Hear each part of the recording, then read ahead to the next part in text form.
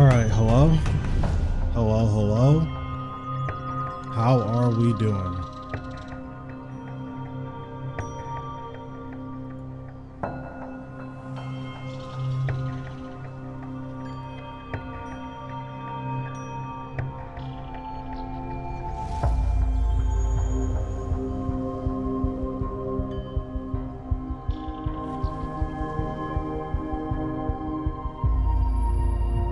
Okay, where are we? There we go. Let me full screen this so everything looks normal. There we go.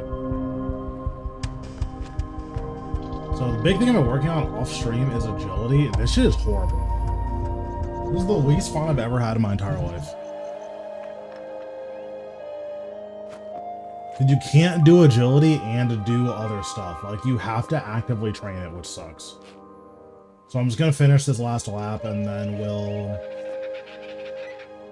do Reaper tasks, probably just for the rest of the day.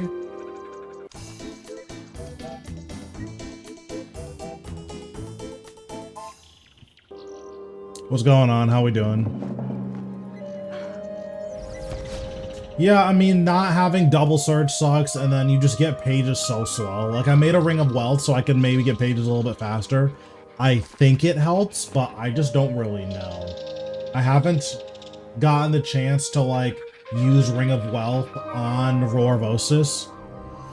So or Roar of whatever it's called. So I don't actually know how good it is.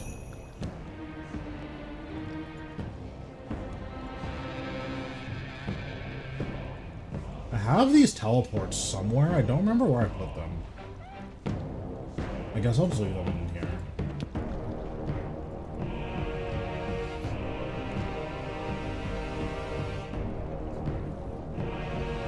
Yeah, I mean, it looks like it's fun to play. It just looks like everything around, like, hitting stuff is pretty bad.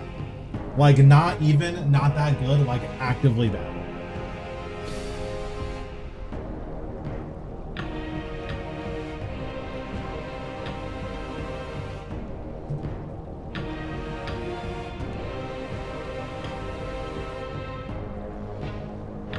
Okay, so first things first, let's do some Barrow stuff.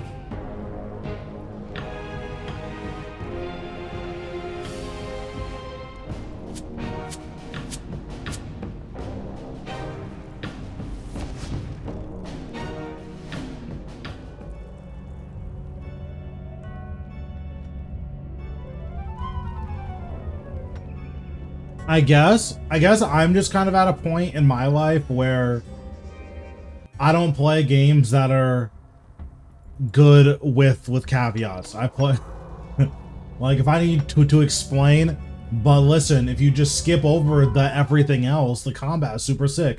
Like, if I have to do that, it's like, okay, the game's probably just not that good.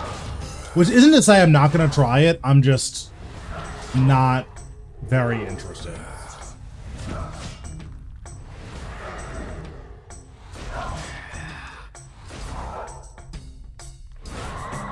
Because it's like, if I wanted to play a game that the main good thing was the combat and everything else was meh, I would just borrow my sister's PS5 and play Stellar Blade. Because that game's combat is crazy, and the rest of it is fine.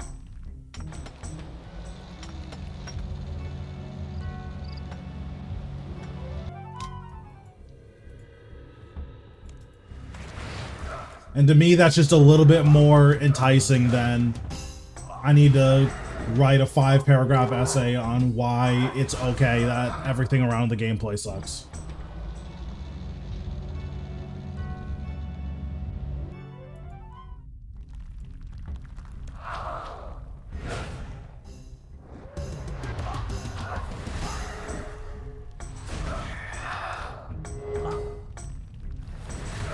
I think the most egregious thing is how it's not even trying to be like original with its set design or its UI. It's just Genshin. It's just Mondstadt, like, which again, That's fine in a vacuum, but just not for what should be a game that's competing with Genshin.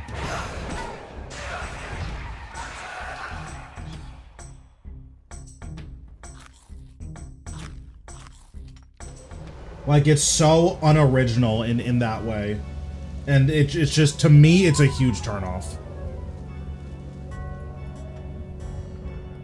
Well, I didn't expect it to be, like, let's take all of Genshin and then make the characters less chibi and more, like, serious anime.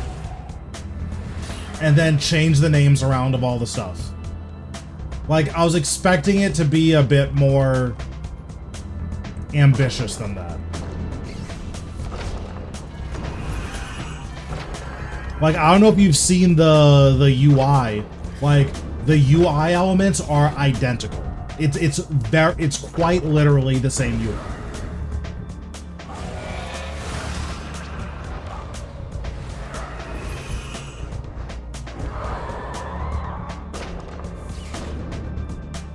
Yeah, like the traversal looks like it's fun to play with, but the issue with the traversal is that it's kind of clunky. And you don't actually need any of the traversal tools because you can just like run up anything that's not a 90-degree angle. Yeah, so like the issue isn't that like Genshin did something wrong. It's that it's a one-to-one copy of Genshin. In everything except the combat. And the combat is better, but it's like, why would I play a game that's a one-to-one copy of something that's worse in every way except the one thing, you know? Oh, I'm starting to get potions from this now. Nice.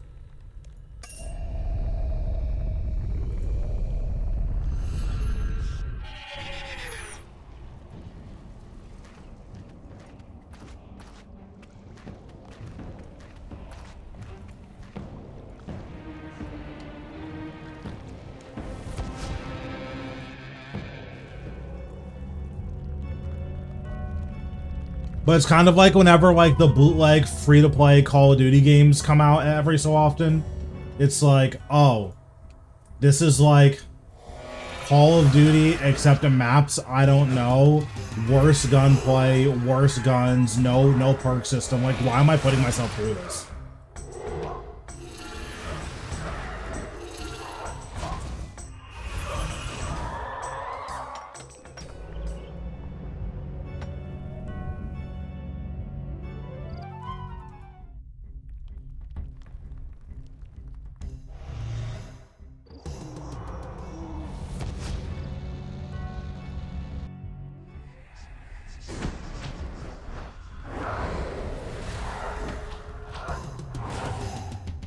I guess, but then like from my perspective, Genshin is also fresh because I stopped playing Genshin right before the new continent came out.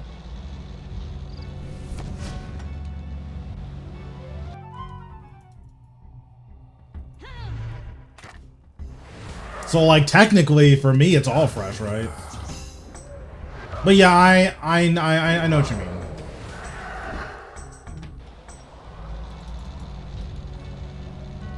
Yeah, and like you are getting a ton of free shit from this, which is cool, but like we're getting the free shit because they messed up and they're trying to damage control.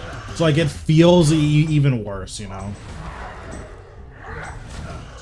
We're like, hey, remember how the launch sucked and these are the same problems that we hear during the beta? If you ignore it, we'll give you a bunch of 5 stars. It's like, okay.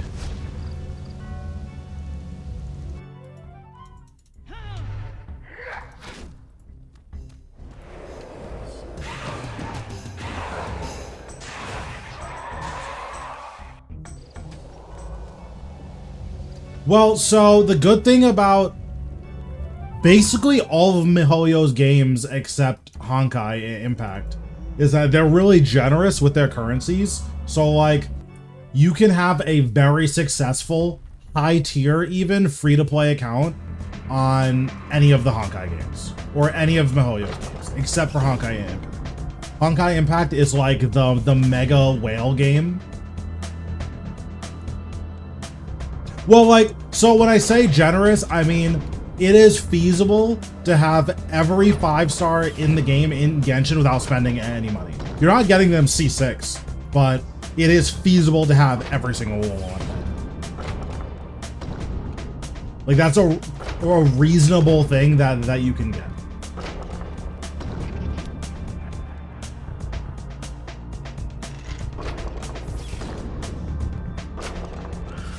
I mean, when I was playing, I had spent a total of $20, and up until I stopped, I had every 5-star in the game, and like it wasn't even a concern of whether or not I'd be able to afford the next one.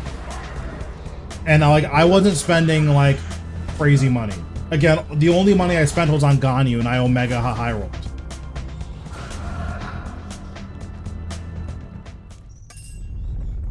I mean, yeah, but I don't know. I feel like Genshin is decently, like, I think having 80% of every 5-star is without spending any money. I think you can do that in Genshin pretty reasonably.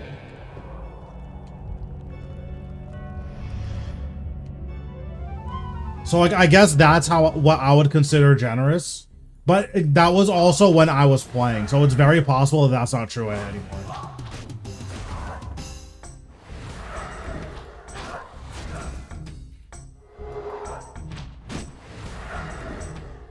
I don't know, when I was playing, I think I had every 5-star except Jean and Diluc, and that was because I didn't care. I don't think I think I had everything up to that point.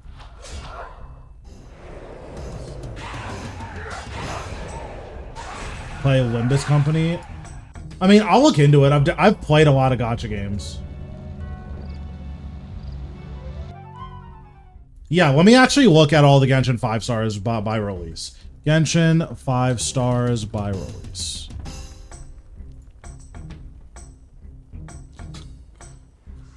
Okay, let's go all the way to the bottom. Okay, so I didn't have Kiki either. I had Mona, Qixing. Didn't have John or Diluc. I had Child, I had Zhongli, I had Albedo, I had Ganyu. Wait, I stopped playing really early. What the heck? Oh, well, I stopped playing in 1.2, I guess. So I guess that's actually not that fair of a comparison, because I was missing 3 out of 1, 2, 3, 4, 5, 6, 7, 8, 9, 10.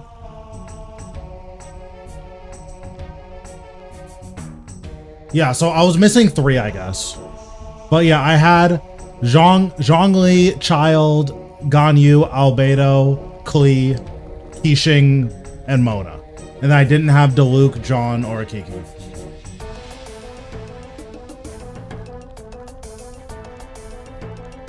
Bro, I don't know what to tell you. Like, that's what I had. Oh wait, I do not need to be here.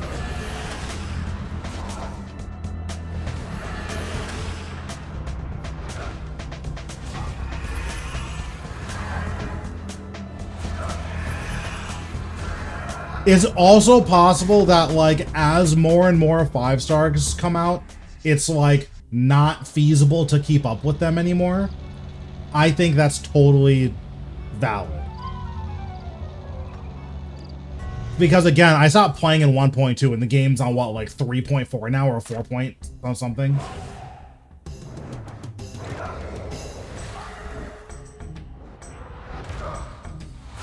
But I was also hardcore grinding every day for like, what, 8 months? Well, when was 1.3 in terms of release?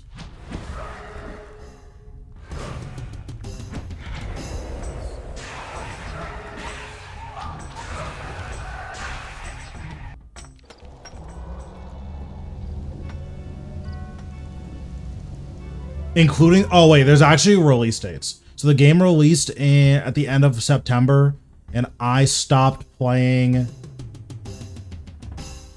around March. or not March, because I stopped playing either right as Zhao came out or right before he came out. So I was playing for like 5 months. Yeah. I was playing for like 5 months. Yeah, this says that Zhao was the beginning of February. So I think when I stopped playing, I looked at Zhao, said don't care, and then that was it. Yeah, because I don't remember Hu Tao or Eula coming out.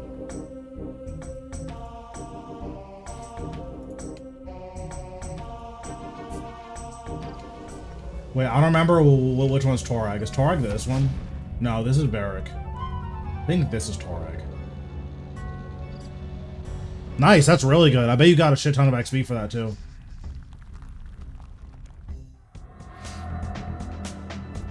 But yeah, like, I don't know, like, for my experience, because I guess if you include, I didn't care for Zhao, so I used those Primo gems for something else. It's like, what? I had 7 out of 11 characters. Like, that's not that many, all things considered. But, like, I guess even at that point, I would consider that decently generous. But again, like, I could be wrong. That was just my interpretation. It never felt like I needed to spend money in order to, like, have fun with the game, or just be generally competitive and do the harder content in the game. Because the harder content also wasn't hard. It was, wow, that enemy has a lot of health. So, you know, if you're good at the movement in the game, it turns out you never, like, you'll kill at everything eventually, right?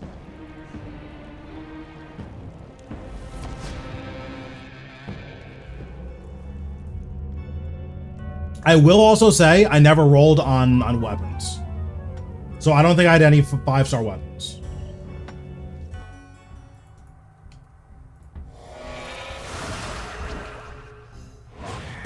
Yeah, well, 115 herb is really good.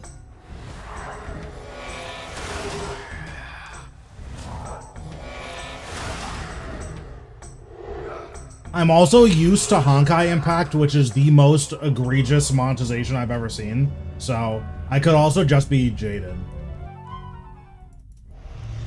I would just use them.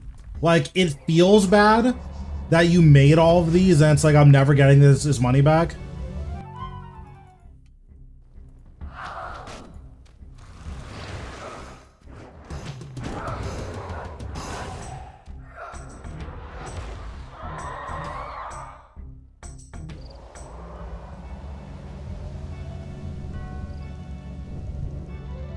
I don't know. I feel like on release,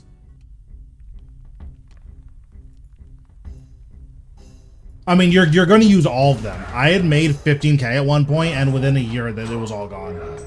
It's also going to depend a lot on the content you're doing. So,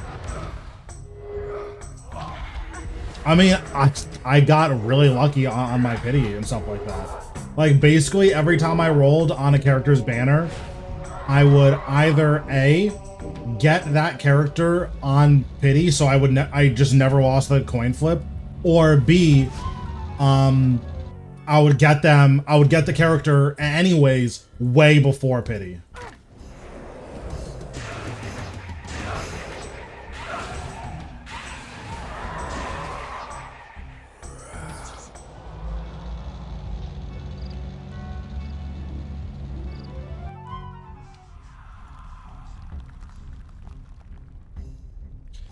So for me, I typically stop playing when the game starts to feel like a job.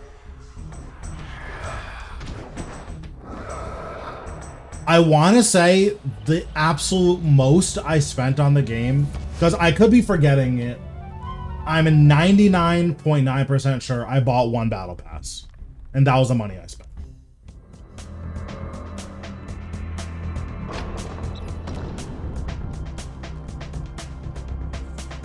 Well, because, like, I would remember, like, wailing on a game. Because I wailed on Honkai, and, like, I couldn't keep up with it. It was too much. Because every time a new character came out, that character would be best in slot, and like at something, and then oh, I'm about to die.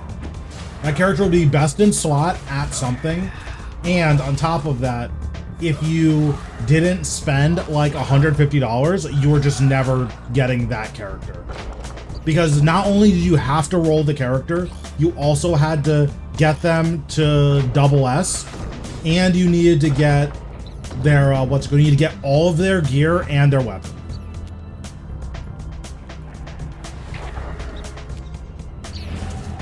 And like Honkai is fun. I really like that game. It's just it's not viable to be competitive if you're not an actual millionaire. You just can't stay competitive.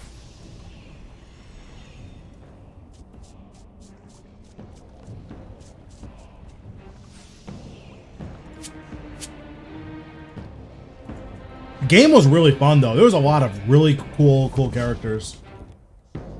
And then like Elysian Realm was one of the coolest game modes that they added to it, but it's just at some point you're just the Elysian Realm will change so that you have to use the new character in order to clear it, and then your old characters just can't keep up anymore. And that just left a bad taste in my mouth.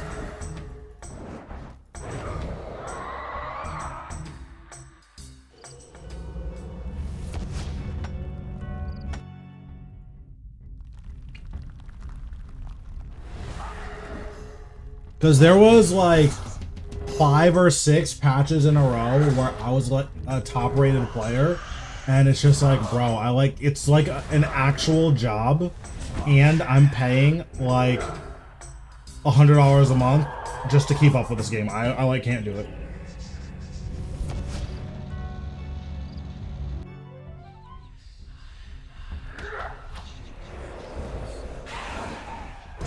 I can only imagine it's gotten worse.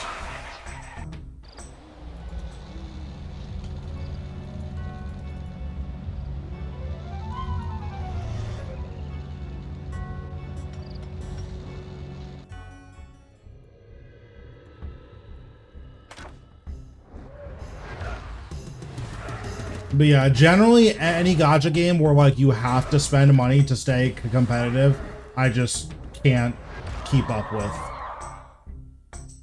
Like, even if they're really fun, it's too much for me.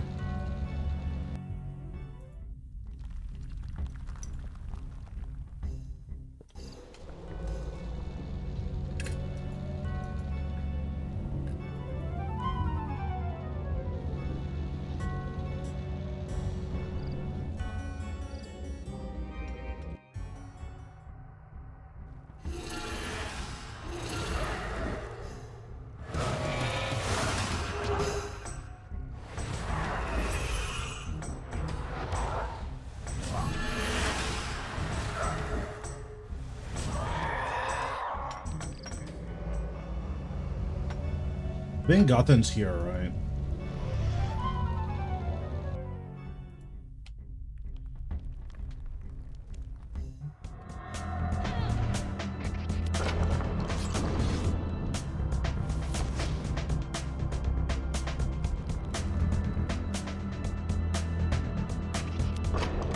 Yeah, I do plan on playing a little bit of Wuthering Waves, if for no other reason that they just give you so much free shit, like right in the beginning. Like, maybe it'll be fun enough. Like, I already downloaded it and I have an account, so why not, right? Like, I'll probably get, like, 3 days worth of, oh, this was pleasantly fun. And then, like, one of the characters will start talking and I'll just be like, okay, I see. Like, the optimal way of playing this game is skipping all the cutscenes.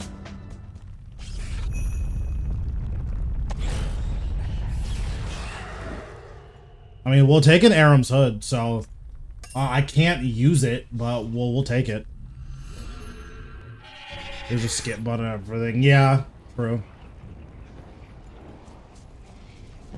I mean, that is the good thing, is that the optimal way of playing that game is just skipping everything, because it all sucks.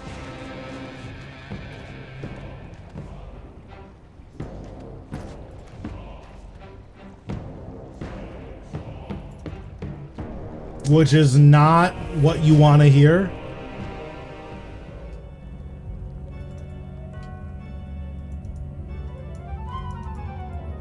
Yeah, like, ideally your game is a little bit better than that, but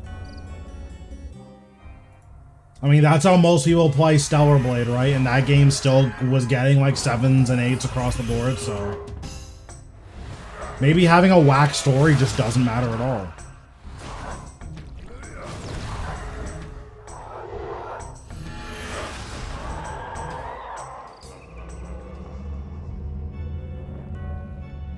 Also, apparently, the sequel to Hellblade came out, so I might be streaming that one of these weekends. Because I played the first Hellblade, and that game was sick.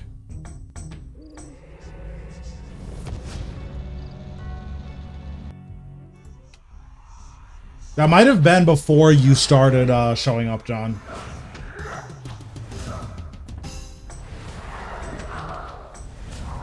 I heard the gameplay is like nuts and the music is pretty good. Oh, interesting. That's unfortunate because the first one was really good. But yeah, so I heard that like the story was like actively bad and then everything else was at least fine. Like, the music was pretty good. The graphics were really, really good. Like, besides, like, Gooner shit. Like, it actually was a decently good looking game.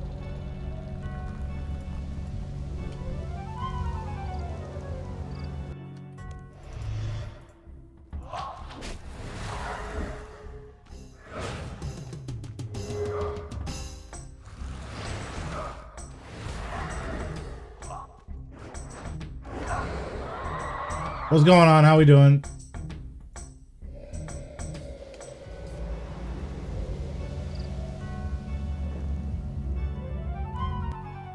Wait, this is not correct.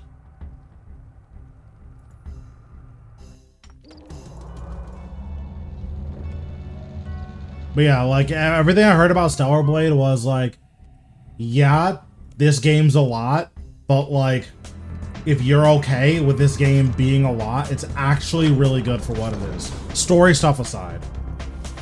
Because like the story is like fine, the voice acting is pretty bad, but basically everything else is like good stuff. And obviously the gameplay is like super good, so. Oh, I just trolled. Okay, it's fine.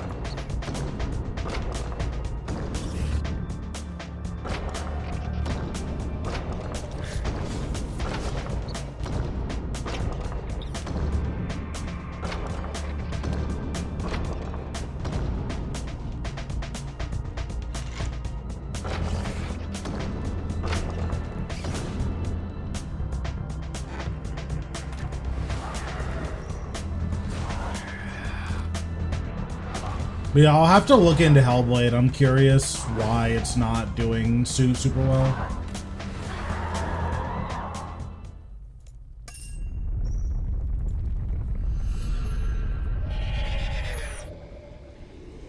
I know it's short, but like, that's fine. Like, I play games that are short, right?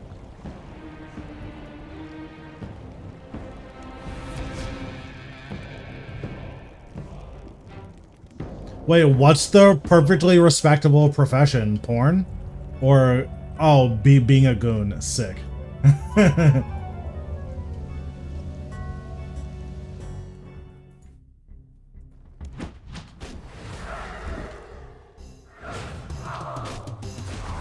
Yeah, I mean, kind of by definition, gooning is like loser shit, right? Like, not even like flaming if that's what you do, but like, I feel like definitively that's like what it is.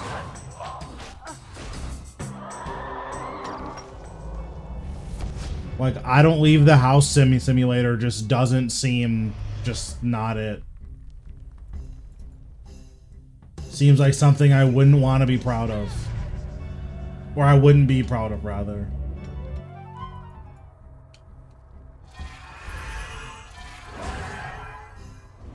Yeah, I don't know.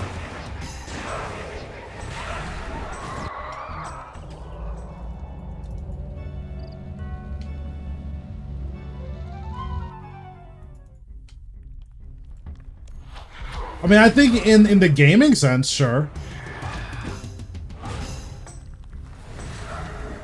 Or like in the cartoon sense, like when you know, a bunch of bad guys, it's like, oh, he's sending his goons on us. That, I mean, that's chill.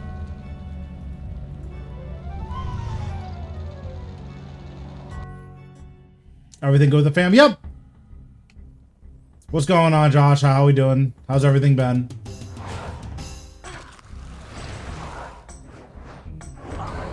Yeah, see, now that is the honorable version of a goon. That is not what John was referring to. Listen, bro, you have to pay your bills somehow, okay?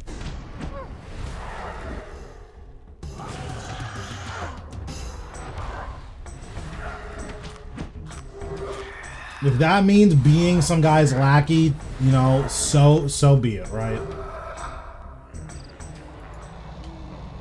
Varric? I forgot which one Varric is. Isn't Varric this one?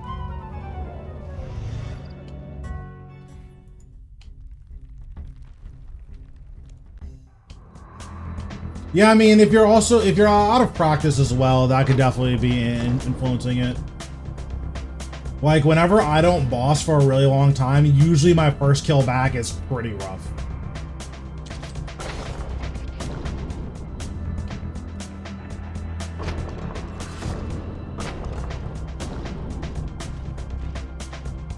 Especially Virago, because at some point I'm going to want to learn melee Virago. I know it's going to be horrible. Like, the instant I go in there, I'm going to die like 7 or 8 times. Probably before I ever make it out of phase 1.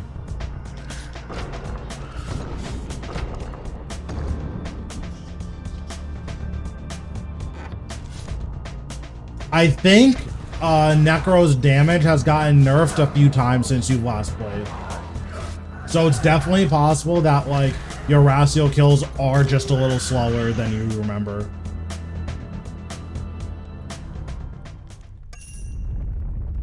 Well, so the issue isn't that melee is hard. I am not practiced on melee in general.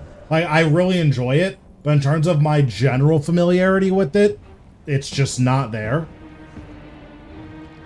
So, like, I'm not just relearning Virago, I'm, like, learning melee.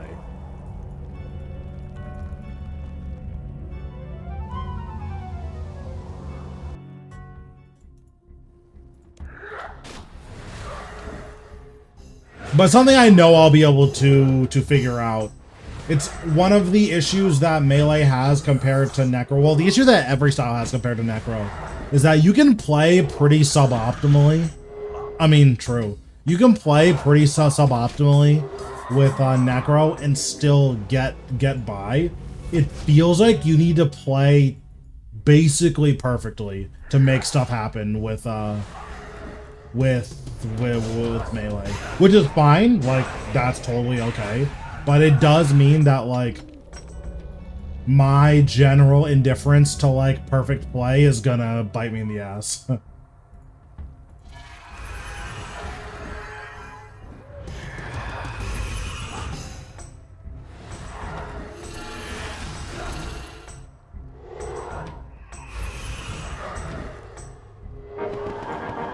Okay, 68 Constitution, we take it. Yeah, because, like, any misclick or, like, miss input, and it's like, damn, I just lost, like, 40k damage literally off one misclick. And it's like, well, this sucks.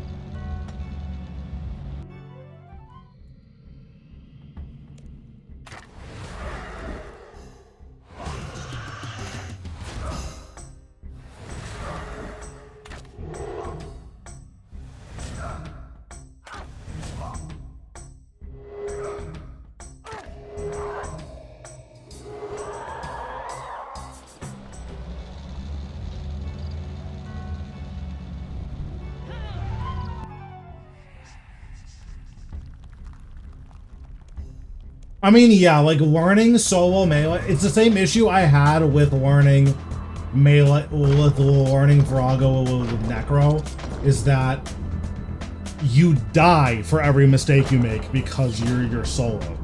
So it's gonna be a pretty big process, but right now I'm still pretty set on learning it solo, but if it's just beyond me, which is definitely possible, but if it's beyond me, then I'll probably have to reconsider.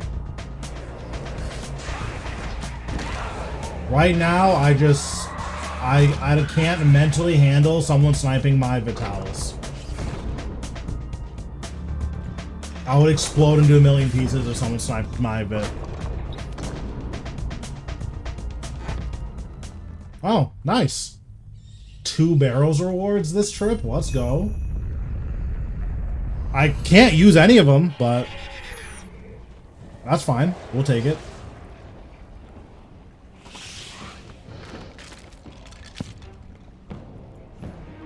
Okay, so I'll put super defense in here. I don't think I'll ever use restore pots, but I could disassemble them, so that's fine. For like organic components, I think.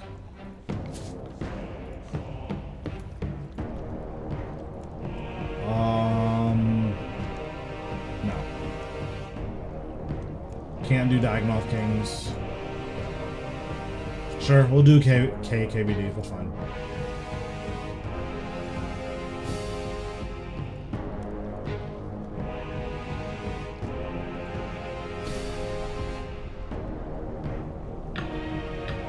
On my main, this account currently has no reason to go to Virago. 7 minutes is all I can spare to play with you.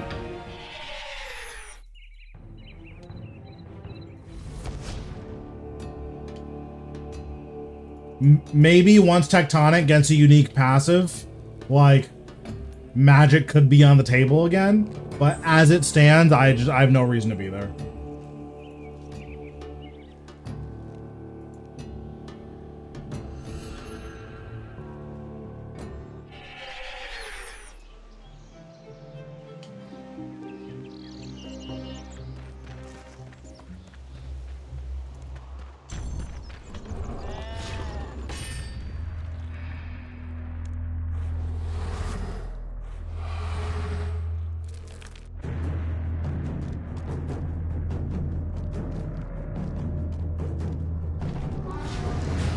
Yeah, I'm not worried about like whether or not I'll be able to ever get it. Like, I'm definitely going to be able to get it.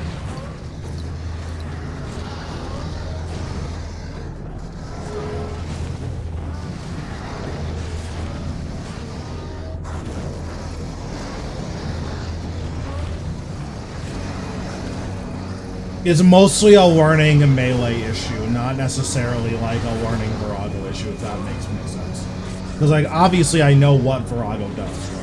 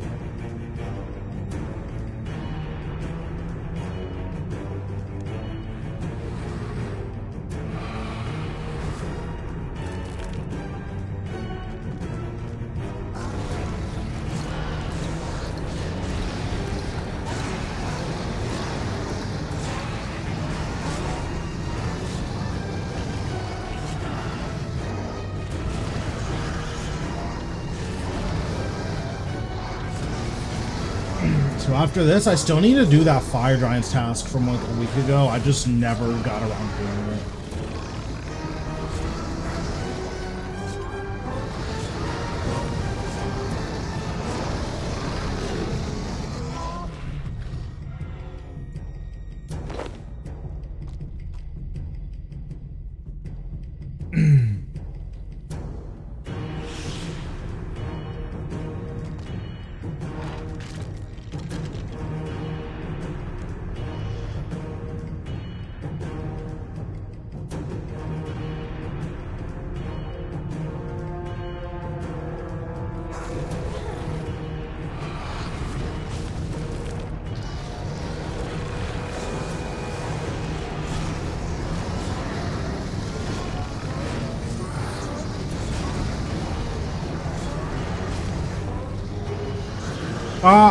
I'm down. Just whenever. Probably set something up for like Monday. Although Monday I'm gonna be doing Osis. I'm probably doing Osis all day on Monday. Because I want to make a video comparing the 3 Necro Rings. Well, the 2 Necro Rings and Reaver's Ring. I was gonna make a video comparing the 3. Spoiler alert, it basically doesn't matter.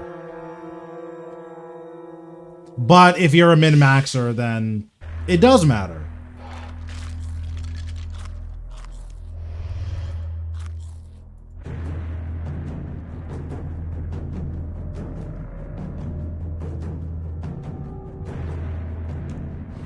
Unfortunately, Magic is just pretty decently slow. It's unfortunately just kind of the deal. The new ring is tradable. Basically, the TLDR, and like, I can't, like, the reason the video isn't out yet is that I want to get clips, like, actually using the new ring instead of just, oh, here's some words about it. Like, I want to actually have clips for it. But basically, the TLDR is that if you need more multi-hits, or if you need better access to Volley of Souls, then you're really gonna want the quest ring. And if you want better access to Finger of Death, you're going to want the ring from Osis. And then if you kind of don't care, or if you have 100% accuracy, either way, then you use Reaver's Ring. That's basically the long end and the short end.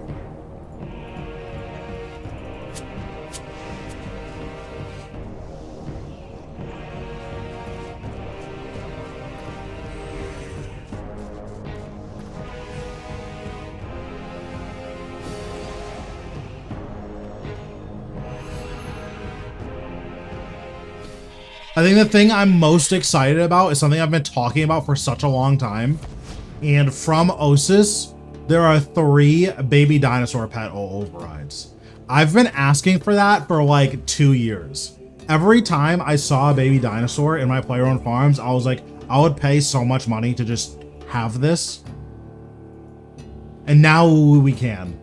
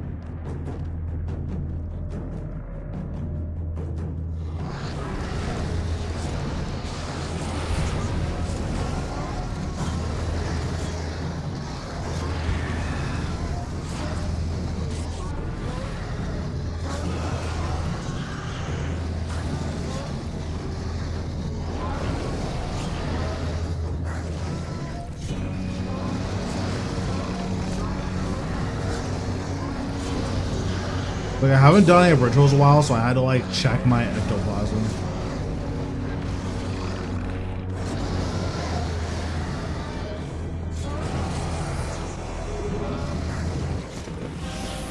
And there it is, Living Death unlocked. It is completely unusable, but I did unlock it. It is a little bit sad that Living Death essentially does nothing until you get Zuk Cape.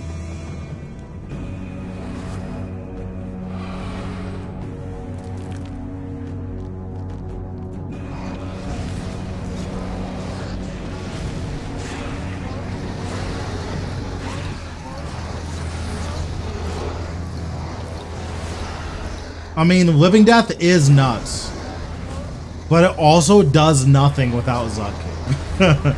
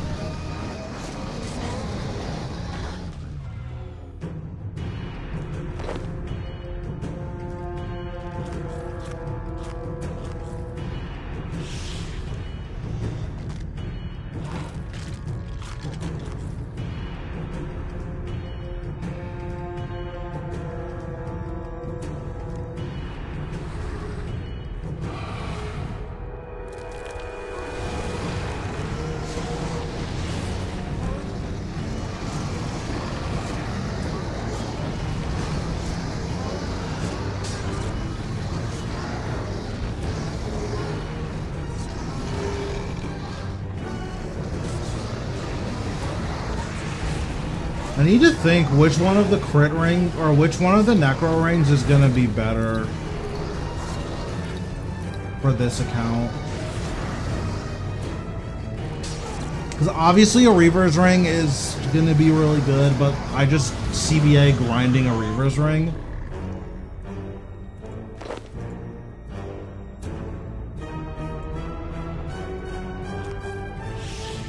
So maybe this account will get the Osus ring. Or actually the quest ring is probably the best for me. So Reaver's ring is going to be best in slot at places where one, you already have 100% accuracy even with the Reaver's ring. And two, it's going to be best in slot at places where you don't, like, if you have to use a grimoire, you probably want to be on your Reaver. The issue is that Necro basically never has to be on grimoire. So it makes it hard to pick Reaver's ring when there's like class specific stuff that you could take instead.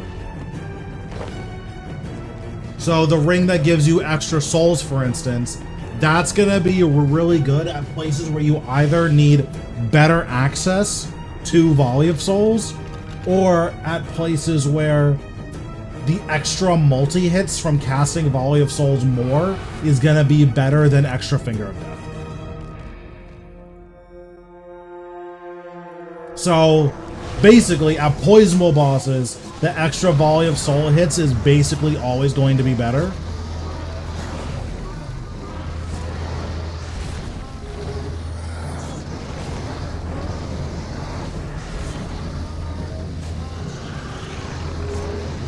Or it's also a little bit better at a place like Virago, where you really want to be using 3-stack volley at Virago. So getting more access to, you know, 1 or 2 souls just ends up being really good.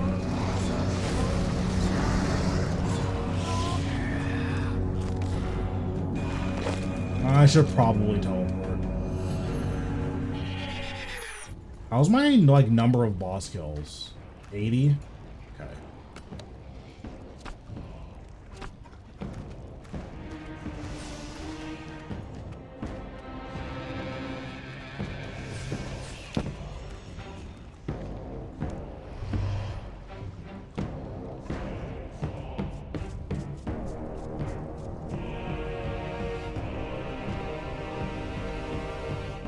But yeah, like, extra access to necrosis stacks is fine.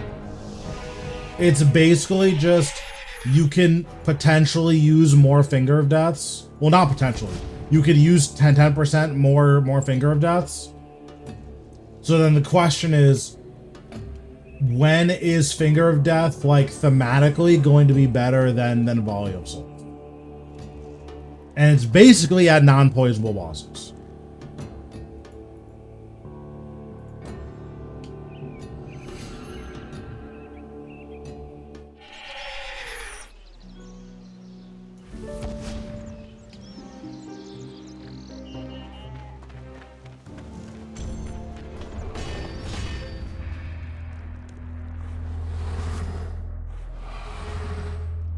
Which is a pretty anticlimactic answer, but that is the answer, so.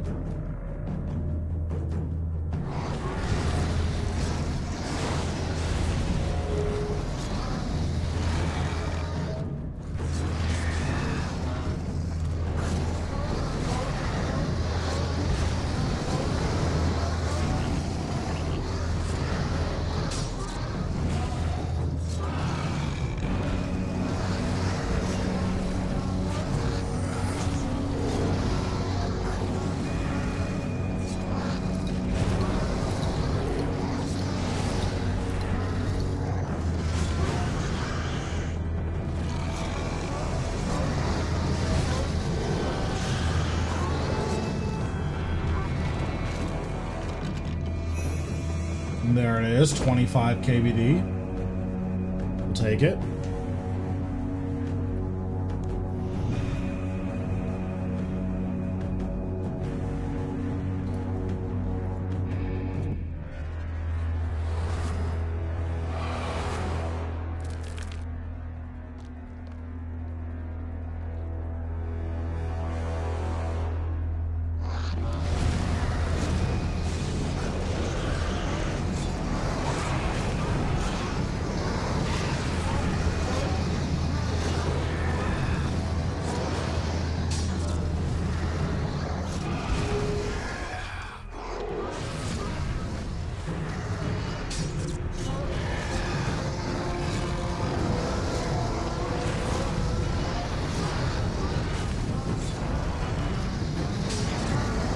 There it is. 6 Slayer points, okay. That's not very good, I'm gonna be honest. Or 6 Reaper points. What is my Reaper points even at right now? Let me see. 96. Okay, so Fire Giants.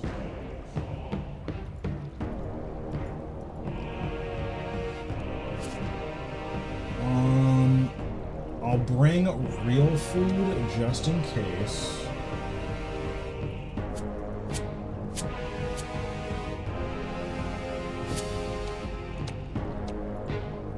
But I'm trying to remember, where are Fire Giants? I think there's some here.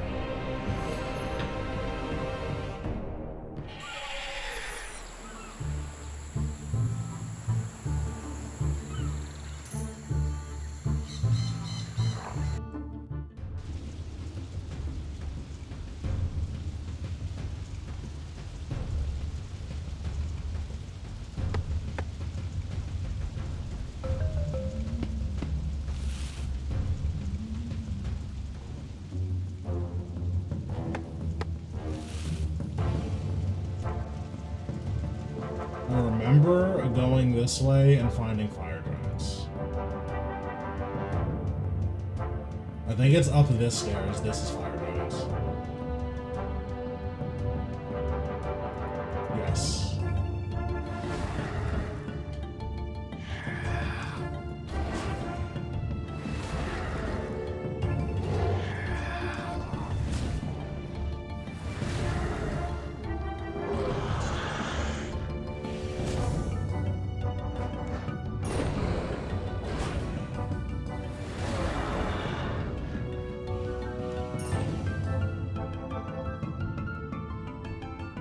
Nice, that's awesome. Let me know if you need help with it.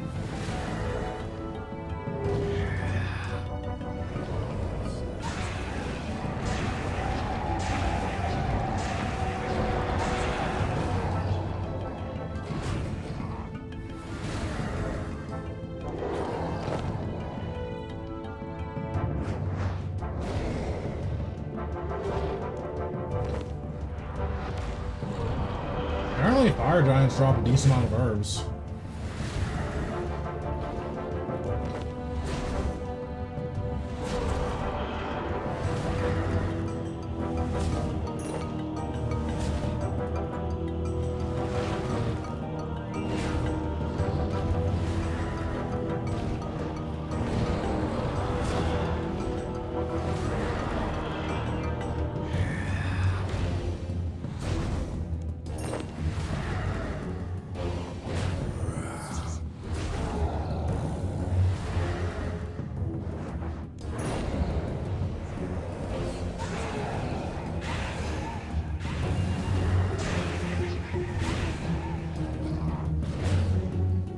Their drop table will always been so anemic. I feel like fire giants just have like pretty good drops for items, but maybe not.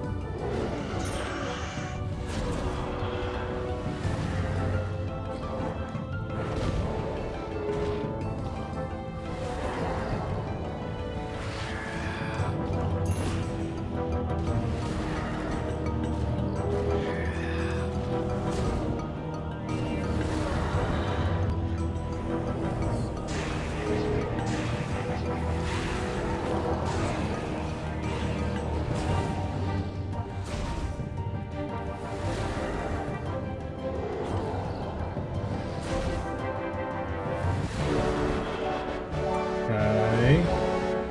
65 Slayer. I can kill those dust devils now.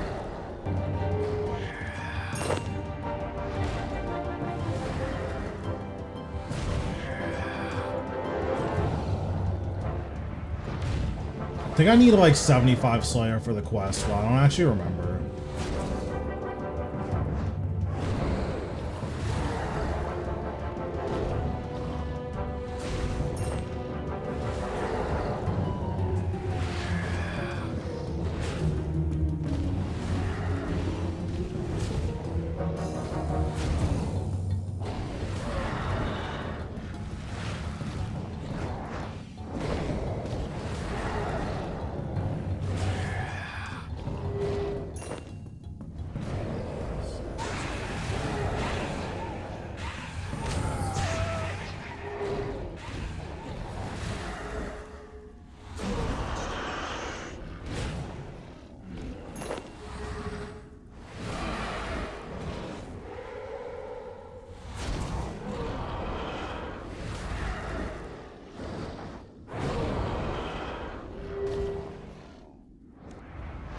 Okay, there's the rune arrow drop. I'm like, I thought these dropped rune arrows.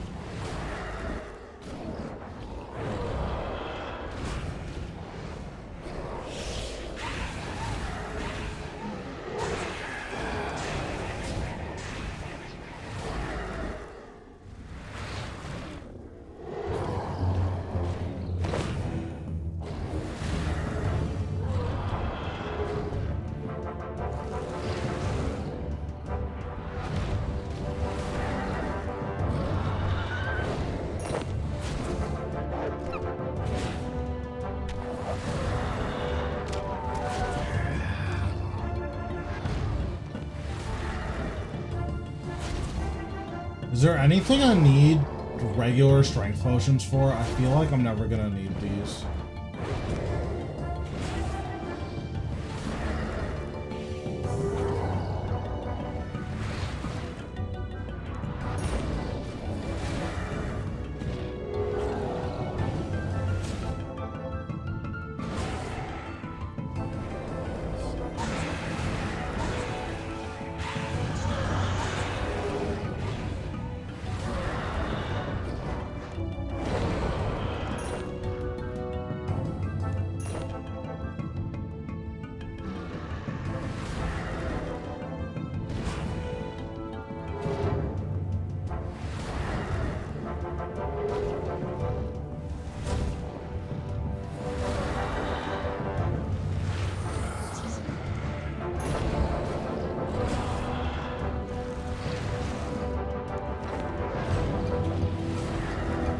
I need to actually do all my grimy herbs because I have them, but I just haven't been. I didn't make potions with any of them yet.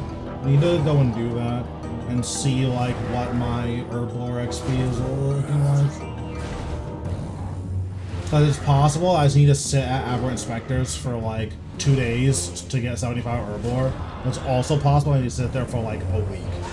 So it's definitely something I need to figure out soon.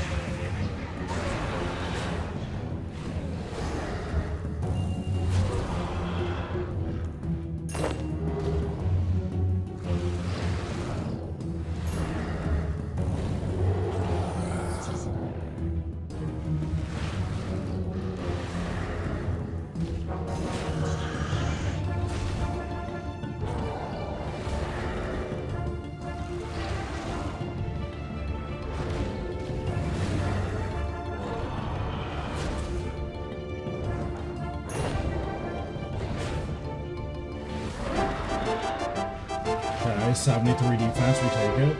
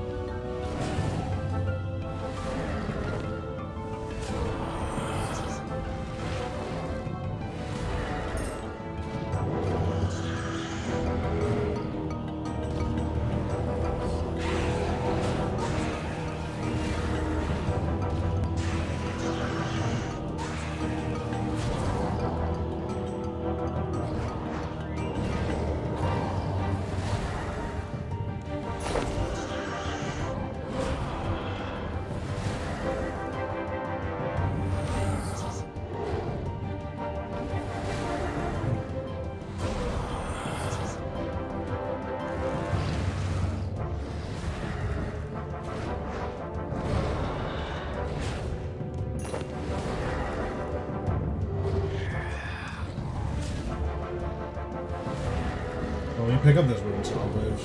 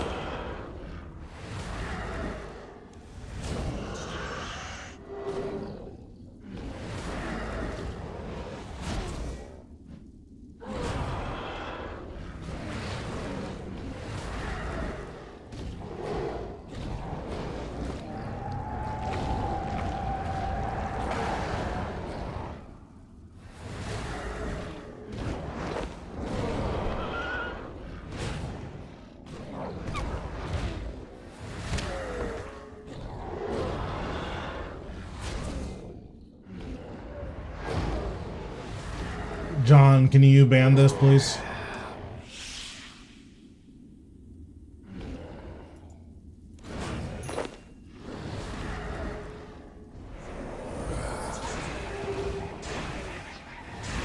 Thanks, King.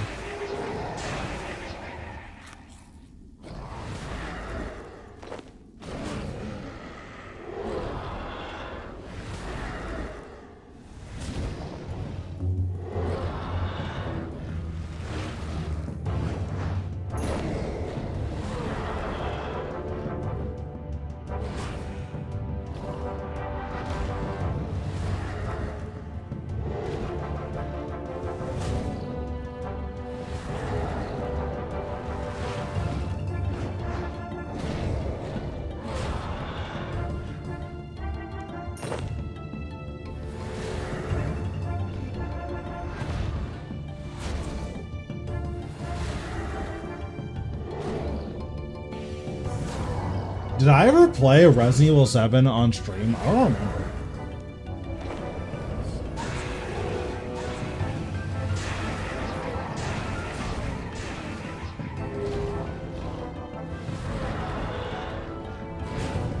Yeah, that's true.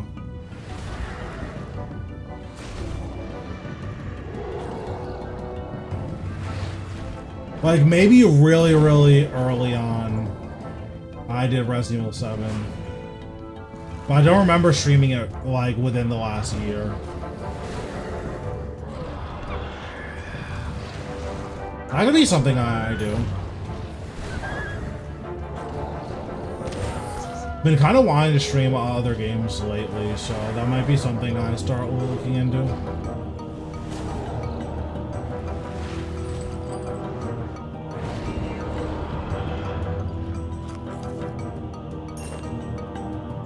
Wait, my first rare drop table drop. I got teak planks.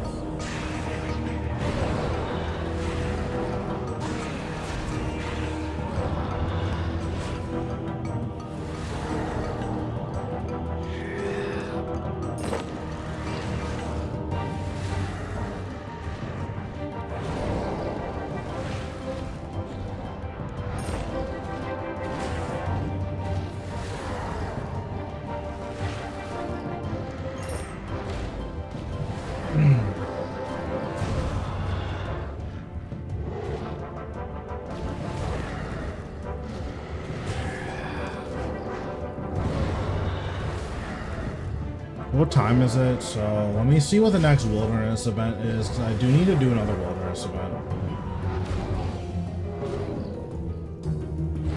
I don't remember when the next big event is, because I know I can't really do Infernal Star yet.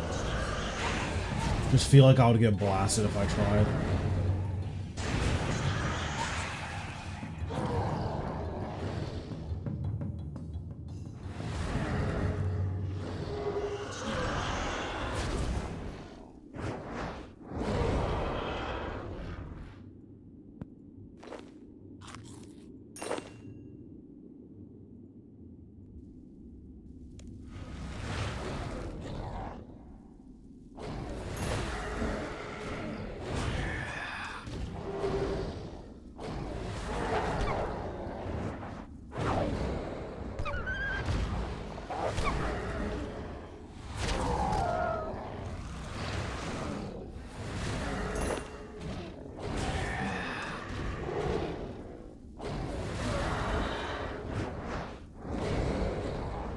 I wonder, when do I start getting good Slayer tasks?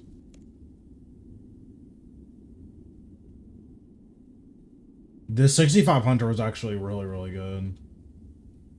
So I think at 75 Slayer, I unlock all of the stuff. Yeah, all of the big game hunter stuff I unlock at 75 Slayer.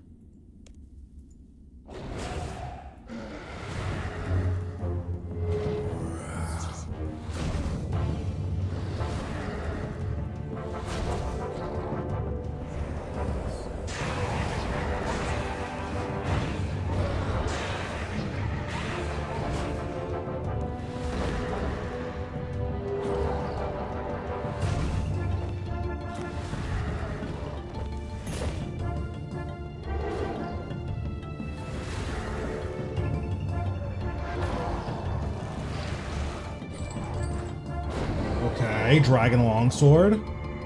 What's going on? How we doing?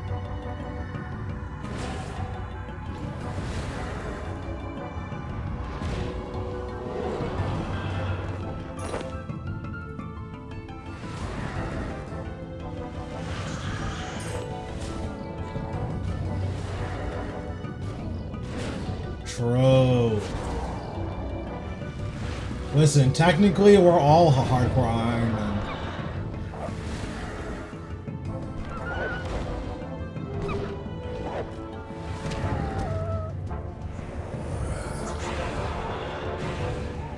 True, let him know.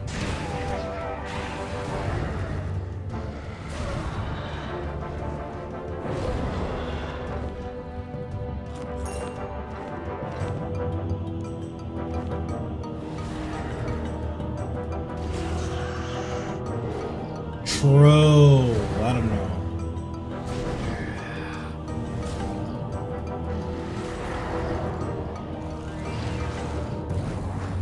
You know, when rich people are struggling, they just eat a sailfish soup and then problem solved.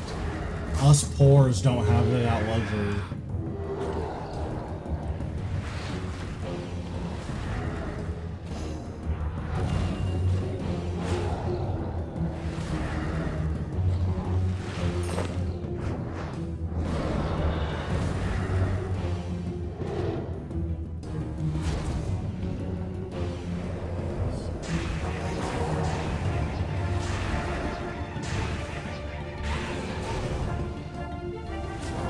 I mean, that would be nice. Wait, did we just get Osseous Roar? Because, like, I might be cringe and do agility for the rest of the night. Or for, like, an hour if we just got Osseous Roar. Oh, well, looks like we're doing agility. Because I need these pages, like, yesterday.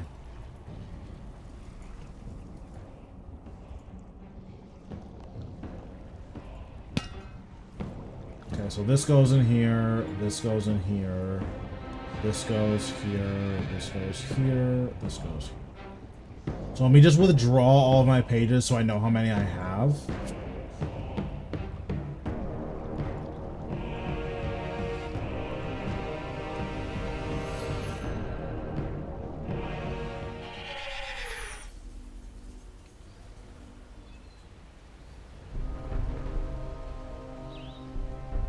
Alright, so it looks like this is going to be an agility and chill stream, so... Sorry, team.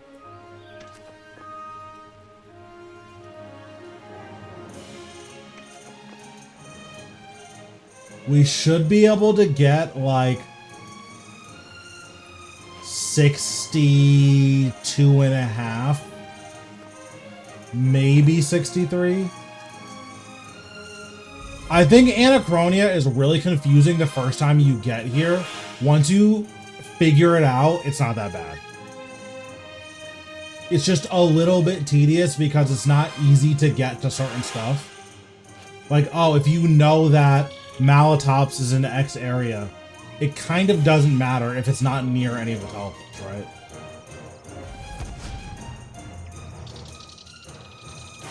Like RuneScape, like the rest of the RuneScape world is kind of built in a way where you were 30 seconds away from any spot in the game.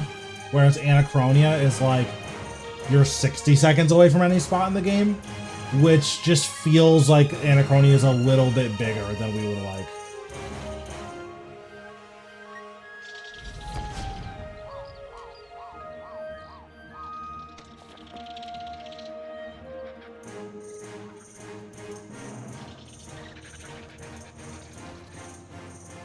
So basically, once you're 50 agility, you go from this rock over this thing. And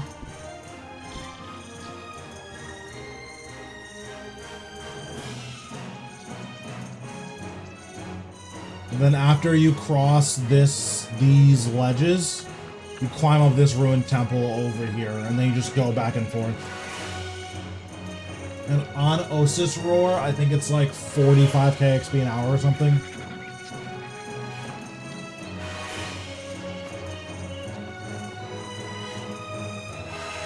Which is exactly fine. I think it's best to slot at this level.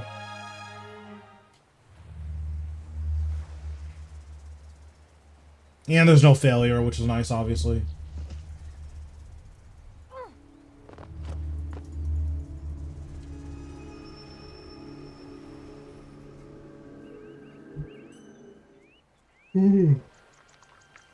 I don't actually think it's possible to die here from the damage from falling. Like, maybe if you have really low HP. I already did my circus. I did my circus as soon as I hit 50. Because I wasn't planning. I didn't know how much agility I was actually gonna do.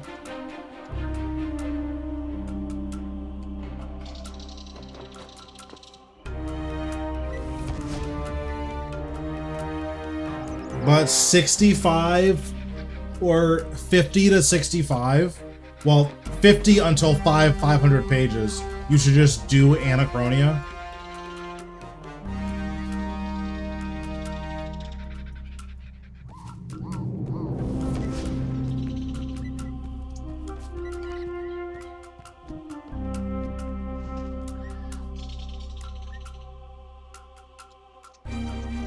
Because I don't think most irons need double escape. I think you only get double escape if you're doing Virago. I think that's actually the only boss in the game that uses double escape.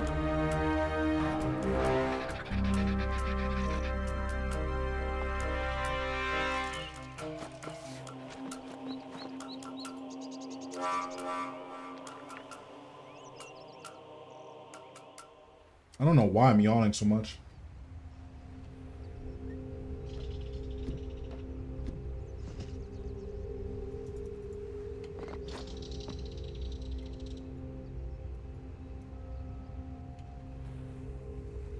Oh, sure. Like, if you don't get it within your first 500 pages, if you don't get all of the other stuff, then, like, you just go for it anyways. That's fair.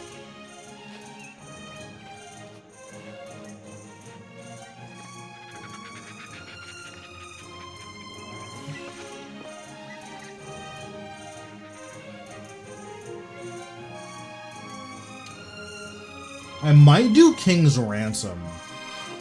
Because I think King's Ransom gives a ton of attack XP, right?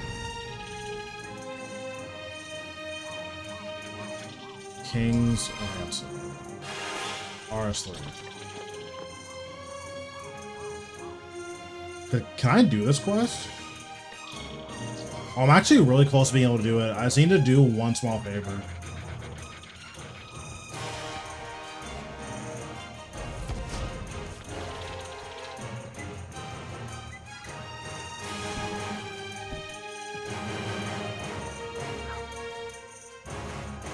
Oh, you get 33k defense XP. Interesting. Oh, but then the Knight's Waves, doesn't this give a ton of stuff?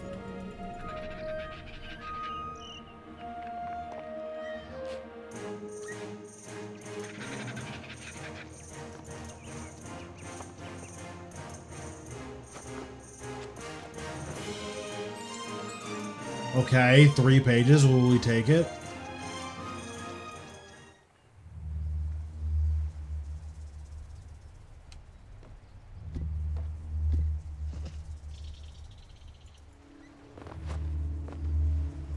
Yeah, this is a lot of combat stats. I think I do King's Ransom.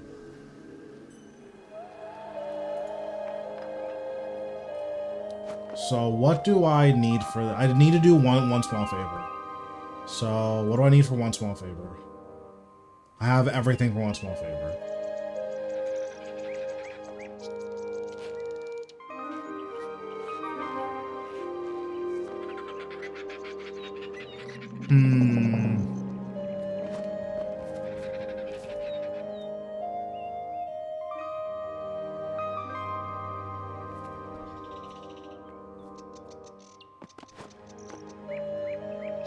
Yeah, and then I already did it as a first resort for the raw meat.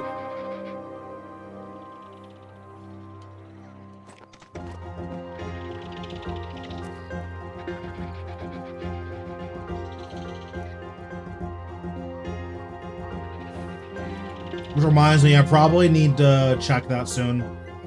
What's going on, Pixel? How we doing? It's Osseous Roar, so we have to do agility. Which sucks for you guys, but I have to do it, so. Oh well.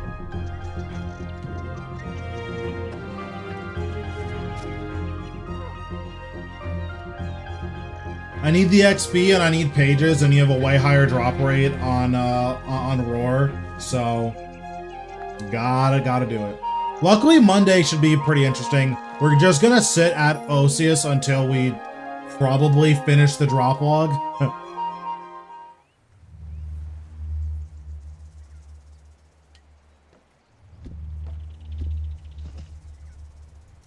Not on the iron. My iron is nowhere near strong enough to be able to fight Osius.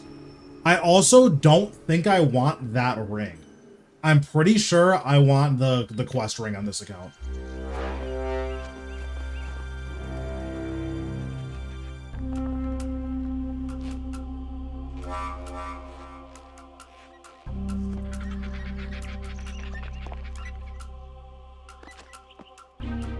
Oh, yeah. Right now I'm playing on my iron.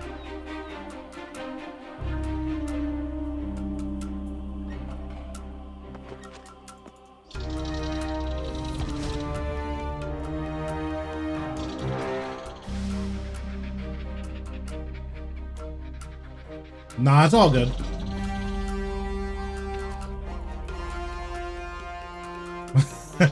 True. I mean, there are some pretty sad main accounts. I've had this account for a month, and I think the average total level on a main account is like 1,500 or something. Like, I have a higher mining level than probably like 80% of players.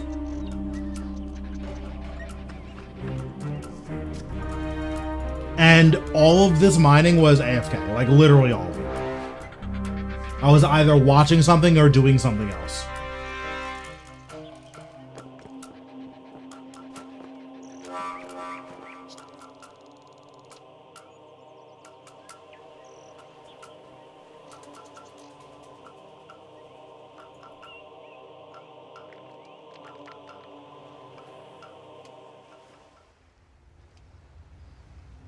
Yeah. I mean, the thing about like main accounts is that there's like two types of main account. Well, there's three types.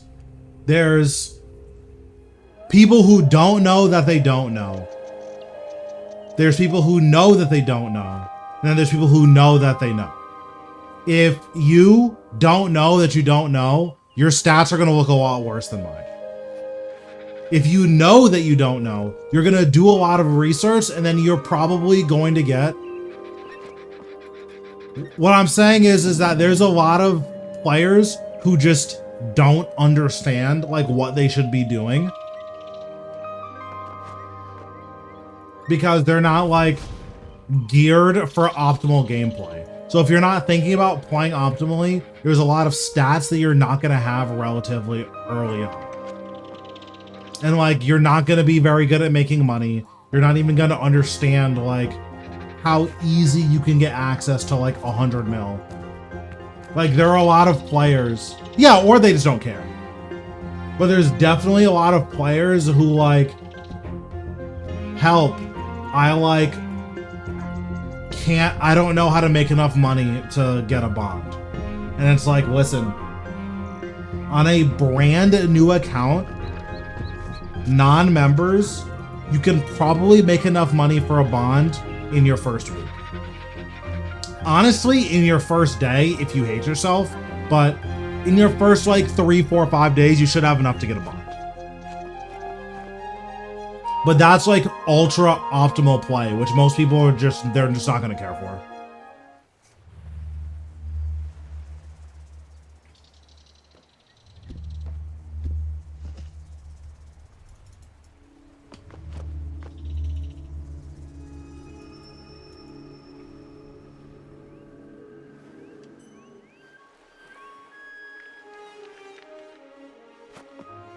How'd that go? Yeah, making binding contracts is not fun.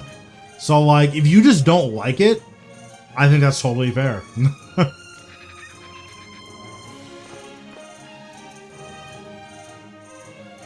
Like, my binding contracts, what I did was I got 200 mil archaeology, every binding contract I got from my Tetra Compass, those are my binding contracts on my account. So I think I still have 100 and something more, and I just use them every time I go to Nex.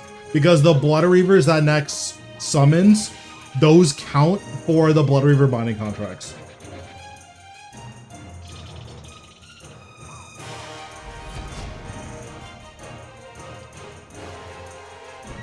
So whenever I get a Nex Reaper, I just go to Nex with binding contracts, and then that's what I do with them.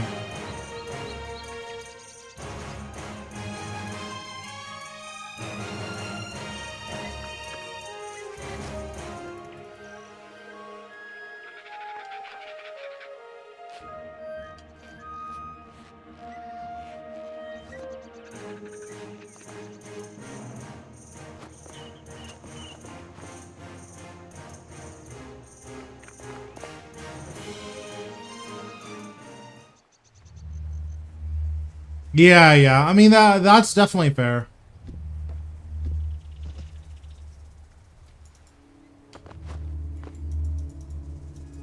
That's kind of like what I'm doing on this account is until I either A, get a Grace of the Elves, or B, we get unlimited Porter buff, I'm not really that concerned with training archaeology. Like, for sure, I do eventually want to make a Grace of the Elves, but I need 85 crafting so I can boost to 91, and like, that's just so much right now. I'm just so uninterested in getting 85 crafting right now.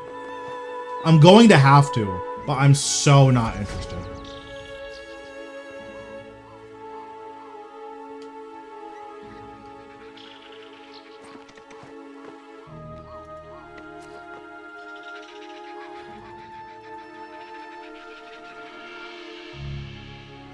Once I get 62, I'm gonna go and heat up some water so I can make some tea.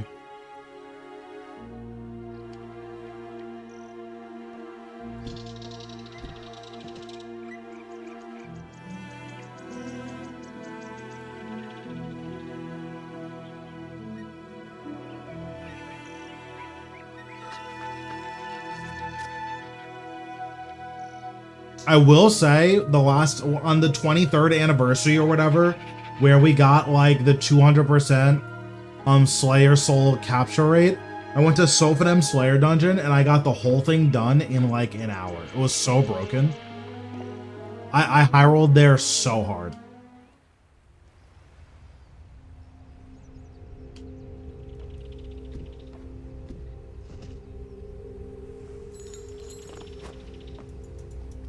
I was just gonna say, I feel like it's been a while since I've gotten a Codex page drop.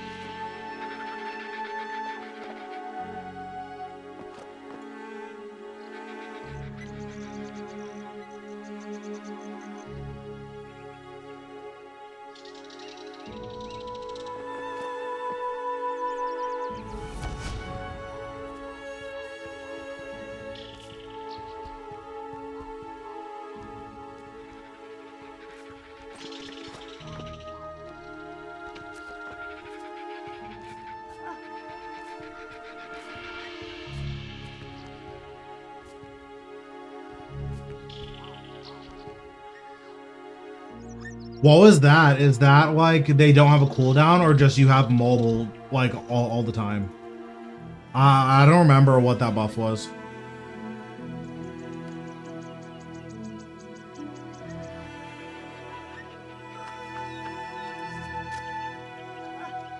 Yeah, that's pretty good.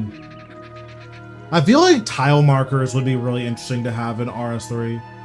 Like, because of the upgraded graphics, it's really hard to tell, like, the geometry, you know?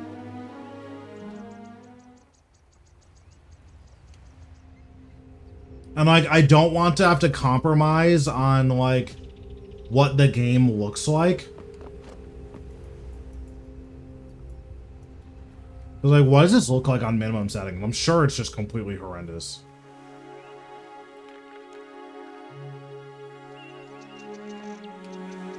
Like, this looks bad. And it doesn't even show the geometry. It just looks ugly.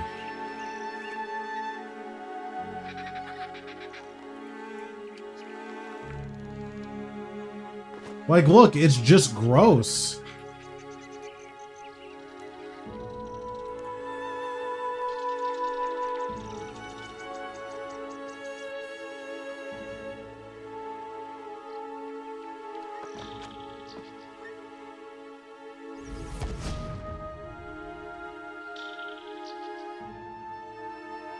Yeah, there's some places too where like mainly barrows, but it is a little bit weird how like the accessibility mode lets you cheat at barrows. Obviously barrows isn't like a meta boss, so it doesn't matter, but it is still a little bit weird.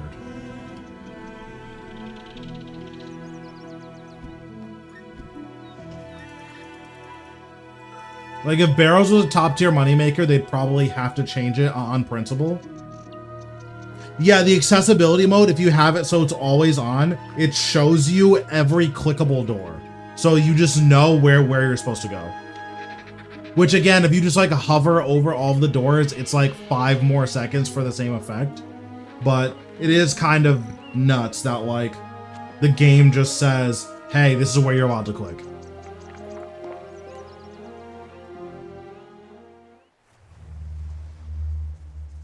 There's a decently simple fix for it where you like, yeah, and it's like if barrows was a high-end moneymaker, it would probably be like unbalanced, but like no one cares about barrows, so it just doesn't matter.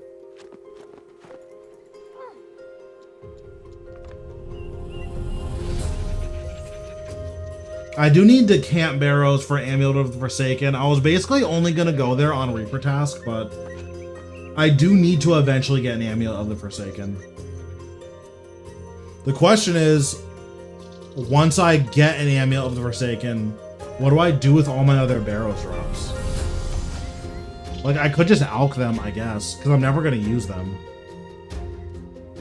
I would lose a lot of money on them, but like, I just don't care.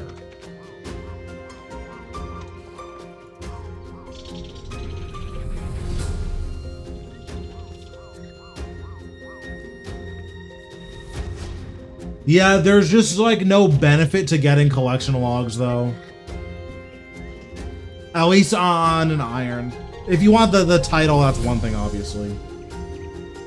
But like on this account, the only title I care about is Golden Warden.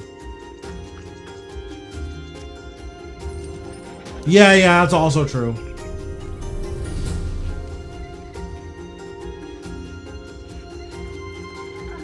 So the Tuska minigame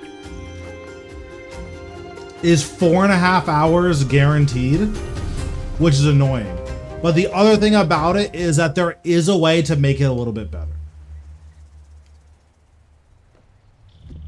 Because basically there's 4 islands, and then which island spawn is RNG.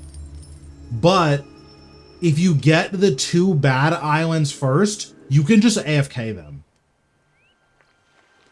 And then you actively play on the 2 good islands, and like by the time you would be done playing, you hit your max contribution.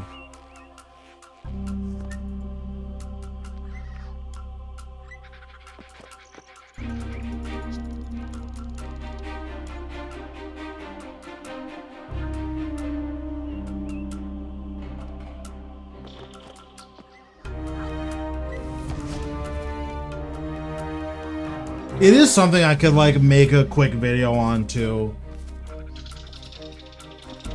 Especially as like the Anima Core stuff is getting more and more popular. Because it's definitely not fun, but it's not like horrendous.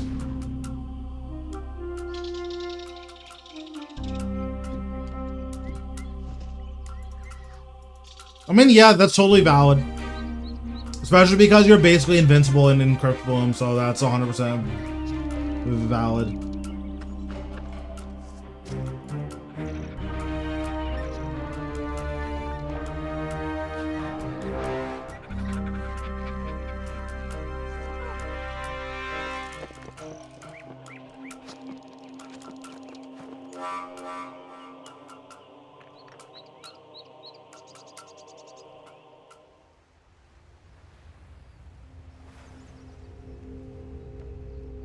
Am I done yet? I think I'm at 662 here, right? Yeah.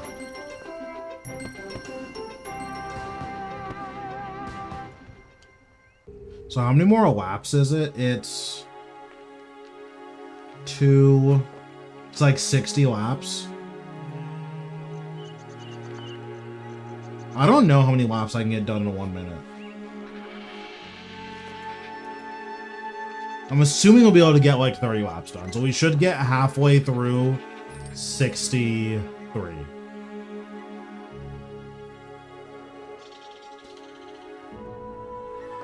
Right now, best in slot is Fractured Staff. And then you get a wand and orb to cast a Greater Concentrated Blast. The issue is that's probably not going to be the case in a month.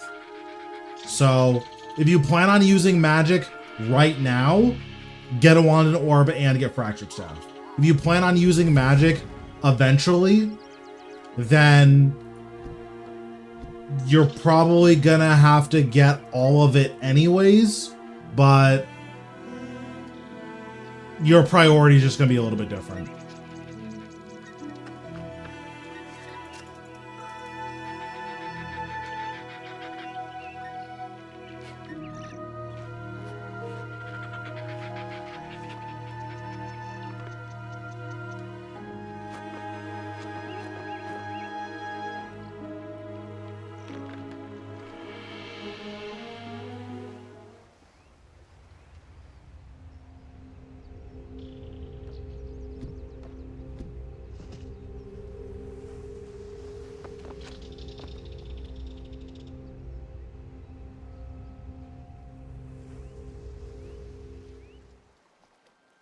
I also hope I can be at 200 pages by the time this roar is done.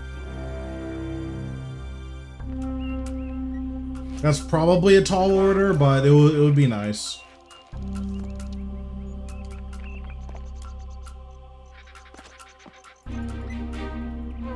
It's so sad. When I first started this grind, I thought you only needed 100 pages for the codex, and I was like, oh, 100 pages, that's not that bad. Like, what, I have 60 already, you get 25 for free.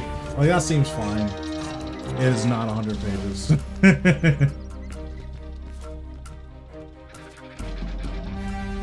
Although I haven't actually gathered the free 25, so I am very slightly closer to being done than it looks like I am.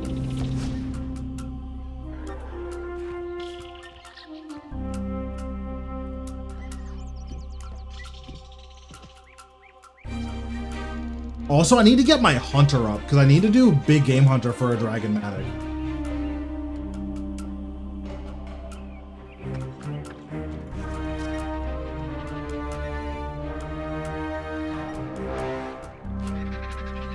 Okay, once I finish this lap, I'm gonna go heat up some water.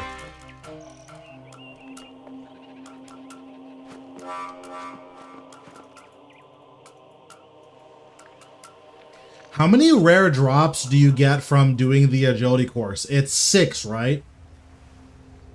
It's rib bone, essential oils, and 4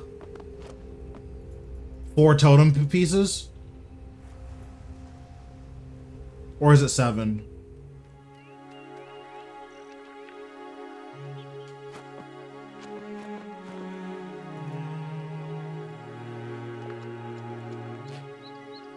Yeah, I'll have to look it up.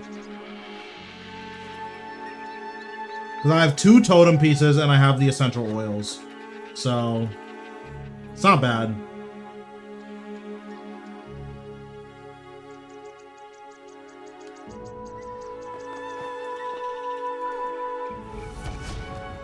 Also, I got my Blast Fusion boots from Raksha.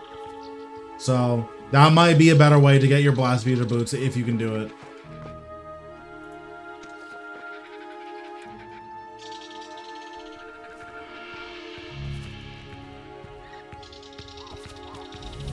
I feel like it's more common from Raksha than it is from Slayer, but I could be wrong on that. Oh, sure. That's fair.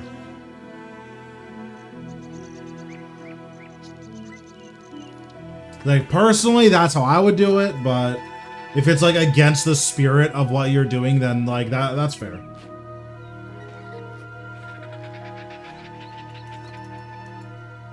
Yeah, that's not bad.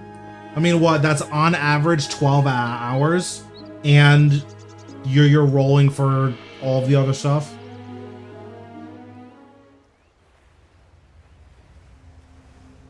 How many liverworts do you kill in an hour?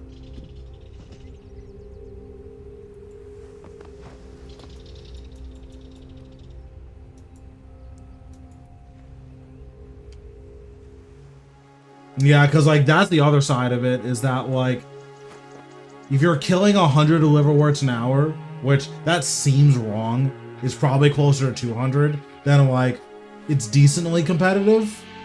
But if you're killing, like, 100, like, man, I think I would just do Raksha.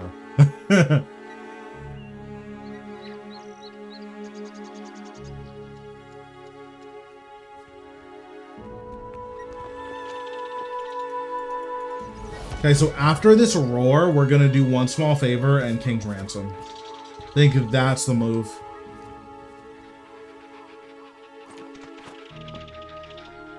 Okay, I'll be right back.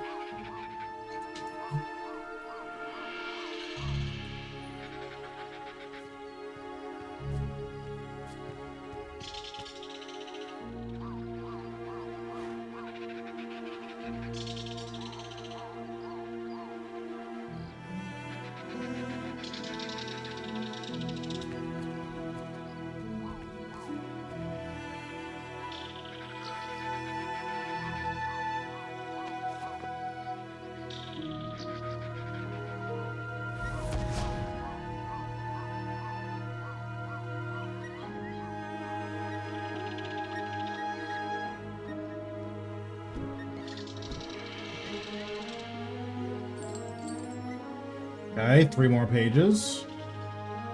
24 more pages in 27 minutes. It could happen. There's potential.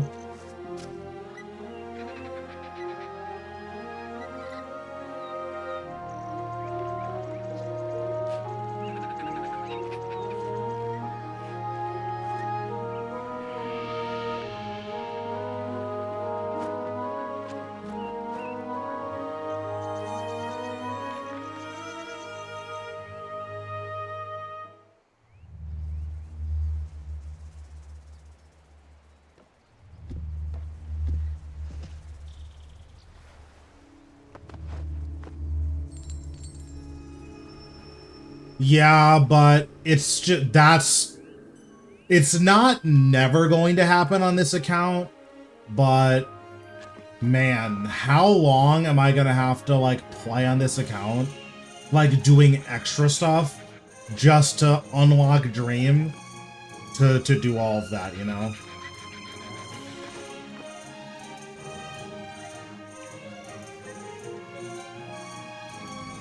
Because this is, like, my best / second best agility training anyways, up until, what, 70? Or I think 65. Well, let me see.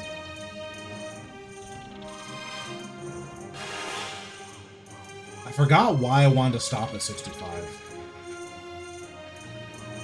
Oh, at Het's Oasis. Yeah, so, like, this is my best XP until 65. So, like, I'm gonna do it until 65 anyways. But after 65, it's gonna be really hard to, like, find reasons to still be here. But it's also possible I just never get the thing, right? Because if I don't get all of the stuff, I have to stay here no matter what, right? Because I plan on doing dinosaur tasks because the dinosaurs are just crazy XP and then really good money. When do I even unlock dinosaurs?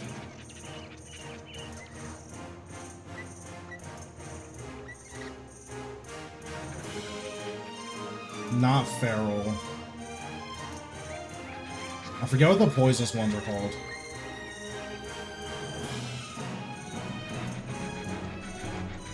What are the poisonous ones? Venomous. So 105 is probably where I'm stopping. Let me see. 105. 108 is probably where I'm stopping.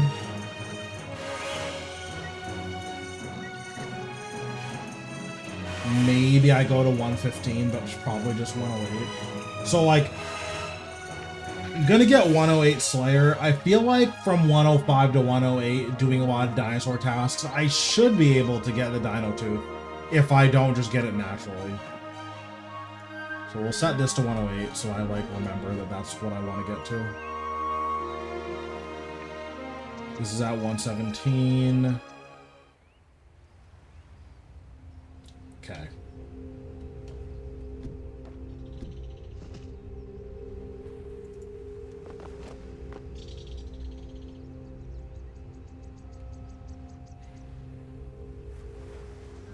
I am glad that on my main I didn't have to grind too long, like doing stuff I wouldn't do otherwise.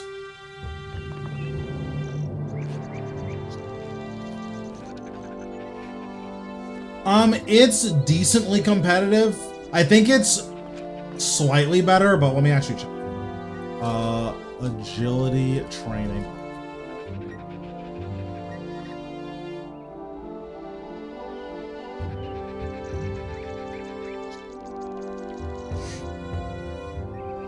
So it's better at 65 than Hess Oasis, but it means going in the wilderness, which I just don't want to do on this account.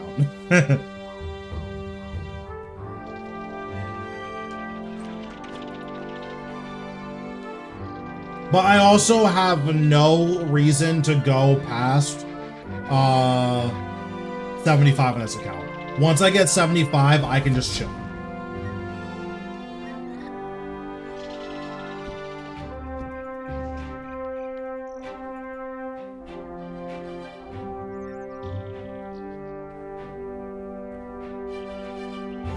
Because the main reason I'm doing agility is to unlock Pref for combination potions.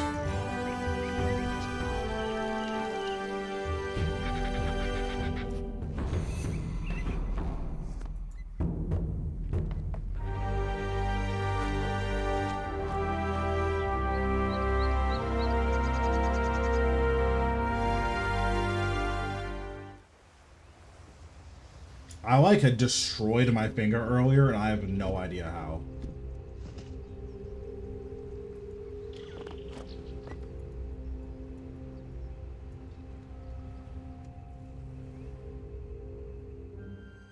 Like, I think I like rubbed it the wrong way on my hitbox and I like poked myself, but I just don't remember doing that.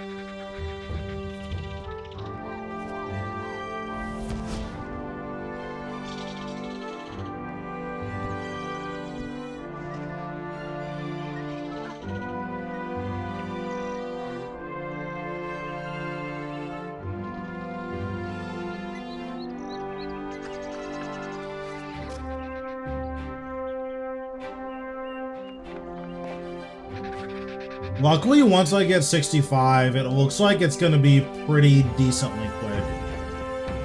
Also, the other thing is that people are toxic, and I don't want to be in the wilderness with a demonic skull. Like, that sounds like a disaster.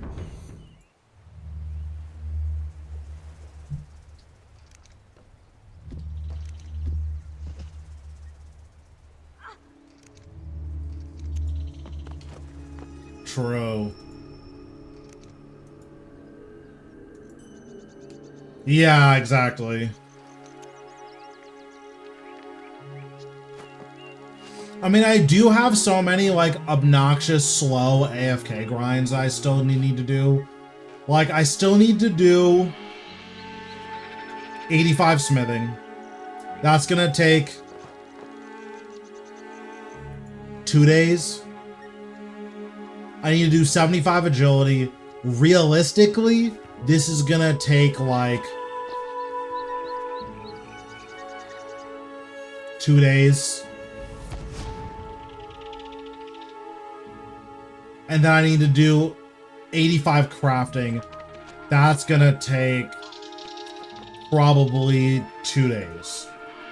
So there's a lot of stuff that's like, man, this is going to get done eventually, but it's just gonna take so long to get there that like I feel like I'm just better off taking off like another week from streaming and just, okay, we just need to buckle down and do all the boring AFK shit so that all that's left is playing the video game.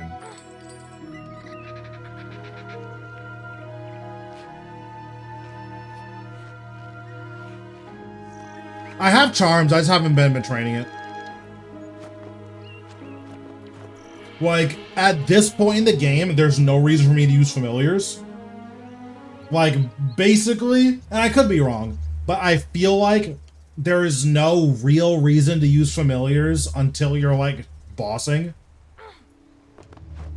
Oh yeah, I haven't gotten any summoning dailies. I haven't gotten a single one. And again, I don't reroll dailies, so...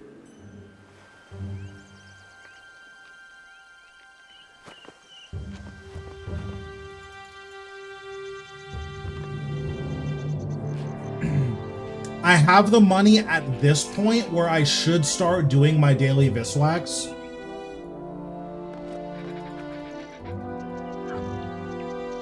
Because, like, basically, as long as you have more than $1 mil cash, like, you can do Viswax, that's fine. So that's probably something I should be doing.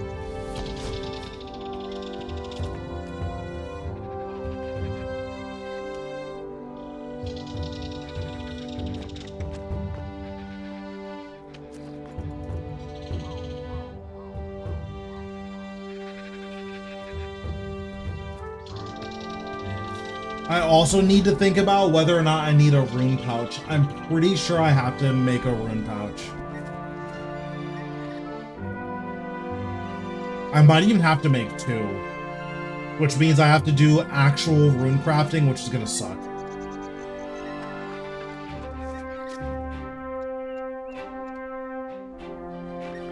Because I'm gonna need a pouch for Disruption Shield runes. Spellbook swap runes and Prism of Restoration runes. Yeah, because you don't need to manually refill your pouches anymore, right? You just like save a preset with your pouches being full and then you're good.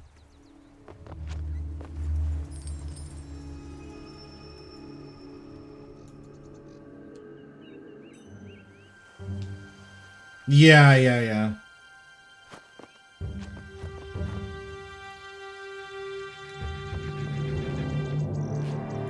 Yeah, because that was the most tedious part about it. I don't know what that is, so no.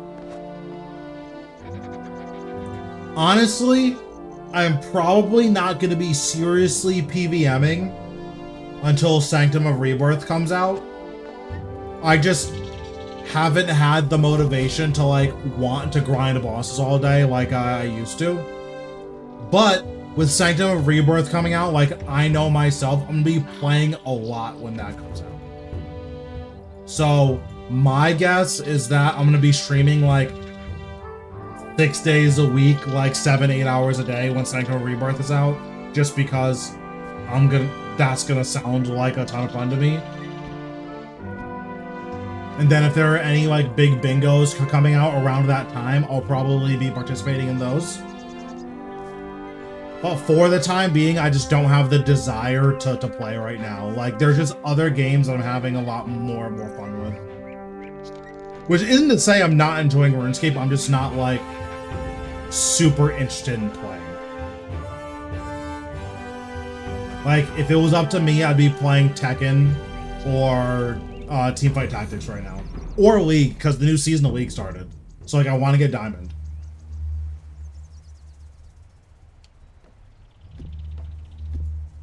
And on top of all of that, I am enjoying playing on my Iron.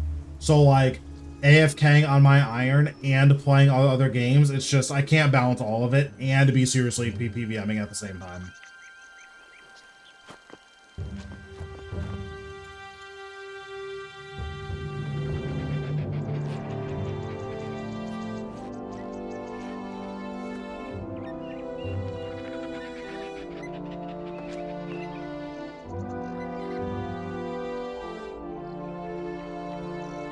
But I know that there was a really big bingo. This might be that one. There was a really big one.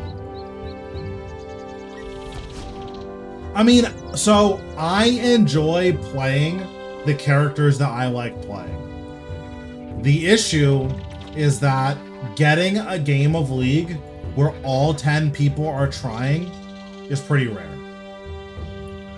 And I think that's the issue with League, is that the game is fun. The people that play the game make it not fun.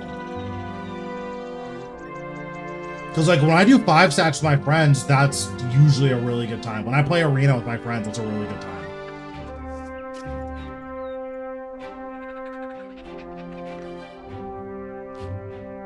But like solo queuing 80 carry with the auto-filled support, no, not doing it. Not anymore. Those days are over.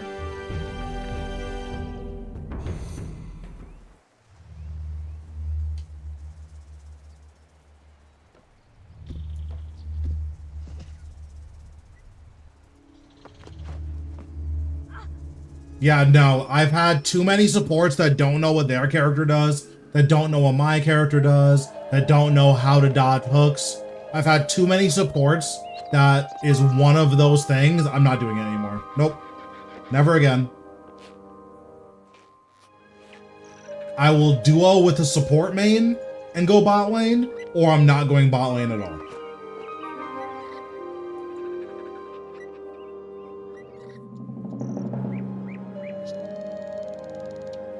I think in the last 2 years of solo queue, I've had 3 supports where I'm like, wow, this guy is actually good. I've had 3 in the like 250 games of solo queue that I've played in the last two years. Because I haven't been playing that much, nowhere near as much as I used to. But like 3 in 250, 300 games, like no, that's just not correct.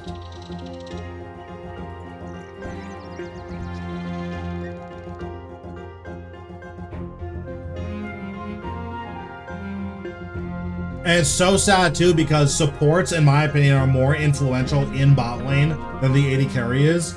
So when I'm playing against 80 carries that are just bad, but their supports are better than mine, it's like, what do I do?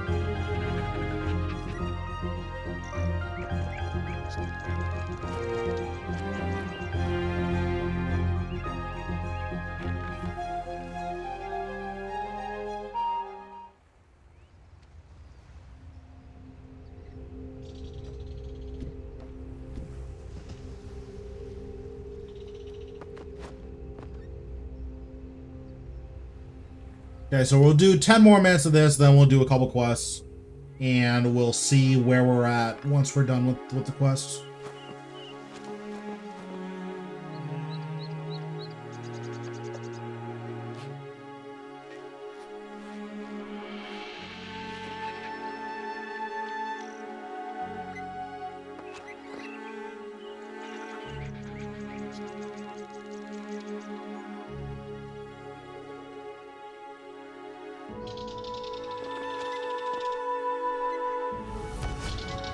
Also, I just realized my agility is really high, so I guess I can do like Regicide now. Although, don't you need 70 ranging for Regicide?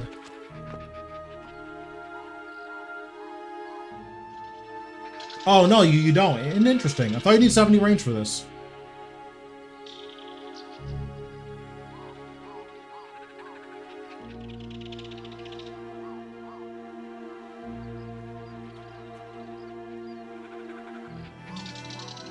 What do you need 70 range for? Is it roving elves? No, there's no range requirement for this either.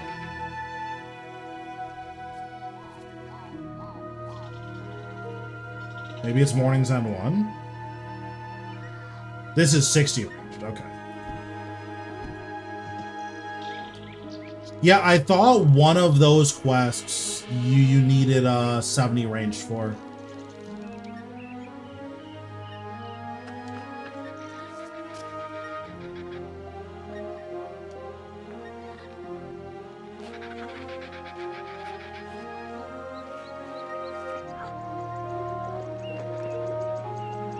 True, true.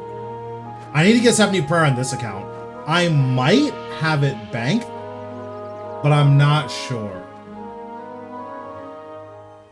Actually, no, I don't have 75 banked. I might have 70 banked, though.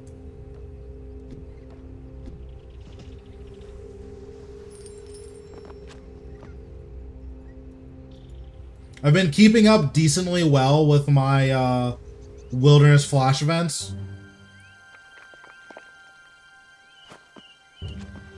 So between that and then all the wyvern bones and all the dragon bones I've been getting, like, I feel like I should be pretty close to 70.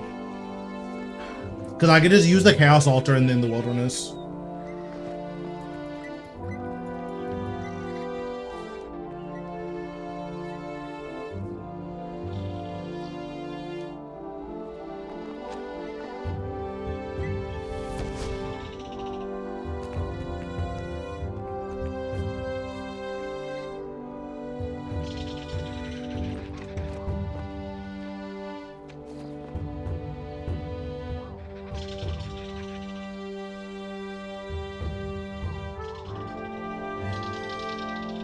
Because once I get 75 prayer, I wonder what I should do for prayer. Maybe I just AFK prayer at Sarin Stones.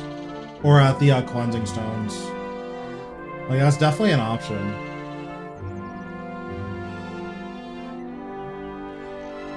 I also need to do the Easy Wilderness Diaries, because that will give me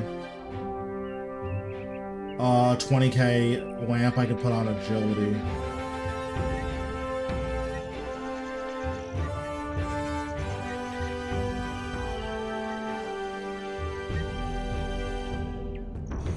Yeah, I'm gonna do this. I'll probably use it to just hit 65.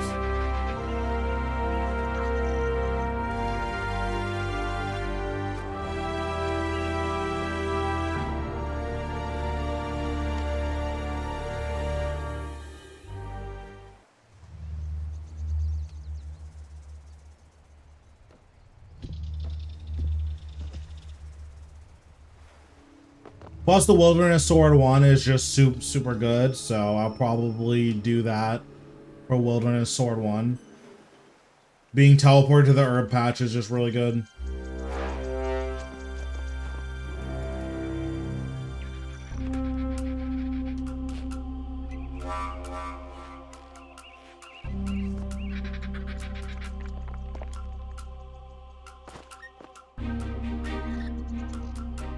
Another thing I need to think about too is I have a lot of Guam and Marintal and Terramin seeds. I don't know if it's worth planting them or not. Like, I feel like it's such a minuscule amount of Herblore XP in the grand scheme of things that it's just not even worth planting them.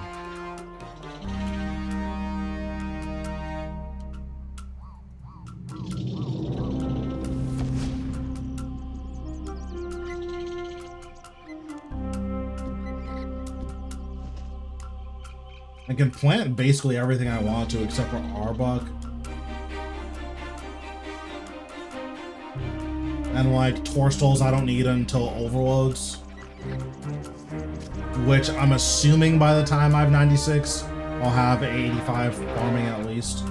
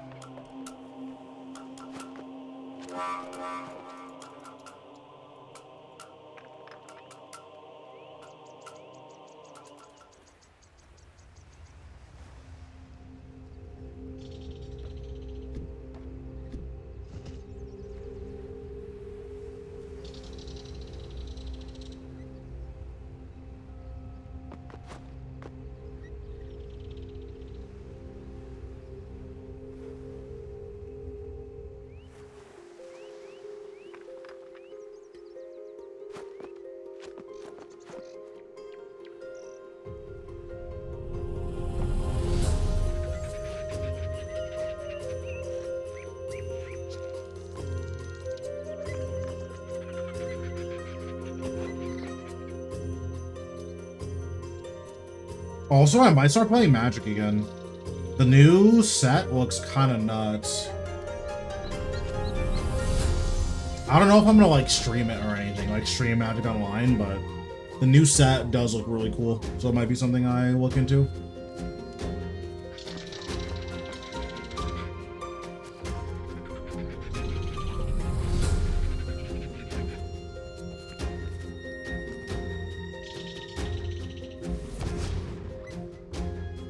I will say, I got kind of scammed on pages this hour.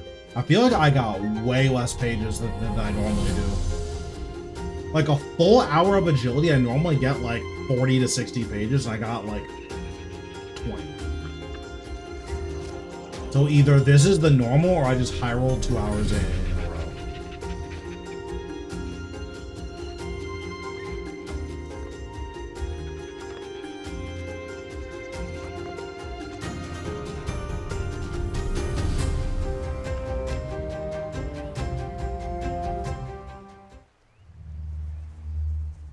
Yeah, it's not bad. And then boots at Raksha are 1 in 200. So it's like slightly better drop rate. Oh, I just got 6 pages back to back. Okay. I mean, that's pretty good.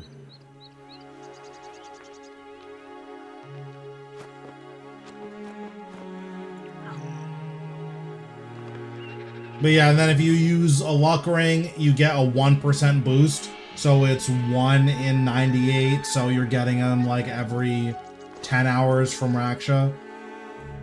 Plus you're rolling for all the other stuff, so... Raksha's still probably better, but if your goal is get those Slayer boots from Slayer, then obviously just do what you're doing. But if you want to make money, then, you know, just do Raksha, right? It's slightly worse drop rate off Roar, better drop rate on Roar, and then you have his whole table. And I think the trash loot has got to be better, right? I feel like, what's it called? The plants just don't give great drops.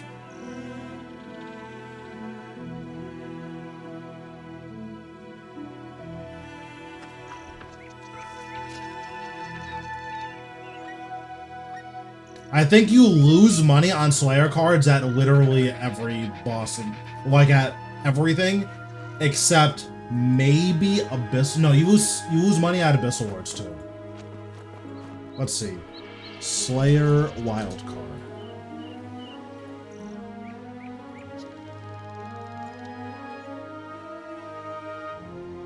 You actually should break even at Abyssal Lords if you're on drop rate.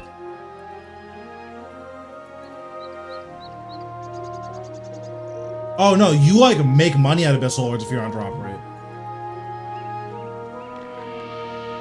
Oh yeah, because of their guaranteed drops, right?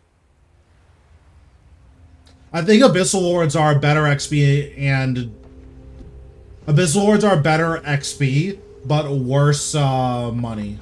Well, you have to actually hit Scourges to make money from Abyssal Lords. If you don't hit Scourges, you don't make any money.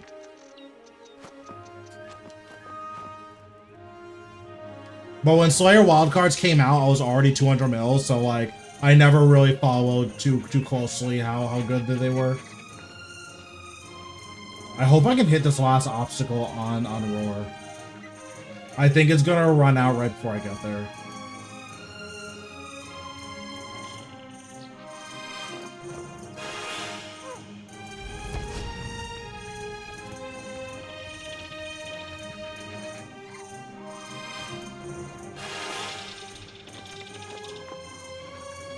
Oh, nice. It didn't run out. Okay, cool.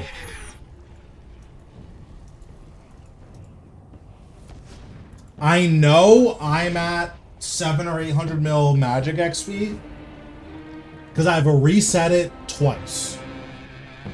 I don't know where it is now though, but I've reset it twice after reaching 200 mil. Or I've reset it 3 times. So yeah, I'm at least 600 mil XP in magic.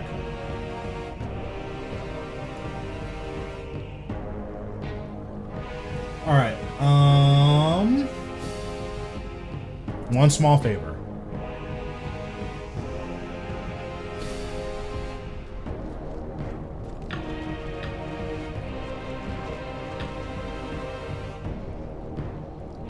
Okay, so empty pot.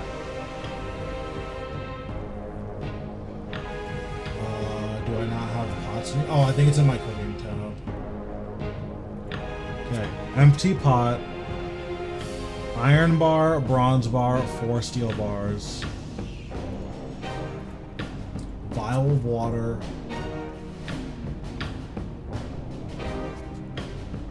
Clean Marintal, cream Harlander. Iron bar, bronze bar, 4 steel bars. So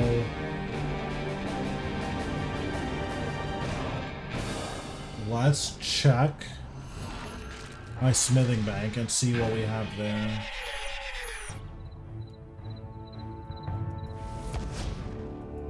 I'm assuming I have none of this, but there's potential.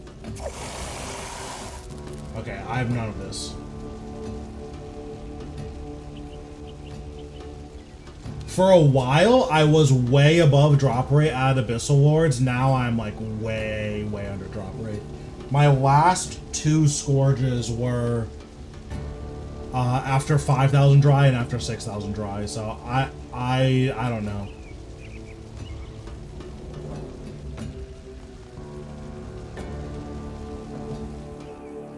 Okay, so I think I can mine most of this in Birth Rope. Okay, in Birth Rope. Also, let me go make my tea. 1 second.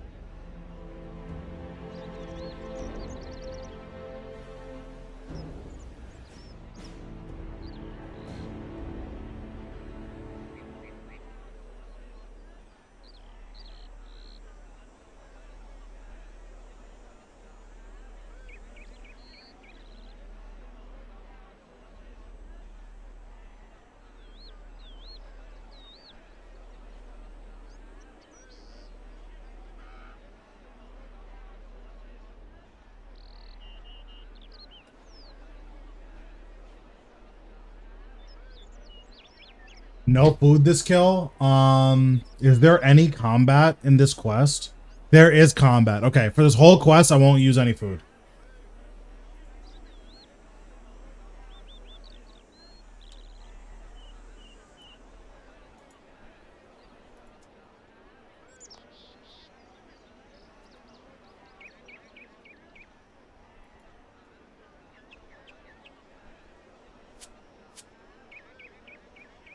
It's okay. I will be strong.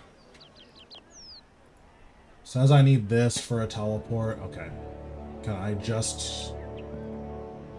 Okay, I need that for a teleport.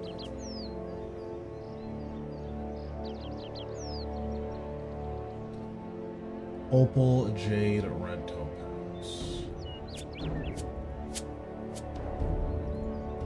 Okay, so what did I say I need? A bronze bar, iron bar, steel bar, and 4 steel bars? What's going on? How we doing?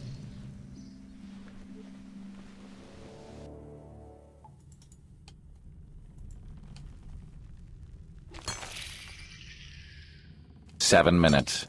7 minutes is all I can spare to play with you. So I need 5 iron ore.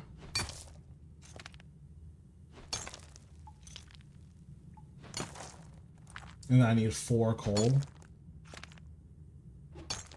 Actually, I'll mine 6 iron ore just in case. Iron bars might be 2 iron ore.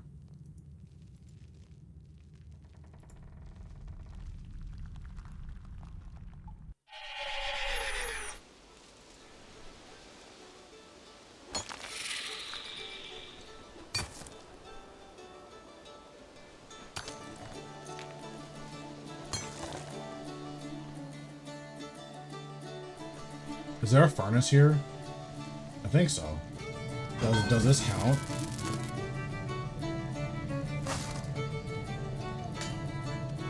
Oh, I already need bars here. Cringe. Okay, that's fine.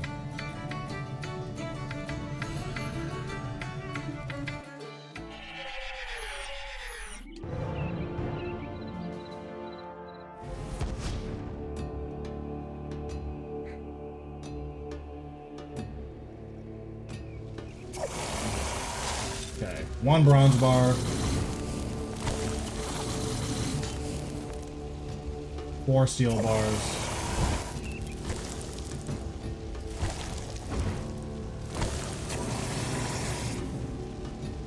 1 iron bar.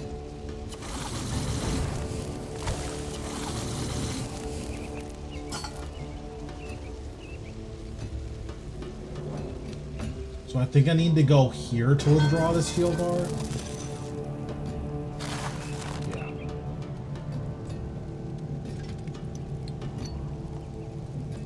Okay.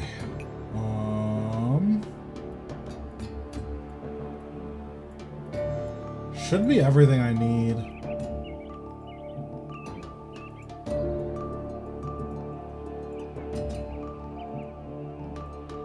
Just need my weapons now.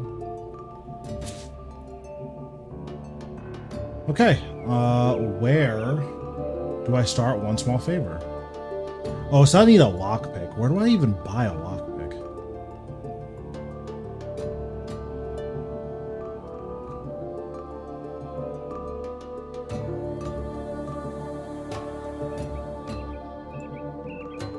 So I can get one from the Thieves Guild. Okay, well I can't get there. Rogue's Den's the one in Taverley? Okay, so let's go to Taverley. Oh, I need to do Desert Treasure soon. So I might as well buy a full inventory here. Oh, this is so cringe.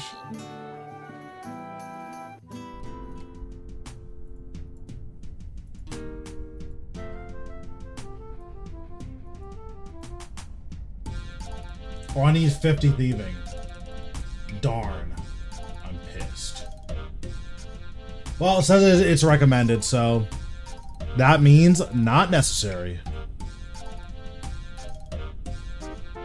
Okay, let's go to Shiloh Village.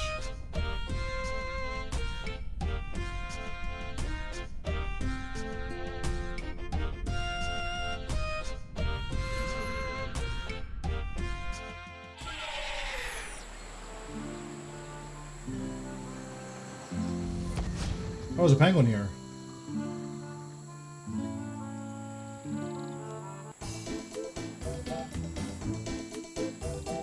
How many penguin points is a lot of penguin points? Like, should I turn these in, or should I just, like, get a bunch of them and then turn them all in at once? Or does it not matter?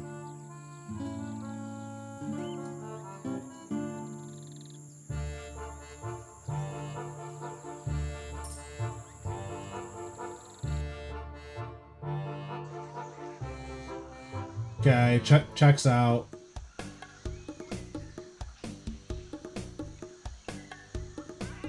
Okay, so this is one small favor over here.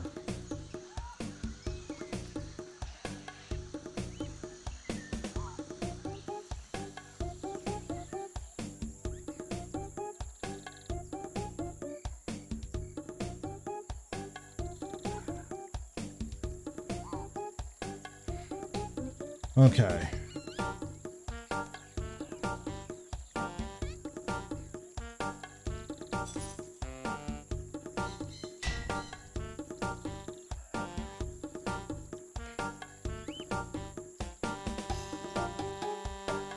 Playing League True. How are the games going?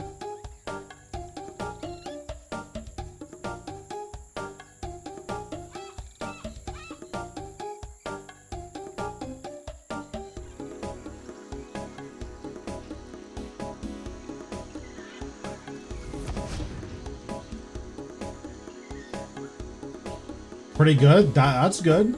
It's pretty rare you play League and have fun.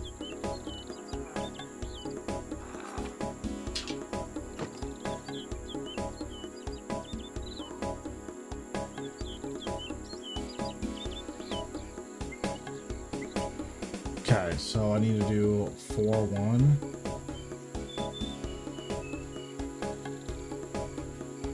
Okay, speak to Brian in Port Sarum.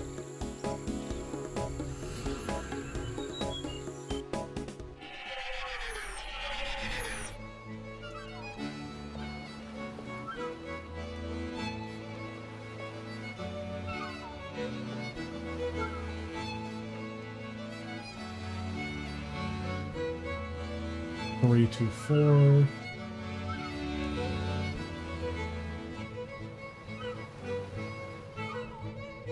Right now we're doing One Small Favor and King's Ransom.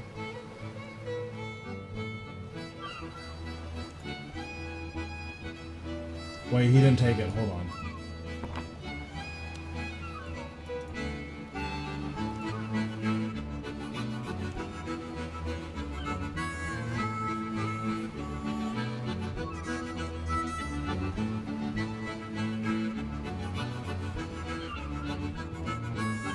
We get a ton of XP from King's Ransom, so I figured now would be a good time to do it.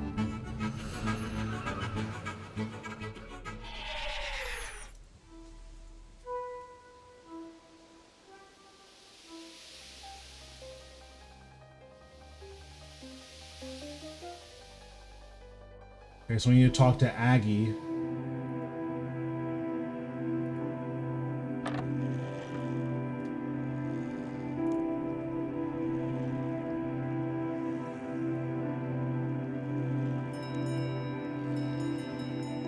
Yeah, basically I've been trying to like balance the ultra long grinds I have to do versus actually questing. But I think the next couple of streams on this account are just gonna be, okay, we're slamming quests. What's going on, Mose? How we doing?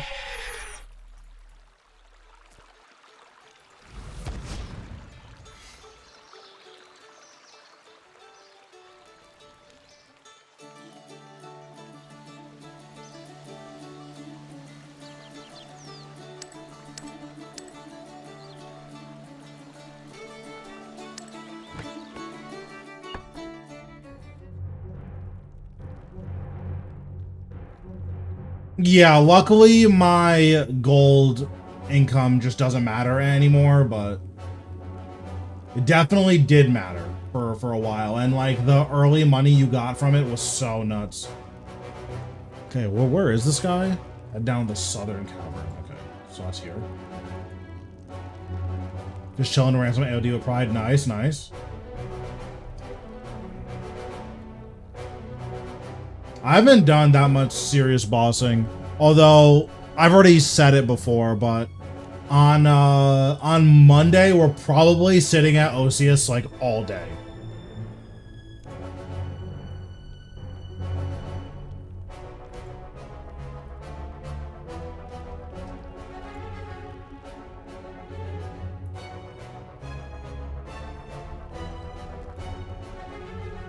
Yeah, I just haven't really wanted to do serious bossing, so that's kind of where I'm at.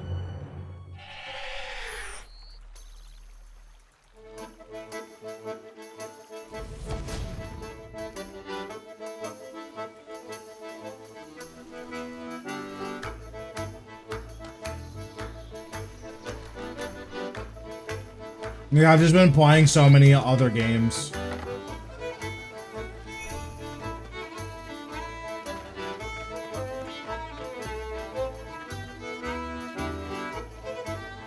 Yeah, I've heard.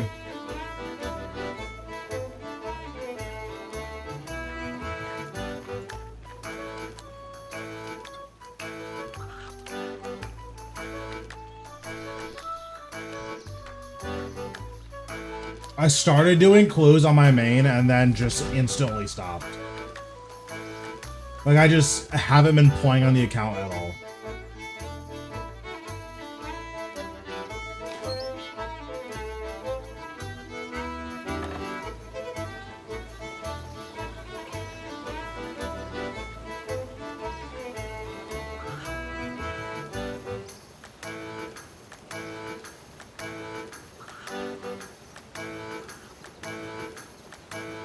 Okay, so now I need to go to Vara.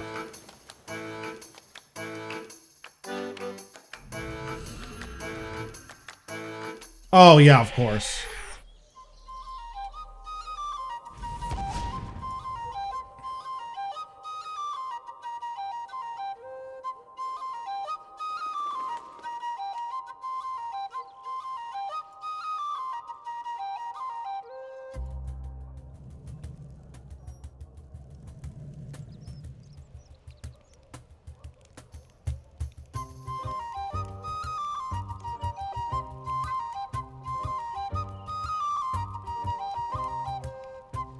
Yeah, he just got his 99 Necro.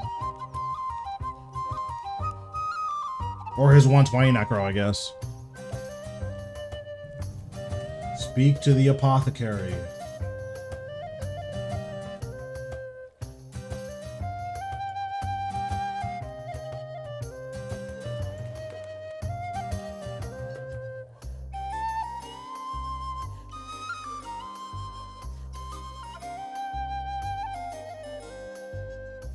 One.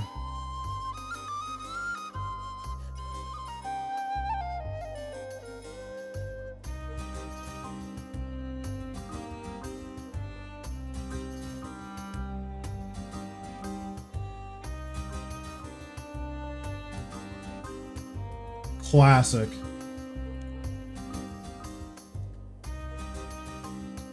Okay, go to Barbarian Village. Okay, let me go get my tea, and then we'll finish this.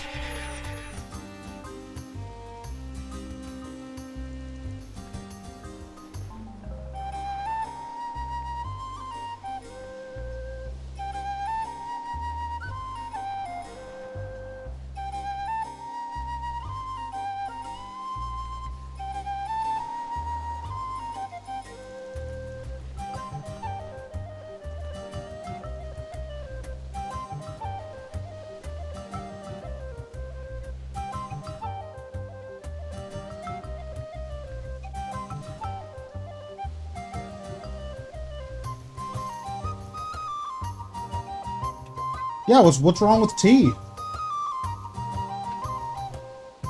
We don't like tea in this chat, I guess?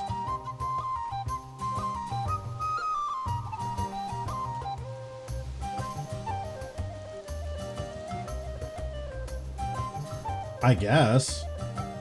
Bro, it just tastes good. I don't care.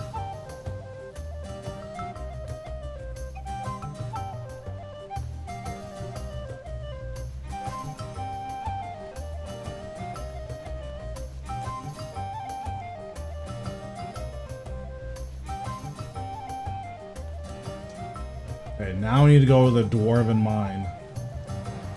Yeah, I drink my tea with milk and sugar like a grown-up. This iced tea, no sugar, it sounds horrible.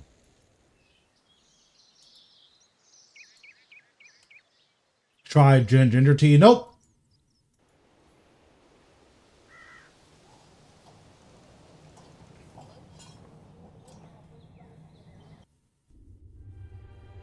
I mean, true. Relatable.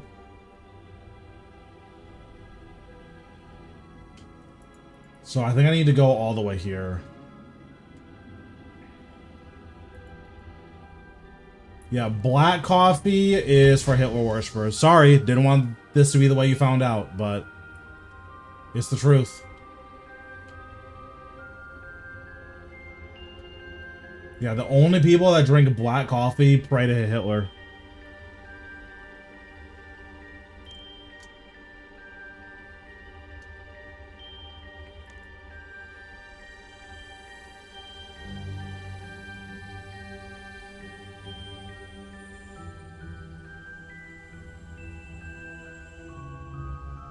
Bro, it's true. Black coffee is gross. I don't want to hear it. Nah.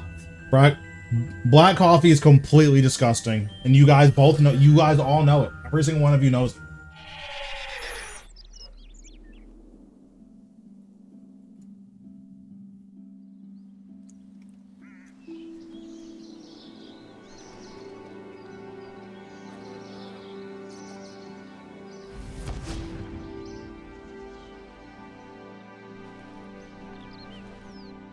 Listen, that's fine that you like it. It just means that every morning and every night you pray to your shrine to Hitler. I mean, it's true.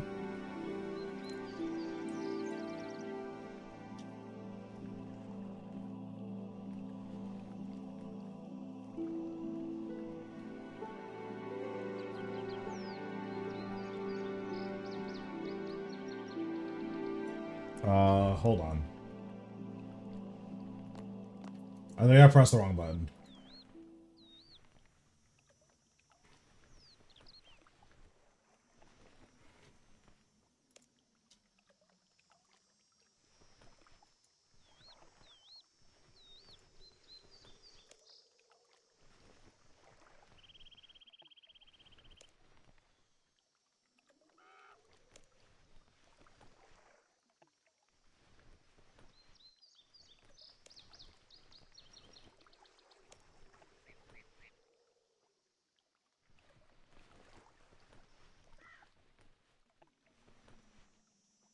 I mean, I think technically they're just drugs.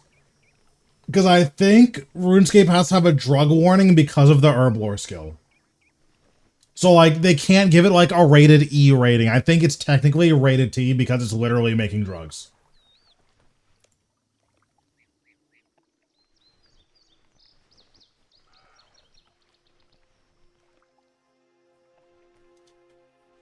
Yeah, like, the existence of this skill is why RuneScape has a higher rating than it otherwise deserves. Yeah, the alcohol as well. Okay. Wait, no, I just trolled. Oh my god, I just trolled. I'm so sad. Well, that's just questing in other games, so, like, that's not that bad.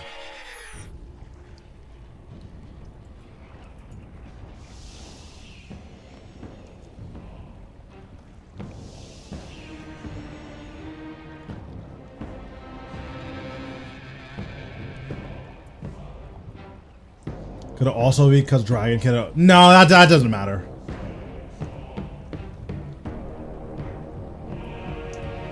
I mean, I guess I'll just leave this in the bank. I'm sure there is a Morintal potion that I'll want to make at some point.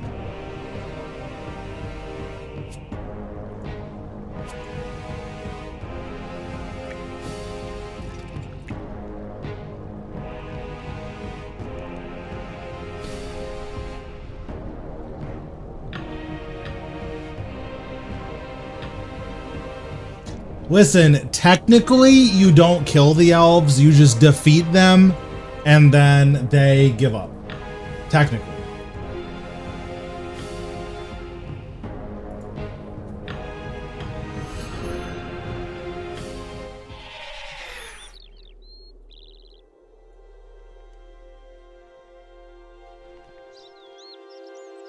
That's also true.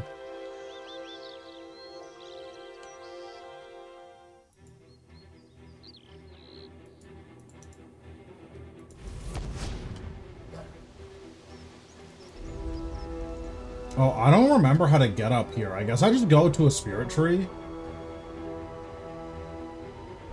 So my closest teleport to a spirit tree is...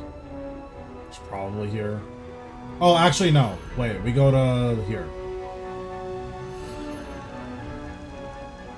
Listen, the Dragonkin, they know how to get down, okay? Oh, wait, can I even use gliders? Okay, I can.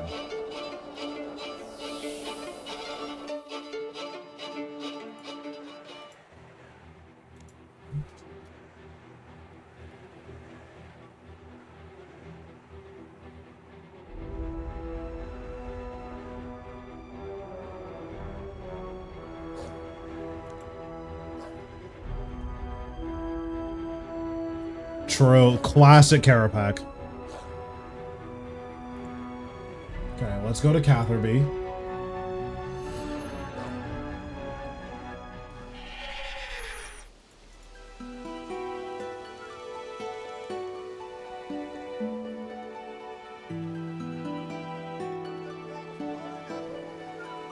What exactly is it not cleaning?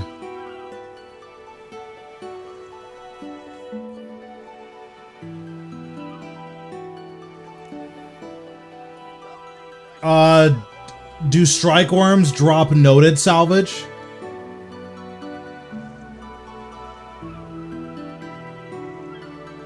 Interesting. I would just go through your settings and make sure.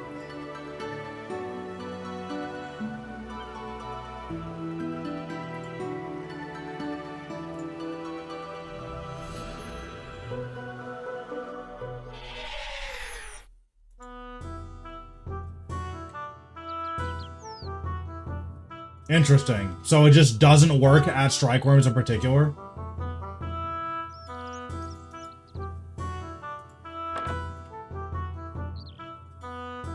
Damn, get scammed.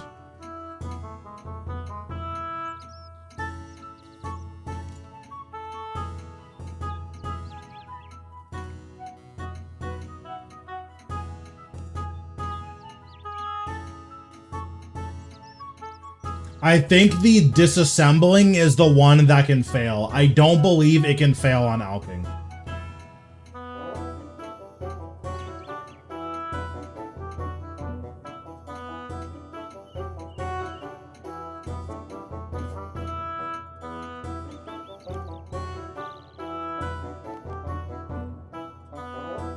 The Goblin Cave is southeast of the Fishing Guild. Okay.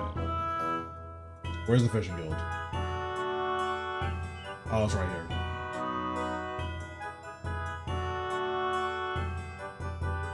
I too enjoy being scammed. True. I mean, listen, we've all played RuneScape. Who doesn't like being scammed if you play RuneScape?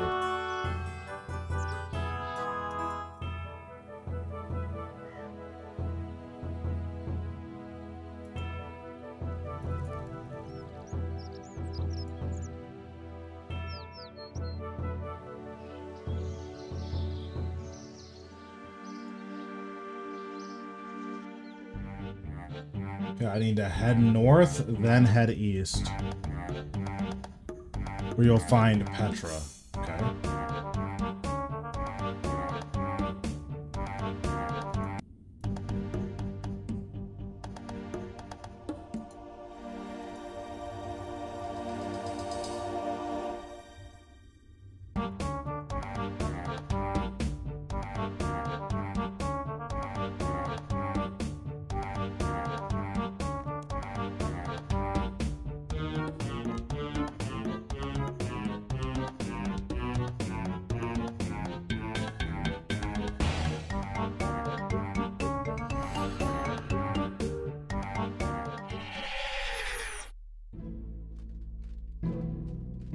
Damn.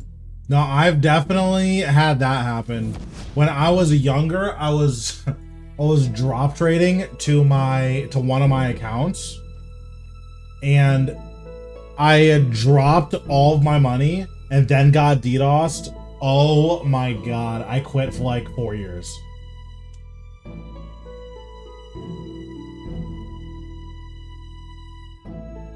Oh wait, I need to go to the Wizard Commentary.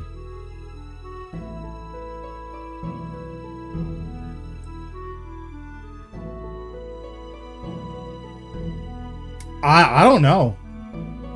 I mean, I was like younger teenager, so probably I was probably on my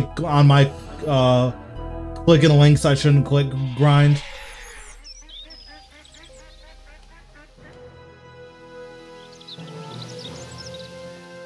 Bro, you know how it goes. When you're like 14, you see a link that is obviously wrong, and you're like, free GGP, and then they take your account.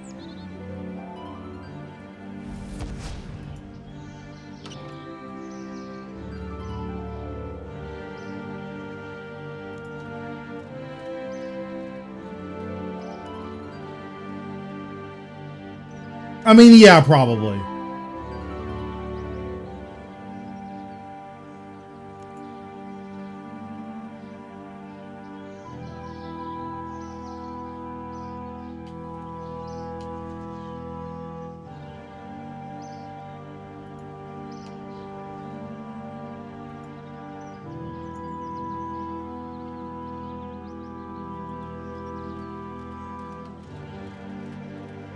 Okay, so when you are in Artie from the backyard of the first house south of the northwestern bank. Bro, that's too many directions. I think this is the northwestern. Okay, it's right here.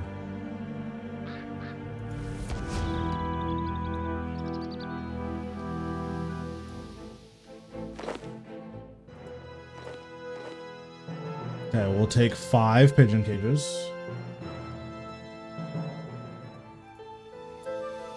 Go to Port Khazard. So we'll go to Catherby.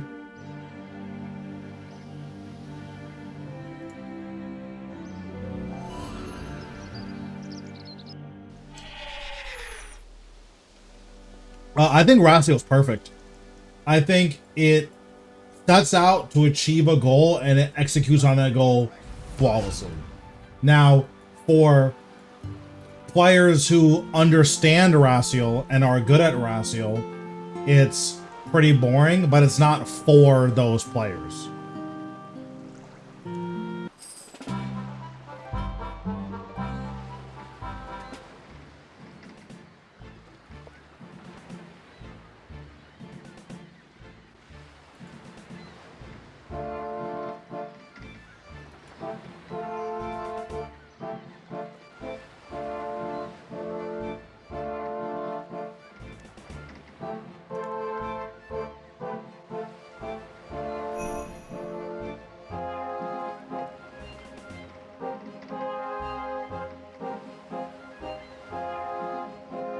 What's your wealth on your main?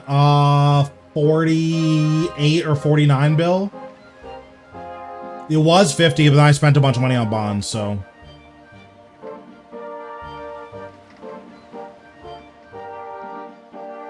Jesus Christ.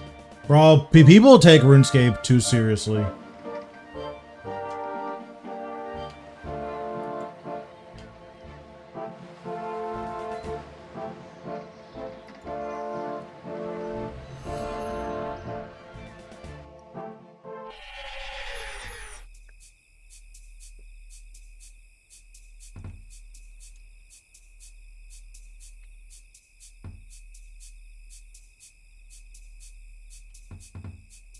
You think we need more high level PVM or low level PVM? So for better or worse, they always have to make more high level content, right? Like that's not up to us. They're just 100%. We have to get more high level content as time goes on. So that aside, like, what does the game need? I think the game needs better ways for lower level players to get into PVMing, and then let there be bosses that they can do that gives them gear that gets them into what they need to do. Because, like, let's say you need magic gear. You can do God Wars 2, but God Wars 2 is like ultra easy. So, okay, whatever. Let's say you want your power armor for magic. Your option is Virago. That feels a little bad.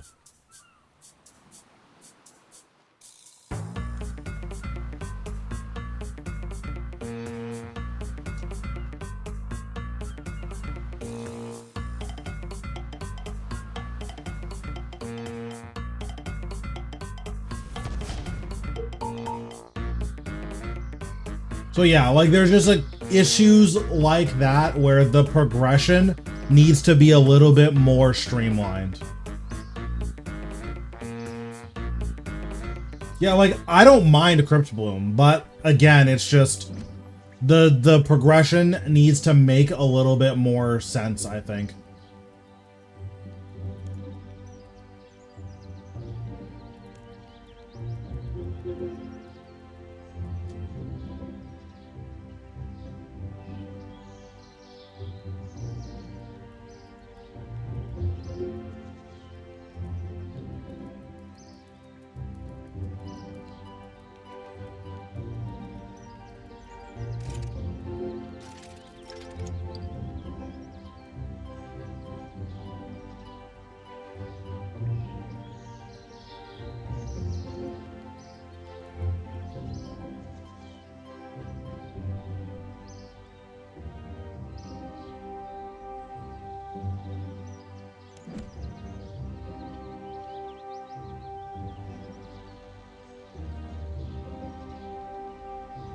Yeah, and like technically, if you're really good at the game, you can solo Virago, but if you're trying to get gear, you probably can't solo Virago. From west to east, so west to east, Sapphire, Opal, Red Topaz, Jade. Okay.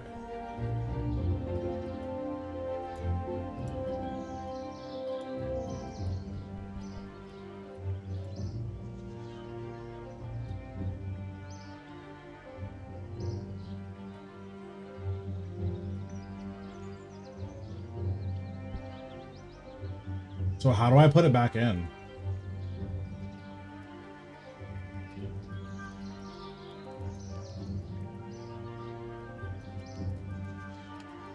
Yeah, this way is west, this way is east. Okay, so Sapphire, Opal. Okay, let me just try putting an Opal here, I guess.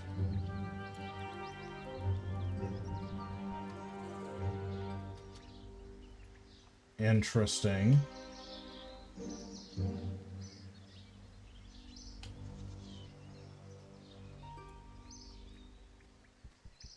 Okay, I'm just gonna pick random ones until it works.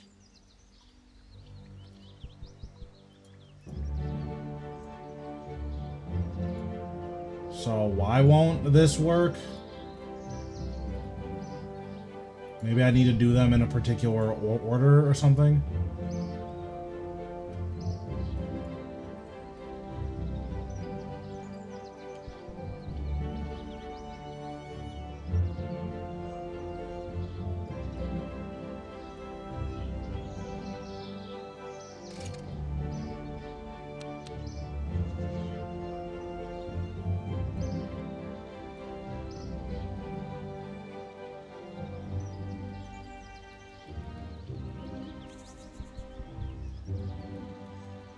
Okay, so the Jade one isn't working here. Maybe I put a Sapphire here.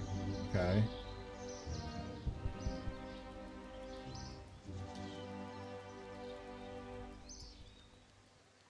So then this one is Red Topaz.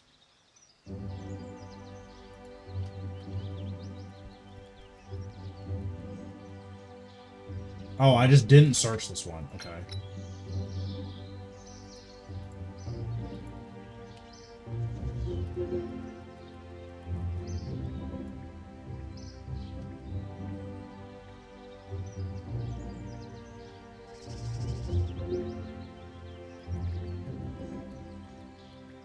Bro, why do these have such awkward click boxes?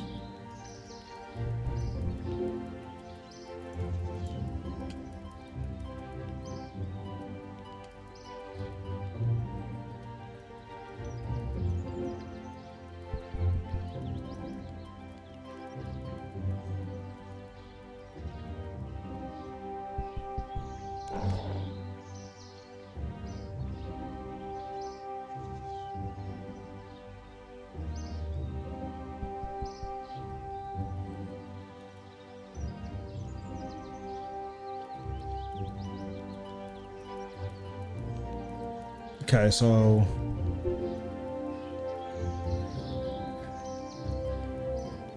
I don't understand why this won't go in here. Oh, okay. I see. I understand. So this has two different click boxes. It has a landing light click box, which is the stem, and then it has a gnome landing light click box, which is this top. So you can misclick it, which is good. That's good to know. I'm like wondering why it's not working, and I'm just so confused.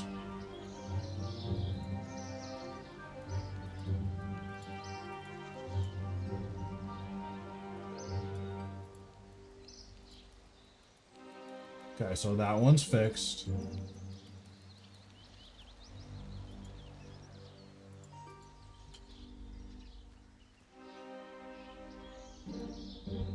Yeah, that was just miserable.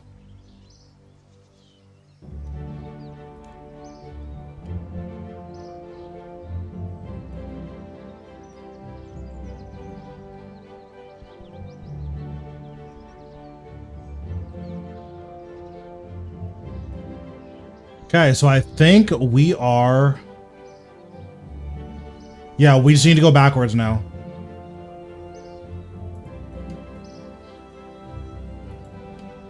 I mean, I figured out why it wasn't working. That was cringe. But yeah, I think that streamlining the upgrade process is going to be like the most important thing for making the new player experience, and just for making like the mid player experience a little bit better.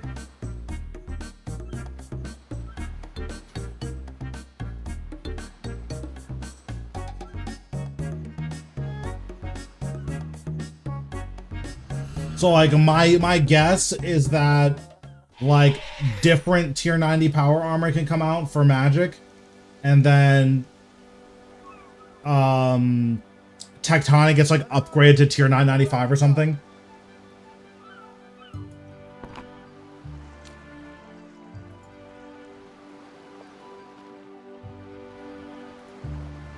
Like that could definitely be an option.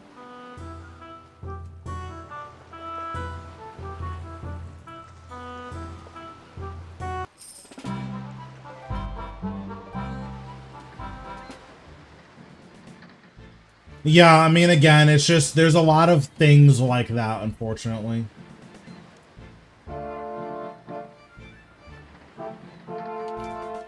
Okay. Talk to Wizard Crompentry.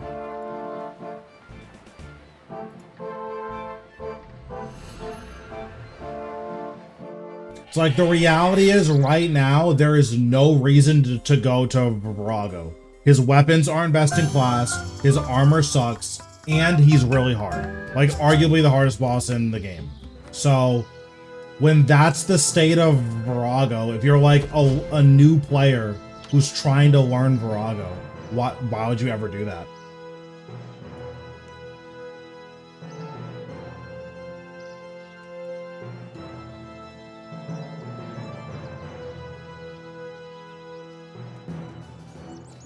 Like, if you want weapons, you just go to AOD. AOD is easier. You make more money in trash loot.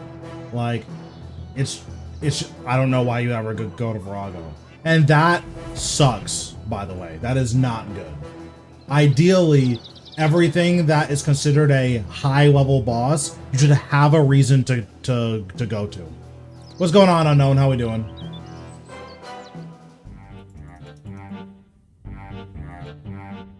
But yeah, that would be the hope.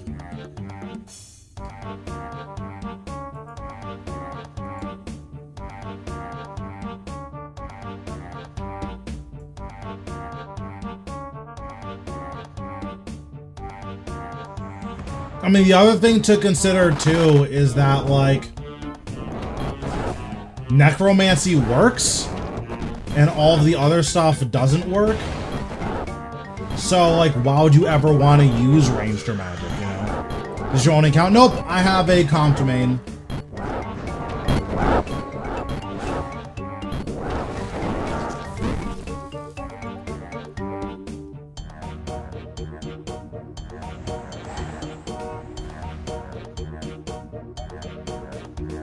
Oh, her name is Petrified. Sick.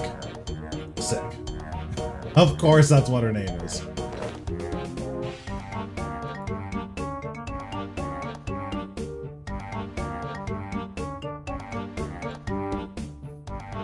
Okay, go to Sears Village.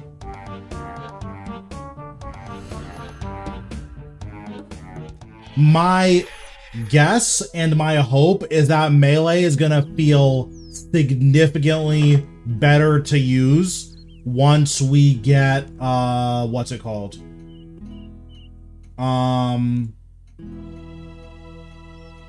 once we get the primal armor, because like we're getting full tier 99 armor for melee and we're getting a new tier 99 weapon. What's going on, Zenny? How we doing?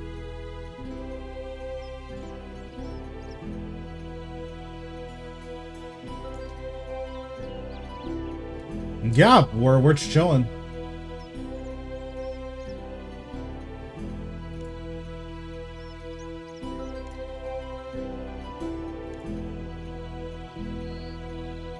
thanks. I appreciate it.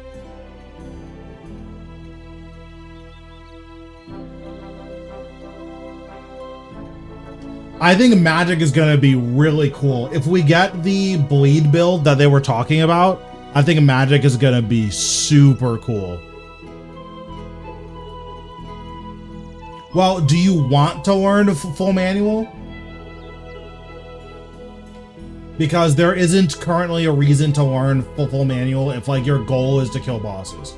Now, full manual will give you like perfect access to all of your abilities and such, but there isn't a reason to like use it outside of like I want to be ultra optimal.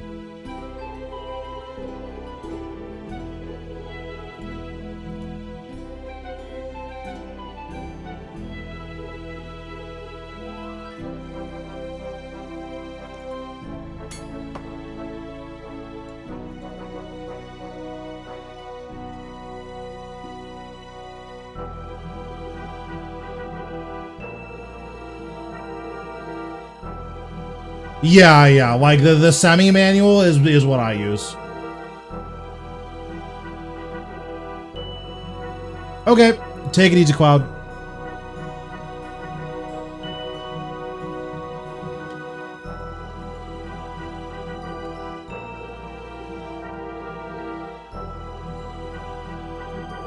Yeah, normally what I do is I have Revo cast all of my basics. And then if I have high priority basics like Chaos Roar, I always manually cast that.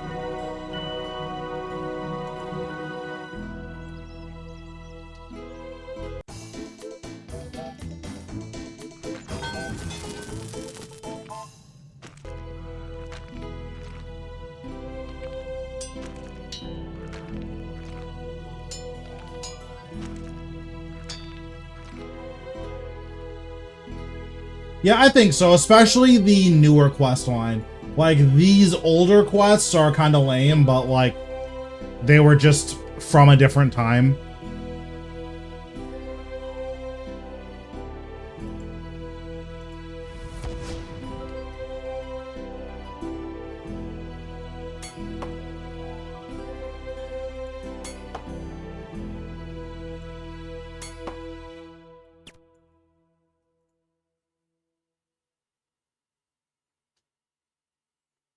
I do not think I have any reason to do those quest lines.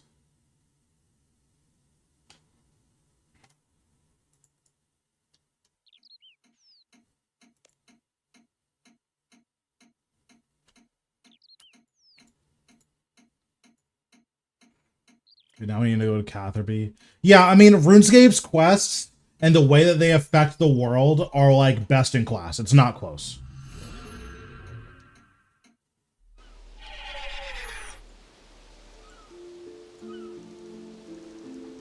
I also think RuneScape's lore and its boss design is best in class.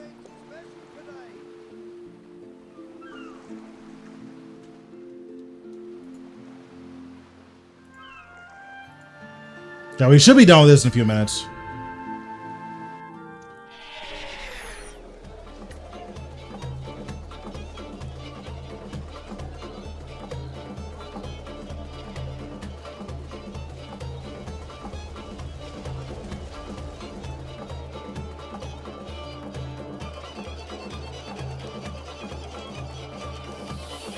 Yeah, like in terms of only gameplay, the game that I enjoy the most is Blade and Soul. Because Blade and Soul is an MMO, but also a fighting game, and that's just awesome. It's so much fun. But Blade and Soul's like endgame sucks.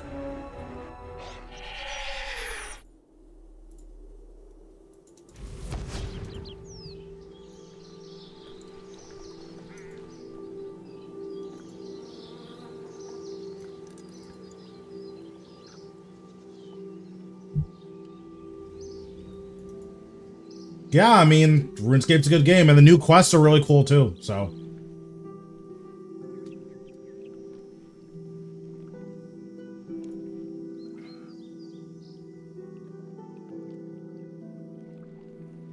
Yeah, I think RS3 combat is really good, but it's not like, well, let me actually rephrase. I think pressing your buttons in RuneScape is a lot less satisfying than other MMOs are. Like, pressing my buttons in Blade and Soul in Black Desert is awesome. However, interacting with NPCs, I think, is better in RuneScape than it is in other games. Like, how you're engaging with other bosses, or like with the bosses in general, I think is generally better in RuneScape than it is in other games. Now, a lot of that is probably because you're so limited with what you can do, but I think keeping that in mind, it's still really good.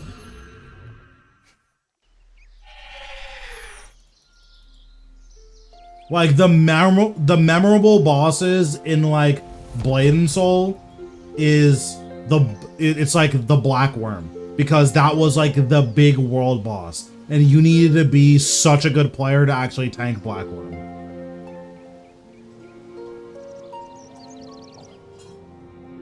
And then like the first dungeon boss from the it's not called the Pirate's Cove, but it was it was a pirate boss. Like the pirate boss was like super cool, but it was also because, you know, it's the first big boss that you encounter, you know. But it's not really memorable in the same way. It's memorable because that was all there was to farm. Not because, wow, look at these crazy mechanics, look how cool this is.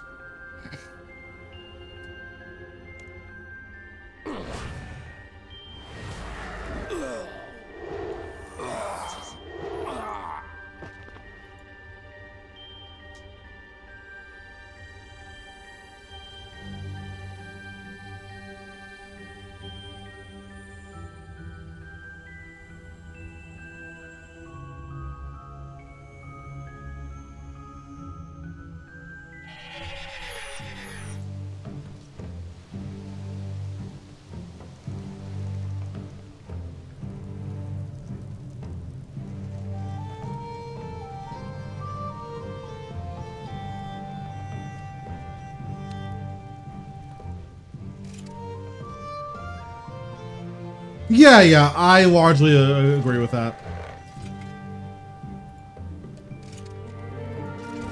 I think the item system is just, it's what it is. It's the same thing with Black Desert not really having teleports. Like, it sucks that you don't have teleports in Black Desert, but we're also kind of like, the game has been around for so long and the world has been designed with horses in mind. So adding like a super robust teleporting system to a game like Black Desert just doesn't make any sense. And I think RuneScape is the same way with our teleport system. Like, we could just have a million spells, but it just kind of doesn't make any sense at this point.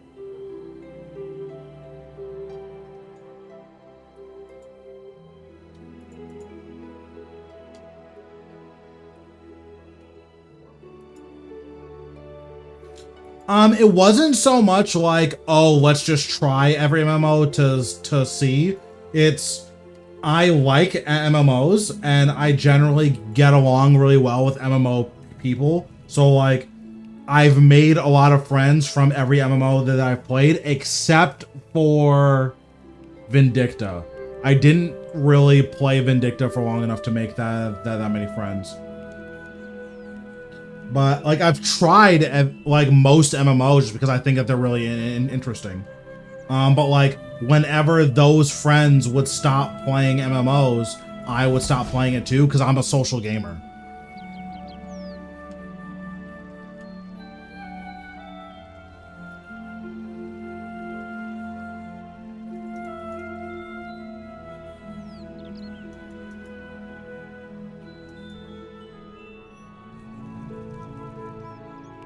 What's going on?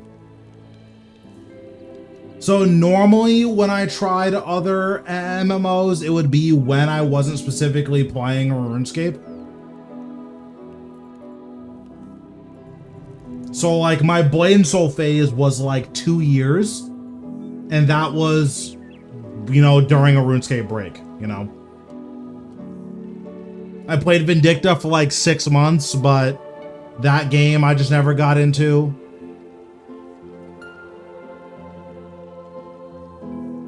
Did you ever get into OSRS? I've tried, I can't do it.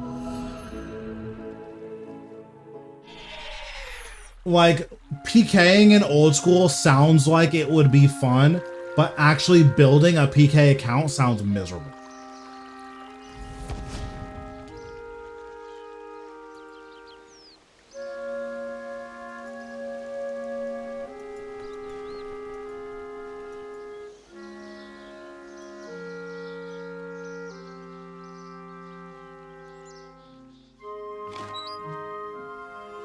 Yeah, like, so I have a Zerker that had, well, it had all of the quests done at the time. Yeah, it had all of the quests done at the time. I think now I would need to do Desert Treasure 2. And I would need to do, I would need to do Monkey Madness 2. And I'll probably need to do Dragon Slayer 2. But like, none of those quests had come out when I was playing. So I think on my account, I had just gotten 70 attack to do Warriors Guild. So basically on the account, I would need to decide whether or not I want to do those quests. Get Dragon Claws, get Rune Defender, get 99 Strength. And then once I do all of that, then it's like a PK ready account. That does not sound like something I have any interest in doing.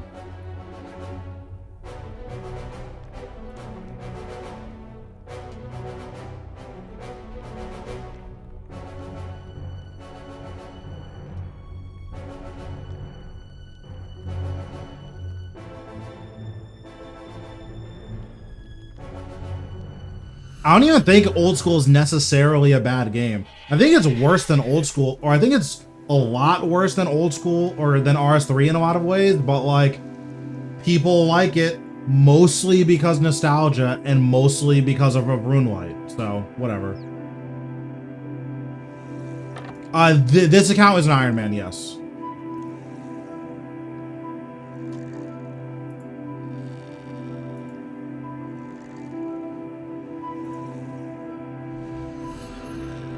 I mean, I AFK a lot on this account. Like, this 86 mining I did while playing the League with my friends, so I can AFK. It's just, it's so much more AFKing in old school.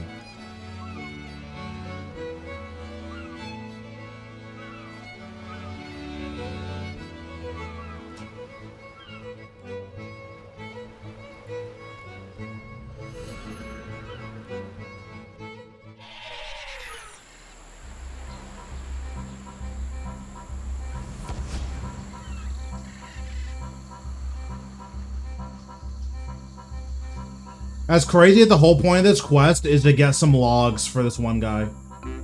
Like, that's literally the entire quest. There's one guy who needs logs, and you need to get logs. But yeah, let me think. Of all them, so I've played Vindicta relatively briefly. I played Blade and Soul for a long time. I played Black Desert for a long time. I didn't play Terra long enough to have any strong opinions on it. I didn't play Repels long enough to have any strong opinions on it. I never played Guild Wars. I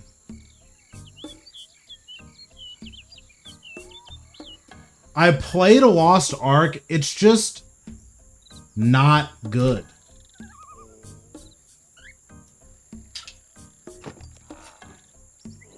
Like, they took Diablo Combat and then filled it and like surrounded it by a bunch of stuff that's not fun. Like, I don't understand how they managed that that one, but They were just like, how can we make Diablo as not fun as possible?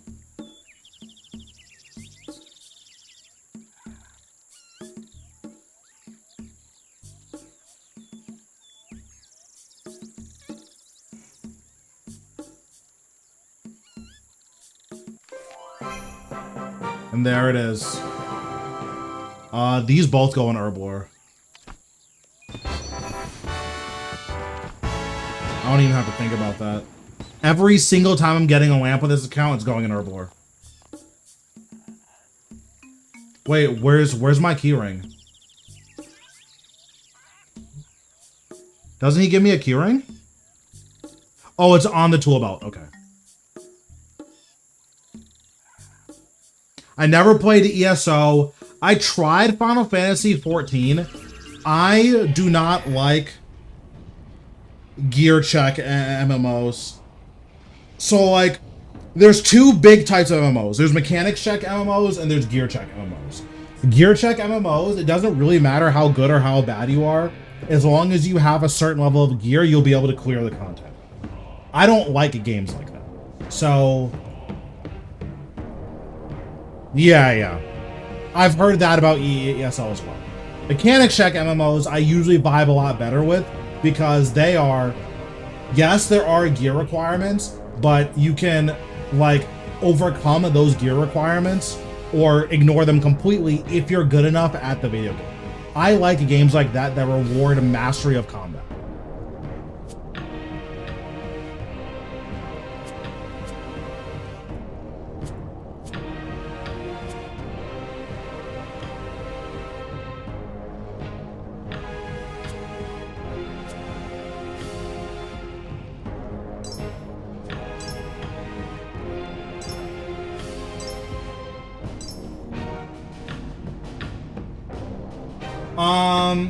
Blade and Soul is a gear check MMO. Oh, sorry, not Blade and Soul.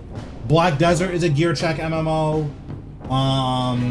Vindicta is a gear check MMO. Final Fantasy 14 is a gear check MMO.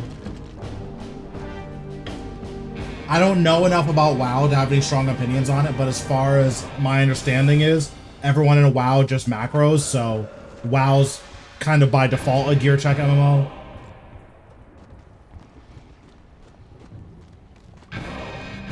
And then for mechanic check MMOs, it's RuneScape, kind of Black Desert. Like, Black Desert is this weird middle ground where... Actually, no. Black Desert is a gear check, because all that you do in that game is farm gear to farm better gear. So, kind of by definition, that's a gear check game. But Blade and Soul's mechanic check game. RuneScape, Old School and RS3 are both mechanic check games. There is essentially zero content in the game that's hard gear block.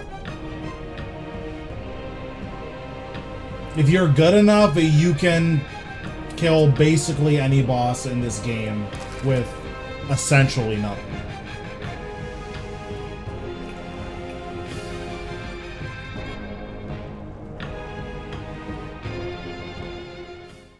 Let's relog for the dailies.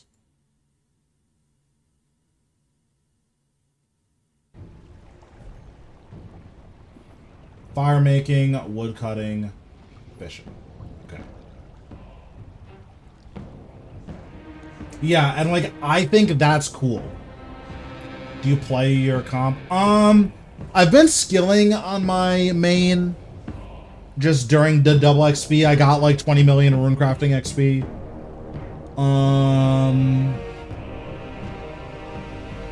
I'm going to be playing on it a lot more, like, coming up soon, but generally, I don't play on that account off stream. I do my dailies on that account off stream, and that's it.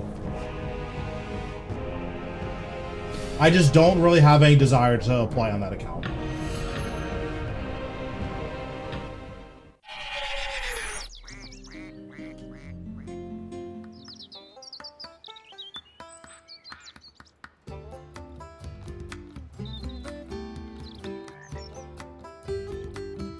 No, Guild Wars 2 is the one MMO that I missed and wanted to try. I've heard it's pretty good, but like, how good can it be if they had to go free to play, right? That's like, unfortunately, if you have to go free to play, to me, that says that your game sucks. But what do I know?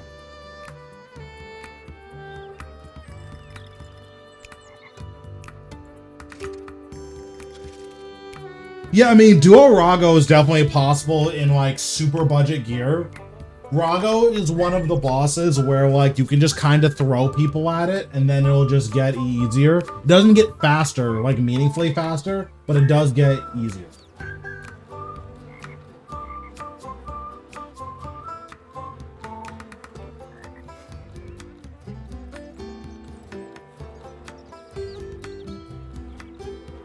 But yeah, so, like, the MMOs I'm most familiar with, besides RuneScape, is Black Desert and Blade and Soul.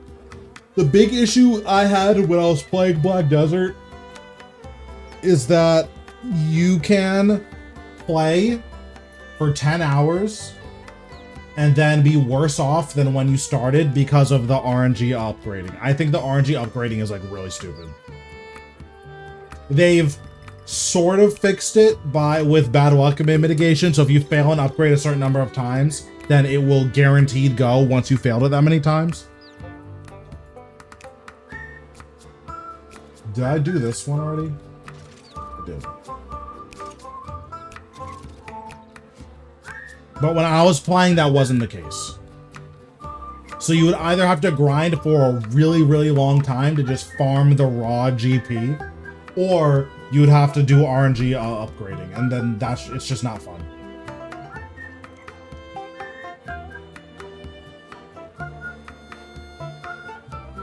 I haven't played Albion. I've heard it's very good. I have friends that have been playing Albion for their entire lives. It seems like the type of game where if you like it, that's what you're doing for the rest of your life, which is fine, but, like, RuneScape's kind of that game for me, so I stay away from other games like that.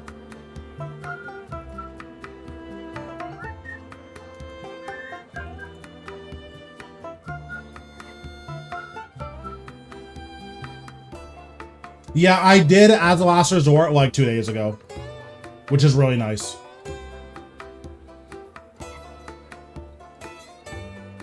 Yeah, like, MMOs in general are like that, but I think the older MMOs have so much content that, like, if you're gonna play RuneScape long term, like, that's what you're doing, right? Unless you, like, quit over Hero Pass or something.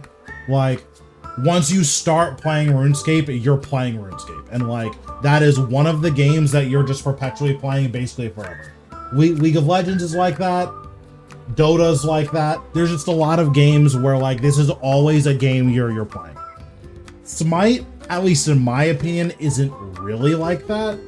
The issue with Smite is that it doesn't take itself seriously enough to, like, be one of those games.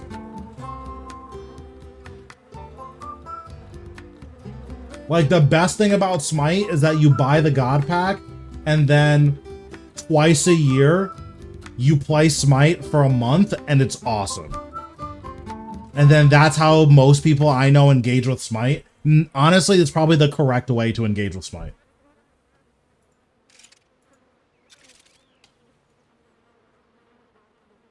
I don't think Smite is a very good game. I do think it's fun, but I don't think it's very good.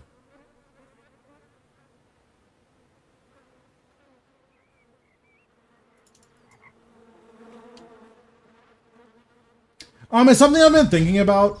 One of the issues with my YouTube channel in particular, which a lot of you guys don't know because you don't have, like, the back end numbers. Anything I make that's not a guide or that's not, like, a commentary on what's on, like, current events in RuneScape does really poorly.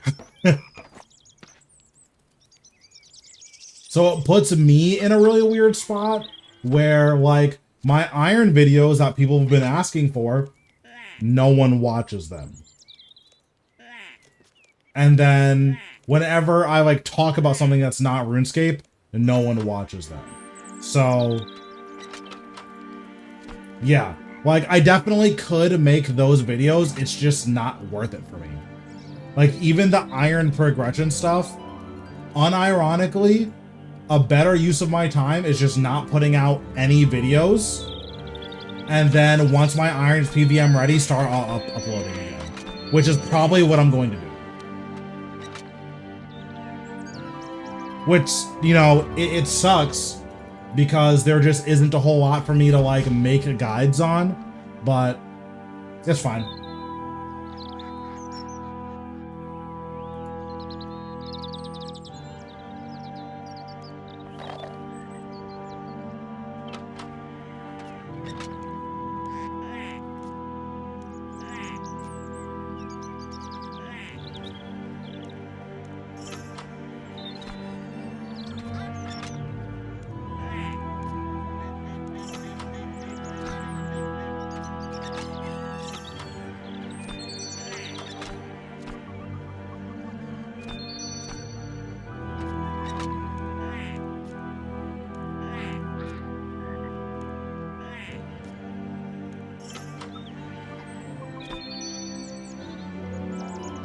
Don't play an ad, or hold on, let's see. I might be able to this time.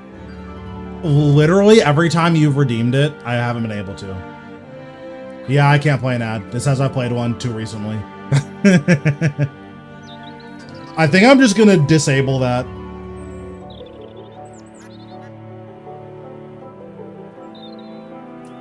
I think I claimed for this, so now, email.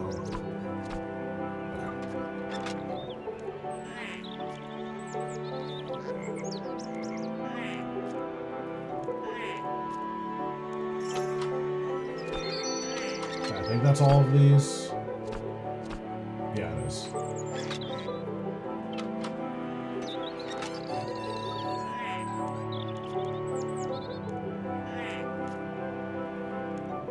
But yeah, basically, at least when it comes down to like non-guide, non-current events videos, I need to consider one, like who's gonna watch it.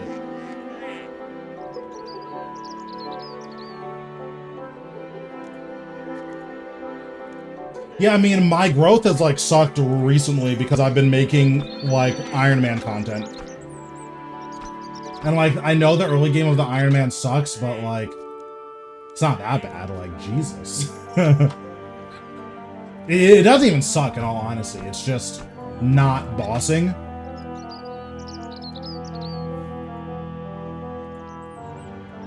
But like, I'm basically in a position right now where I need to decide, like, do I like spend a week learning how to edit really well? Well, it's probably gonna be like a couple weeks. Do I spend that time and then keep working on the iron content and have like super, you know, high-end iron, like really well edited videos? Do I do that, or do I just kind of scrap the whole early game altogether? I don't know what the right answer is.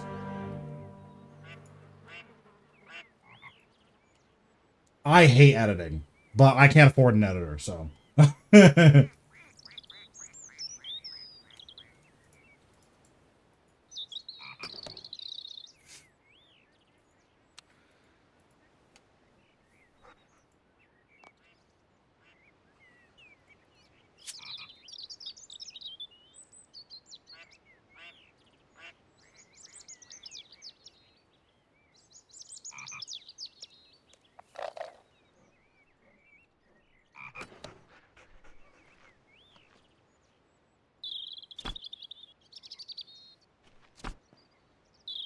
Yeah, I mean, eventually I'm going to get to a point where my channel, because like, I already know when the new content comes out, like, I'm going to have a pretty big blow up. Just because I'm going to have a guide out on day 1 for all of the bosses in normal mode, and then on day 2, I'm going to try to have a guide out for hard mode. So I already know, like, I'm going to be fine. But yeah, I don't think early game iron content is very good. So That's like one aspect of it, but then the other aspect of it, is it not good because it's boring, or is it not good because I don't have great editing? I don't know the answer. And that's something that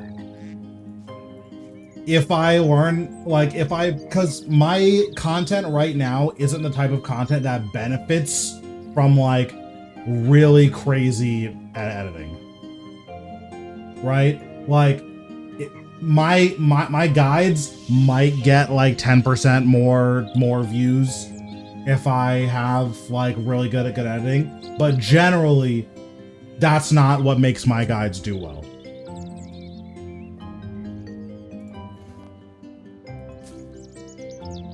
When's this Iron gonna Zam? I don't think this account has any reason to go to Zamrock, which is good because I hate that boss. But let me think. I don't need vestments. I don't need Chaos Roar. Yeah, I don't think this account has any reason to go to Zamrock. I think Zamrock sucks. Rather, let me rephrase. I think Zamrock is 3 different bosses. And I think that Jagex needs to acknowledge that and like adjust the enrage system accordingly. Because Zamrock isn't, you know, this gradient of a boss. That's not true. Zamrock is 0 to 99%. That's normal mode. And then hard mode is 100 to 899. And then extreme mode is 900 to 4K. And like 0 to 99 is boring and there's no challenge. 100 to 899 is boring up until P7, where you have no way of practicing this. So once you learn P7, it's like fine. But until you learn P7, it's like I'm AFK until P7 and then I die instantly because I don't understand what's going on. And then 900 plus is like the actual boss. And I'm sure that's fun, but most players are never going to experience the actual boss. Like even me, my highest in rage is like 7 something, and like the boss is just a snooze fest.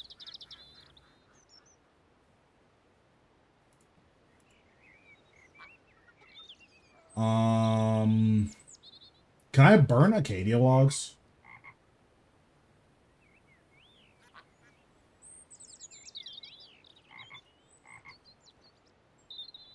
Yes, I can. Okay. Yeah, so like the people that are like getting the most out of Zamrock and like dealing with all the mechanics are the people who are at 900 plus. Everyone else is either not competent enough to do full mechanic skips. Yeah, I mean, I think the mechanics are decently interesting. I think that they're really fun in all honesty. But like, why do a slower kill where you're doing mechanics when you can just do a faster kill and skip all of it? But like, that's the issue, you know? Best designed boss, probably Virago.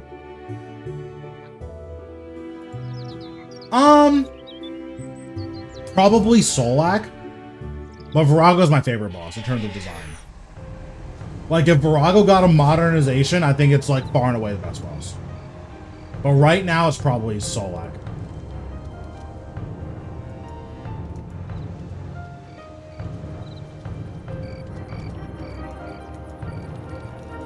Can't wait for this new... It looks really cool.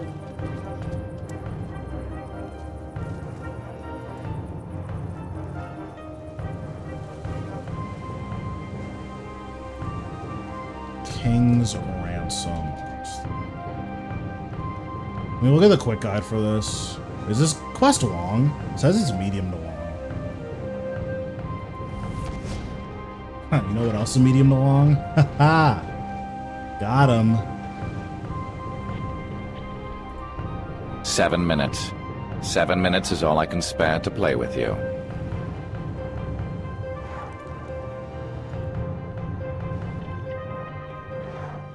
Rex comes out Monday. As soon as I wake up on Monday, we are slamming Rex until I'm either done with drop log or until I can't stay awake. I missed the Zamrock part, but I do agree without and raid scaling, Rago and Solo probably the most fun. I think Solo Rago is like so close to perfect design. I think if Rago had a voice acting and then they like tweaked a lot of the buggy stuff about Virago and then made Vitalis not cringe, I think Virago would be like the perfect boss. At least Solo Rago. I think Group Rago is like kind of a snooze fest. Thanks, I appreciate it. I appreciate it, Cad. I can't speak. Appreciate it. There we go. I just had a stroke. I don't know what happened. I got possessed there.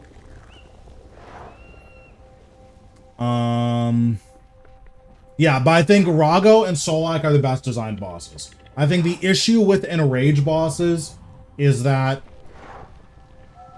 there's usually only a couple of enrages where the bosses like feel good and make sense.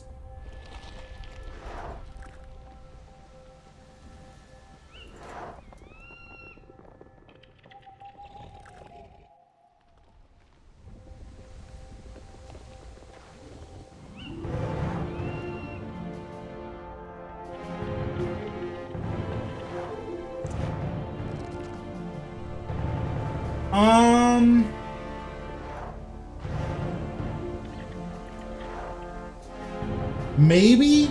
So I think Rago is just really good because I think difficulty, at least for me, is fun. Like, I enjoy hard content. That's really cool for me. I enjoy content where like it pushes me to my limits and makes me a better player.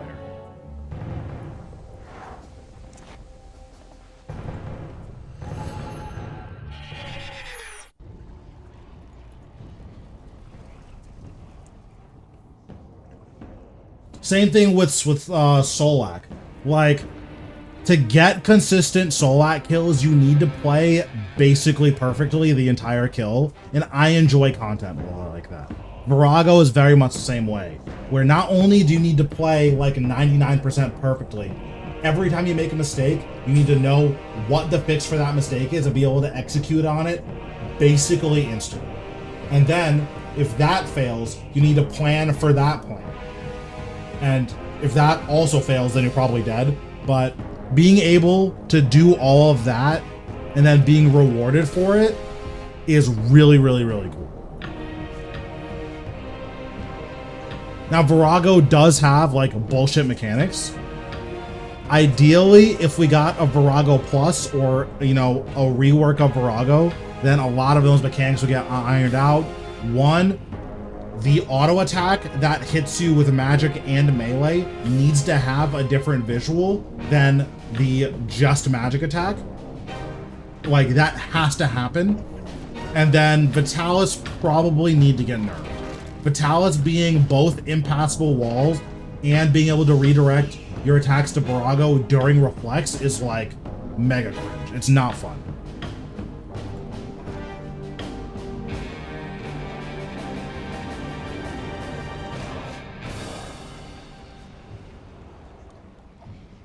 Also, it's a little bit not fun that the Virago pet isn't Virago, it's Vitalis.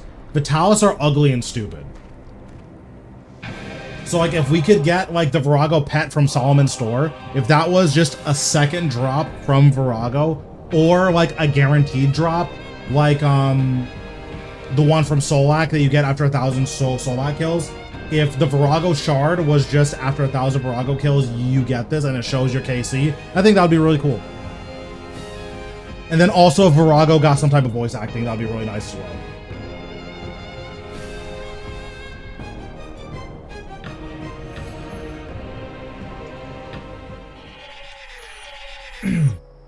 Imagine a practice mode we could start on a phase. I think a more robust practice mode would be so good for RuneScape.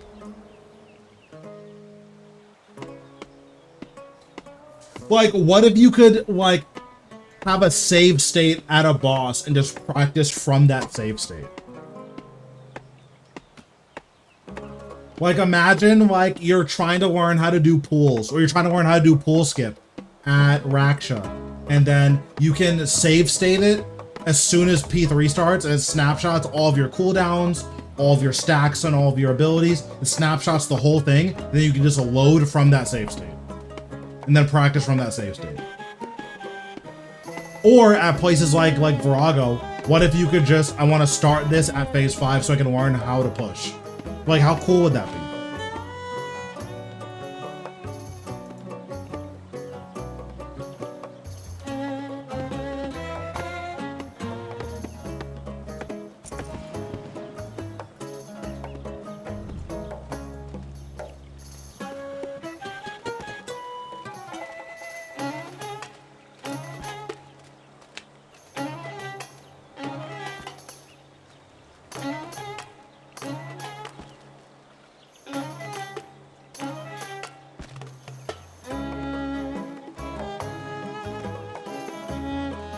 Yeah, and I think one of the bigger issues with learning the end game bossing is that usually the end game bosses only have 1 or 2 hard parts, but those hard parts are the end of the fight, so you can't practice that.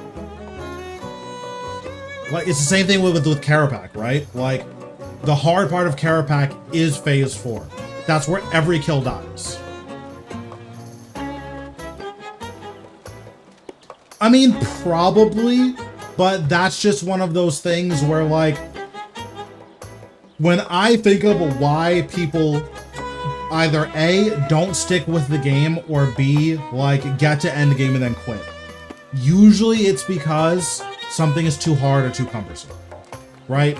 So, like, that's one of the things where you probably increase your player retention pretty dramatically for your players that are almost end game, by just implementing something on the back end that makes it so, okay, I want to learn Carapac. Instead of getting blasted for 20 hours straight because I'm getting to P4 and then dying, and getting to P4 and dying, what if I could just practice phase 4, you know? Like, even if you can't have a save state, being able just to load into phase 4 would be really nice.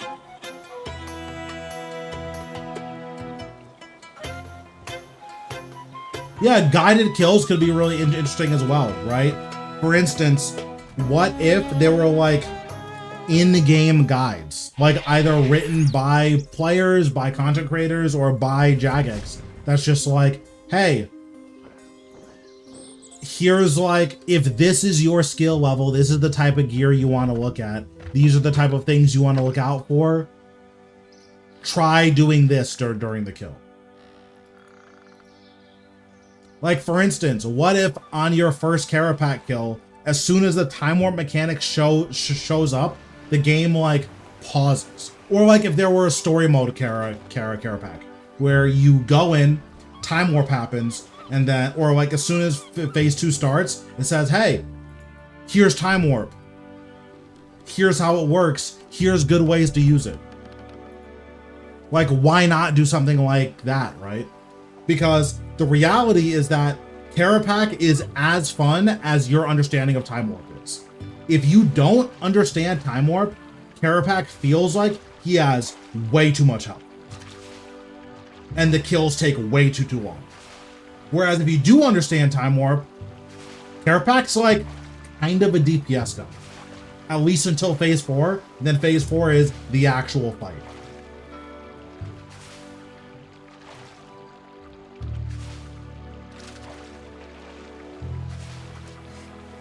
Yeah, and like, I think Jagex should be encouraging the players to understand these types of things, you know?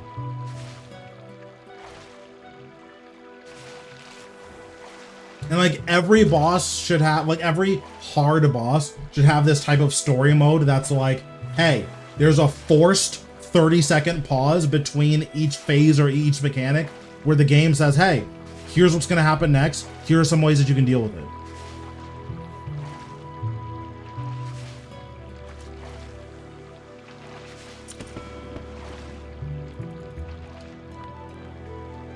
Very nice. Or is that bad? Because you don't need a worm heart, right? You need something else.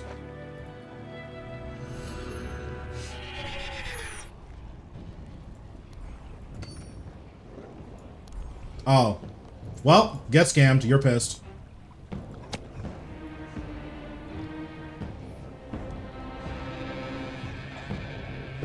Yeah, or, oh, the first slam is coming. Here are, like, options that you can do to deal with it. You know, if you have, like, something that you can do is if you have the Devoted and Enhanced Devoted perk, you can just put on Protect Melee and just tank it, right? And then here are the benefits of tanking it. If you don't want to do that, here's when you want to use Escape. Okay, cool. Now you know how to deal with this mechanic. The game told you how to deal with this mechanic. Like, I think that's the type of stuff that we should have, where there should be a practice mode where you just go in and figure it out, and there should be like a tutorial mode.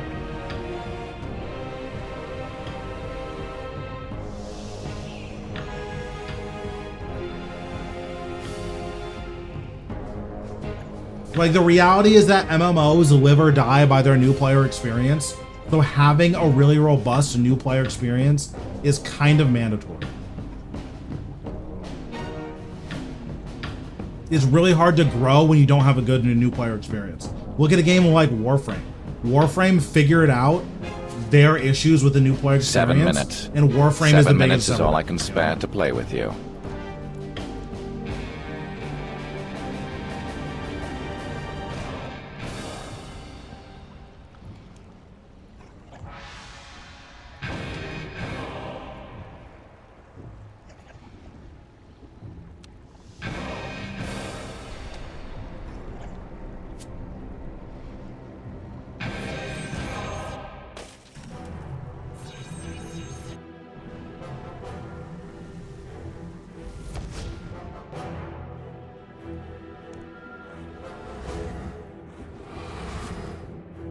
Okay, so we'll do this Reaper task. And then once we're done with this Reaper task, we'll do...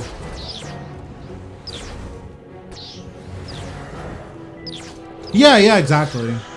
But yeah, so we'll do this Reaper task, and then after this, we'll do King's Ransom.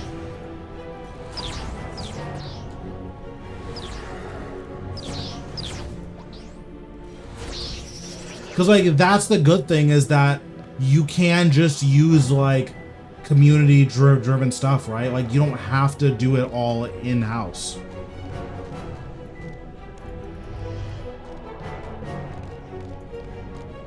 Like, okay, you have trusted content creators. What if there was a thing that's like, hey, here's how this creator said you should deal with this mechanic. And then you can try it, and then maybe there's even a community rating system where, like, oh, this tip can be rated on a certain scale. So that, oh, if it's rated really well, you now know as a creator, okay, or as like a consumer, okay, this is a good tip. I can pay attention to this.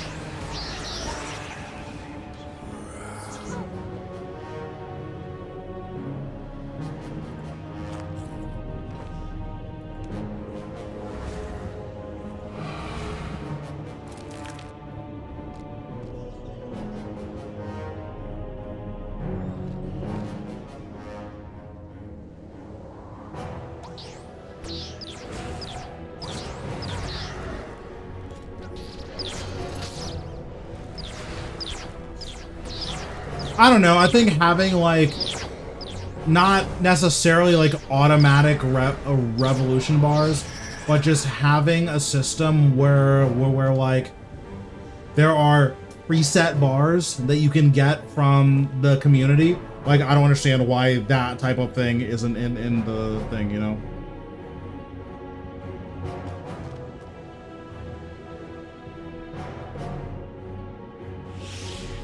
I mean, I have a lot of ideas for this stuff. I think that the game could be in such a cool spot if, like, Jagex would have put the time into, like, fleshing out the new player experience.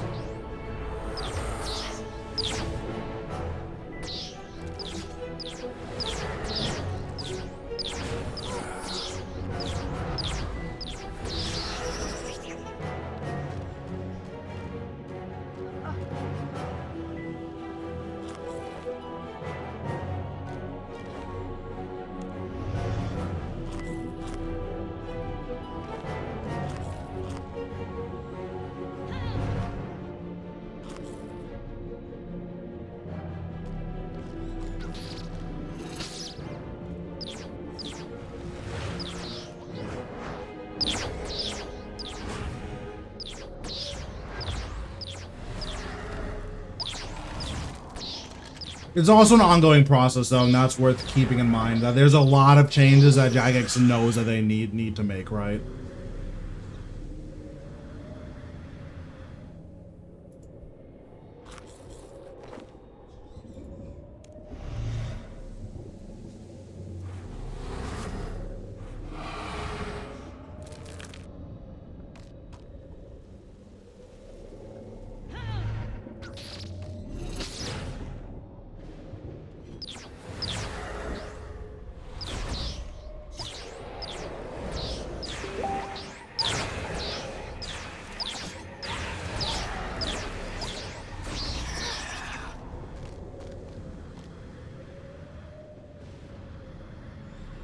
A lot of chaos runes.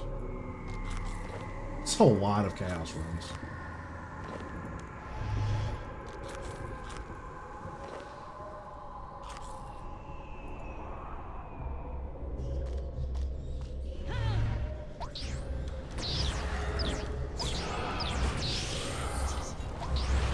Yeah, I mean, we'll see how things end up turning out.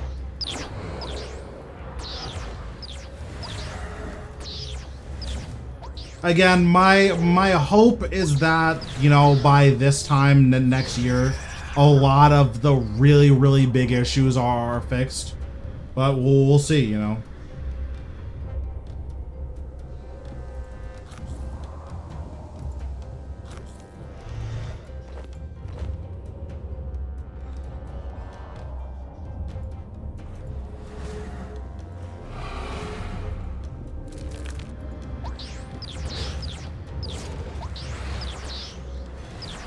Yeah, I mean, I do too, right? Like, I think that if you genuinely thought that Jagex just had nothing, and that's why we didn't get a roadmap, then you probably don't understand what made RuneScape such a successful game in the first place. So, like, I was never worried about, oh, what if we don't get anything good? It's always been, like, when is the new stuff coming out, you know?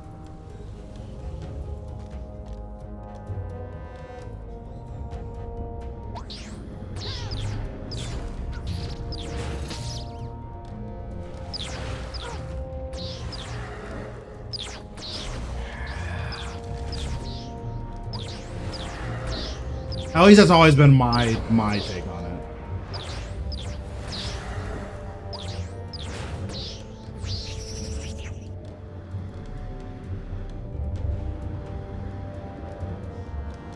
It's just so many chaos runes.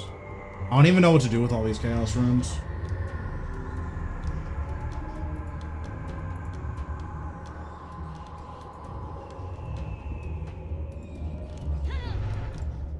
I shouldn't have summoned these. I guess it doesn't matter. It's only 2 ectoplasm, but I definitely shouldn't have summoned these.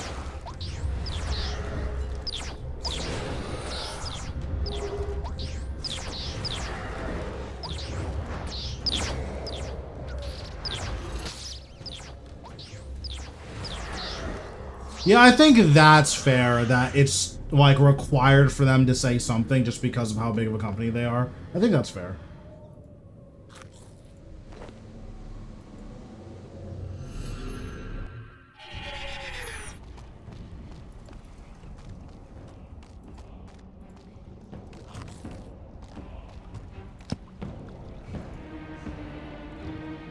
Okay, let's see what King's Ransom needs. Okay, I need granite.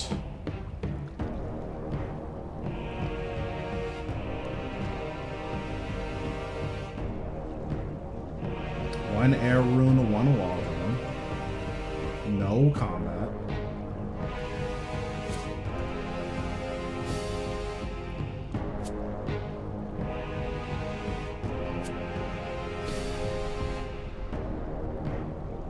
Oh, do I still have the scroll? No, I got rid of it. Okay. Bronze Medhelm, Iron Chain Body.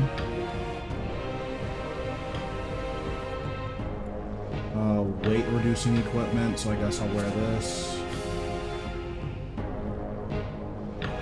Bronze Medhelm, Iron Chain.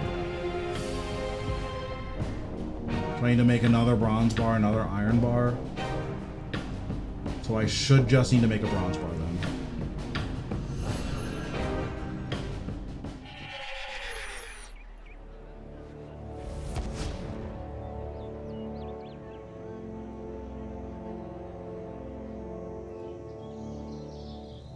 Yeah, I think the necroplasm grind on irons is like the most cringe part about necromancy. Because it's not like, okay, I can just make like, you know, 100,000 of this one and then I can chill. It's so not that easy.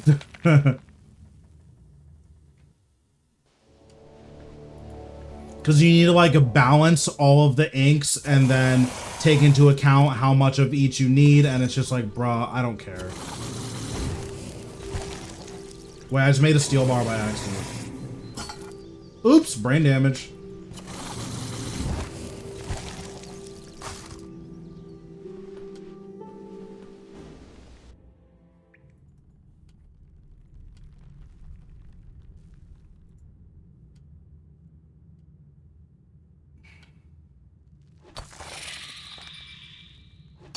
Also, one of the good things is that before 90, you can get your necklace of alterations, and that makes the grind so much better. That is like the single most important upgrade for an Iron Man, I think. The necklace of alterations.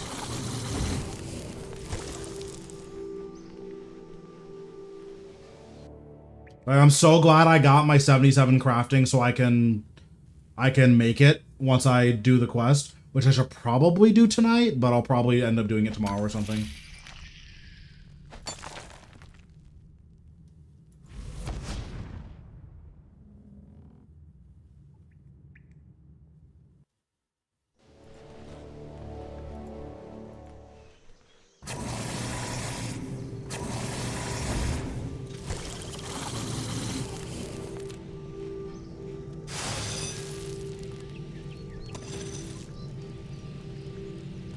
Oh, I need a second bronze bar.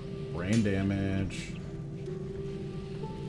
Oh, and I need 5 for an iron chain body. I'm so stupid. Okay, so I need 6 iron ore.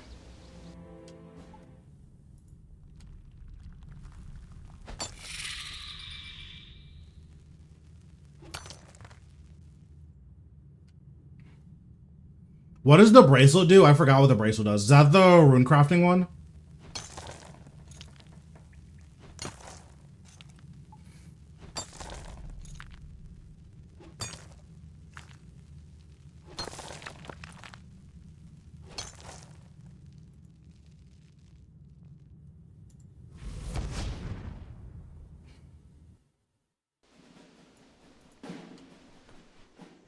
Is it unlimited teleports? That would be really nice if it was unlimited teleports.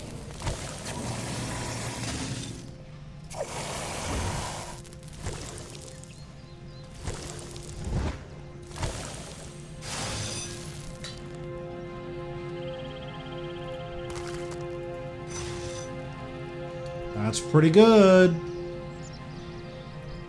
Bronze med helm.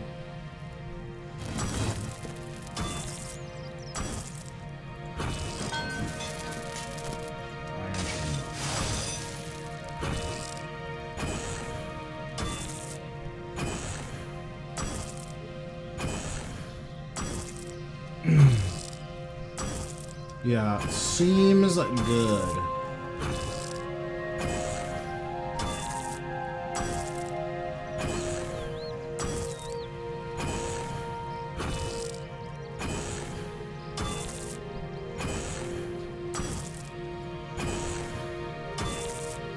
And I need granite.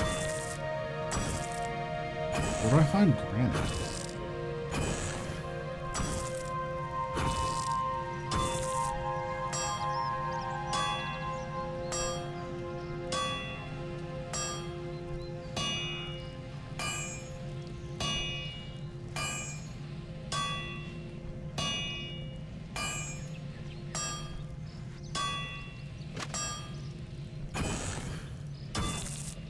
Yeah, that seems good, because I need to do that rune crafting grind as well.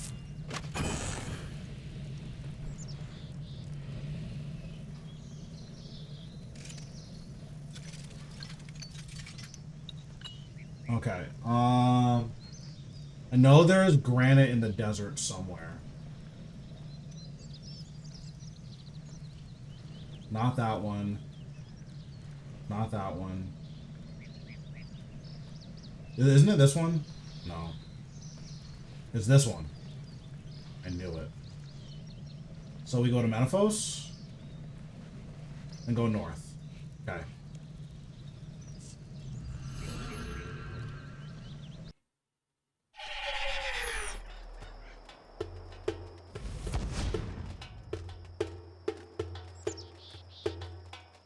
I don't have the Bandit Lodestone yet. I need to get, I believe, Desert Treasure, right? Or can I just walk there and unlock it? Yeah, I need to do Desert Treasure.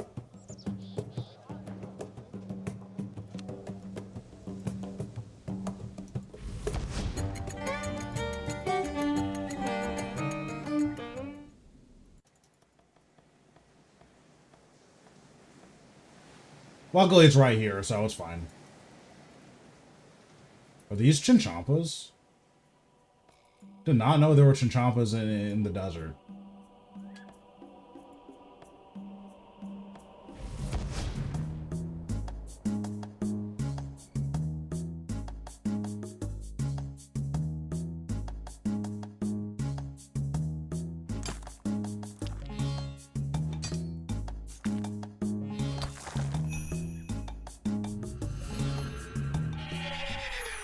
Yeah, the desert is definitely spooky. Okay, so we got granite, telegraph runes, wizard Crompentry will give me the thing that I dropped by accident. Also, what do you do with all of your extra gems? I have literally 8,000 sapphires. I have no clue what I'm gonna do with these.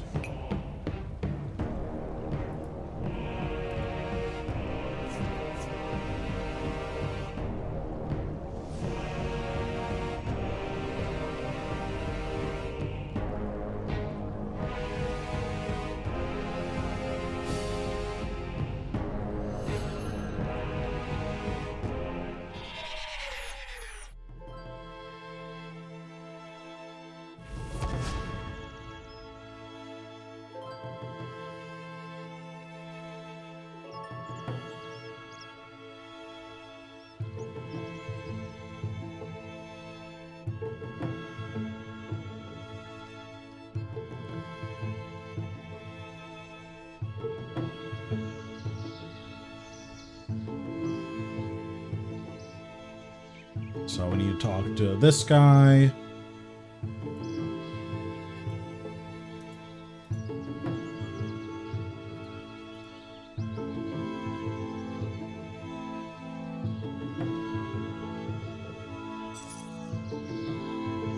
Okay. So we need to talk to the guards.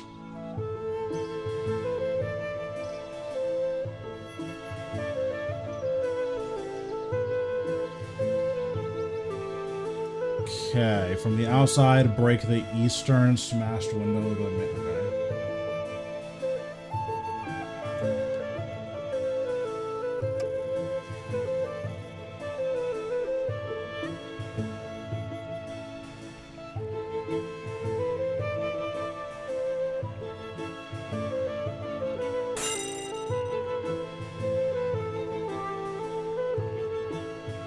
Go to the large room and take the scrap paper next to the fireplace.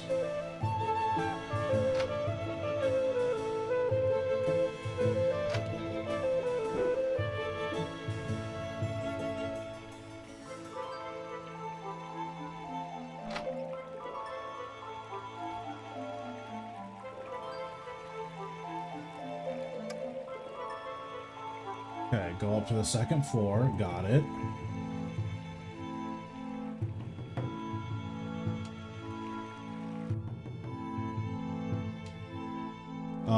Take the address form from the table in the center northern room.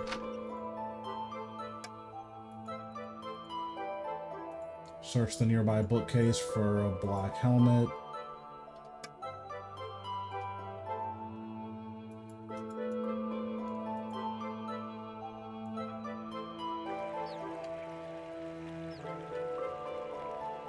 And then break the window again.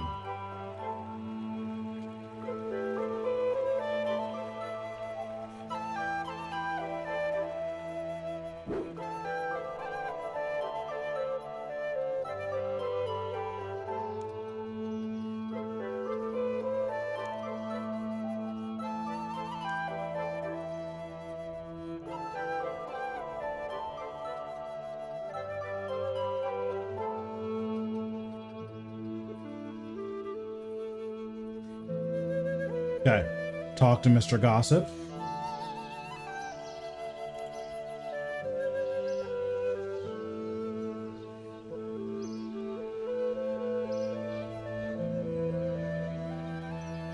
Okay, now we need to go to the Search Village courthouse, talk to Anna.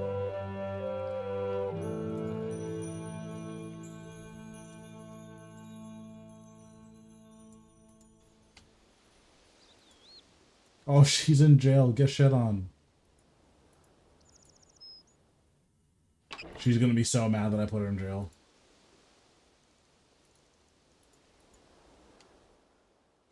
Why is it making me talk to her from outside? Why? Why is it doing this? Nice. Nice.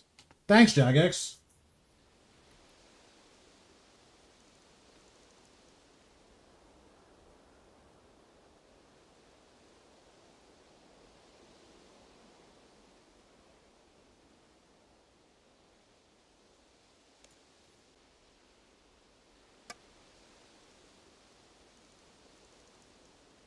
Okay, time to begin the trial. Oh, this guy is out like a light. Hey.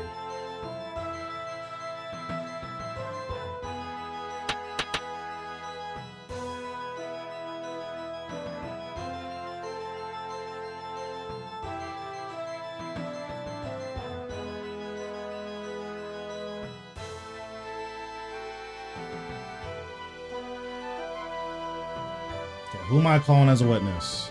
The dog handler. Talk to Pierre.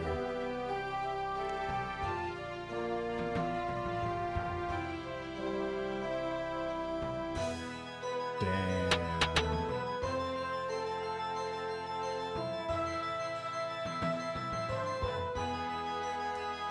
Okay, ask the judge to call the butler. Talk to Mr. Hobbs. Ask him about the dagger.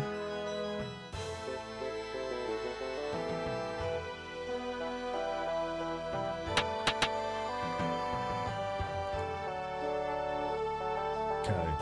Talk to Mr. Judge.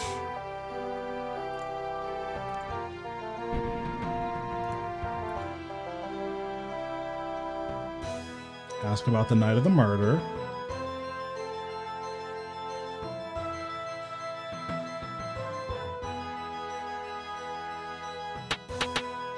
This guy is just asleep the whole time.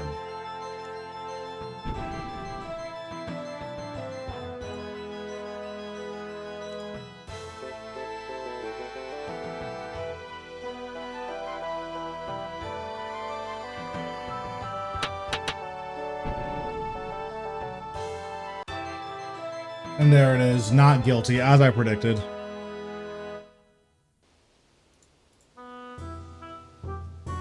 Oh, we're doing this again. All right.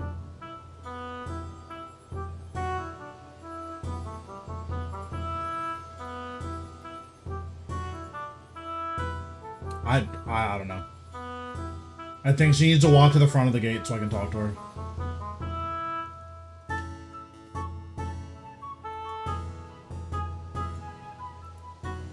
Okay, now it's working. Nice.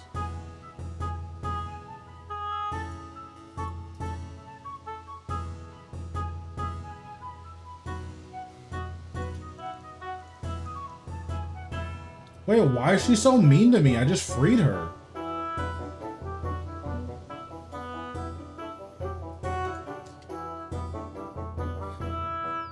Go to the northeast. Oh, I remember this. We need to go up here.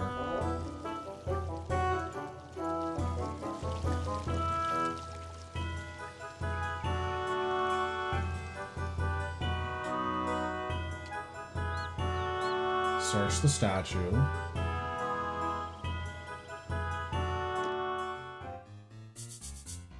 How did I get in here?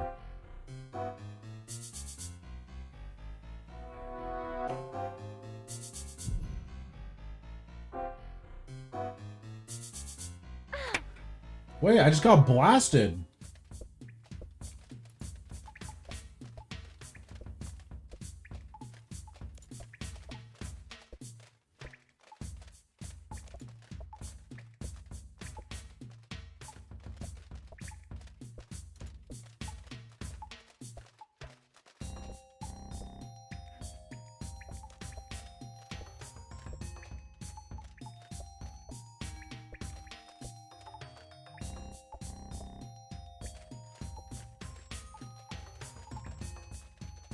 Okay, so this cutscene.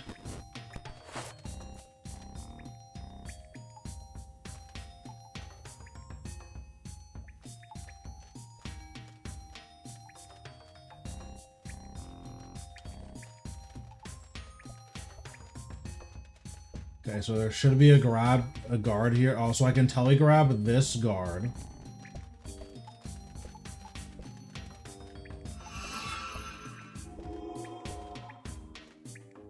Okay, I got a hair clip.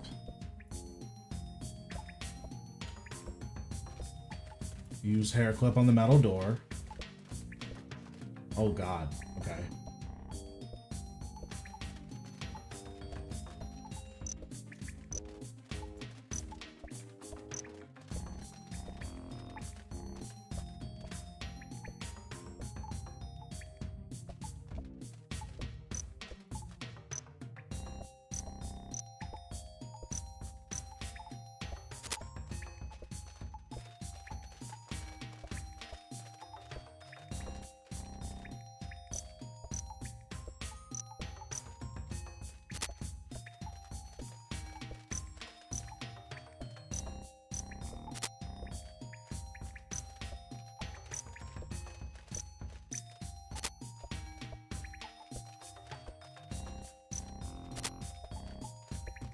And there it is.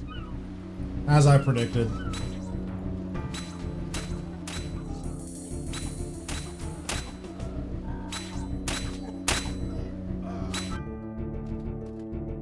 Okay, now I need to search the table and click the purple, so okay.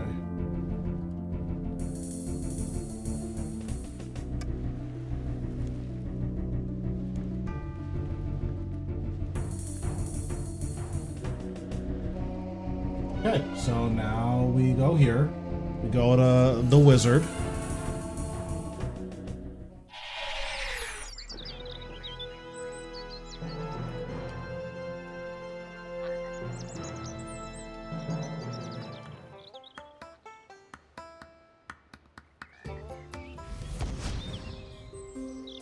And he should give me the animate rock scroll thing.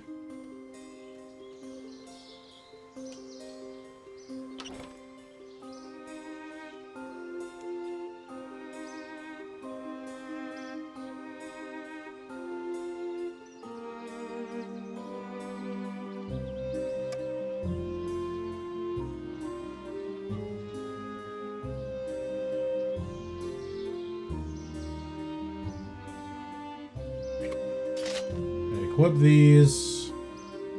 Go to Black Knight Fortress. Also, trees in 20 minutes.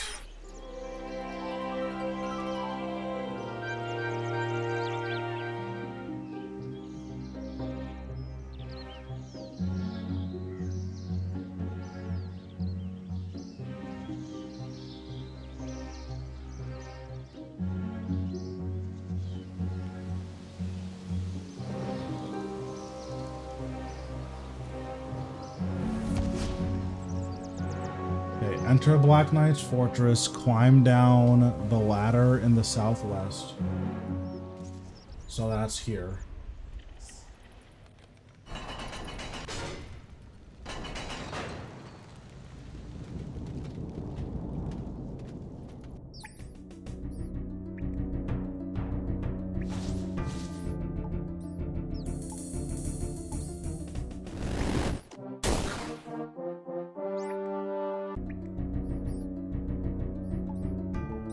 And there it is. King Arthur is free.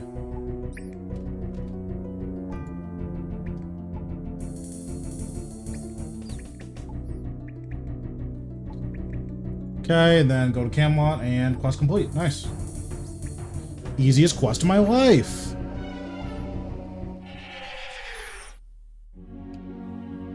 And then we can put this lamp in Herblore. Bro, look at how efficient I am. And we can do the Knight's Training Ground.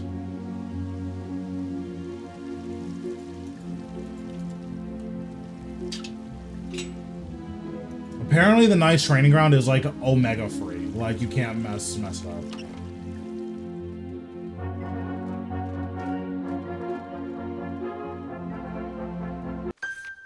And there it is.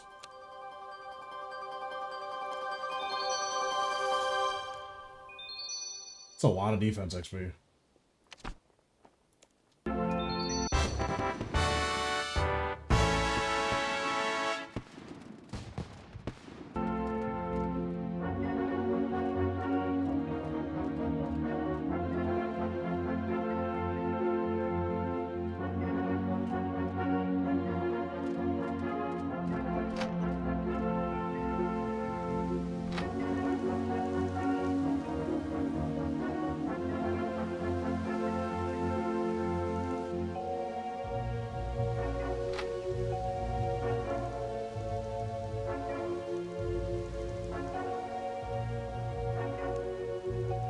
Okay, so we should be able to do this pretty safely.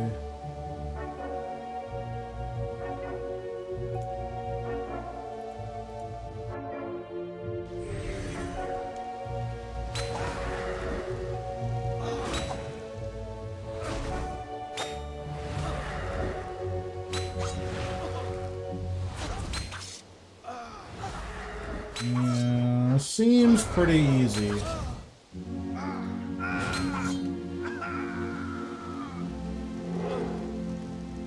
Oh, it's just all the knights all at once. I see.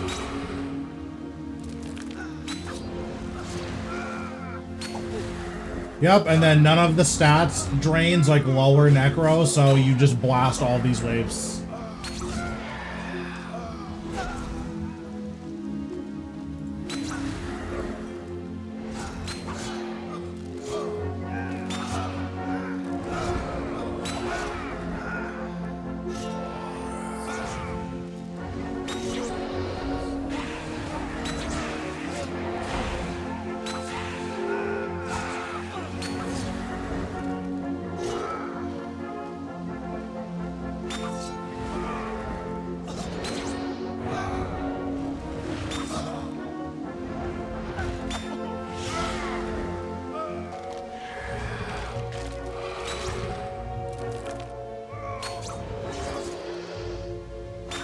Isn't this awesome?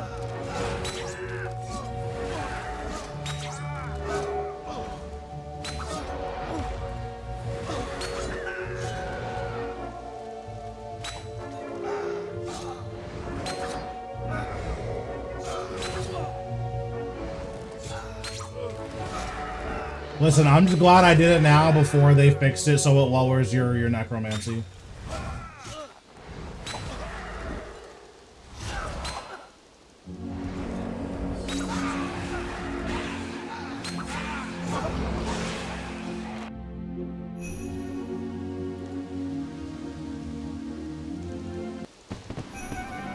And there it is.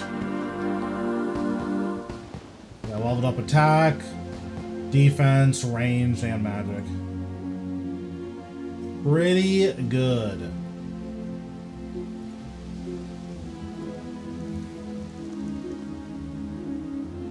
Oh man. Yeah, 5 range levels, 4 strength levels. Perfect.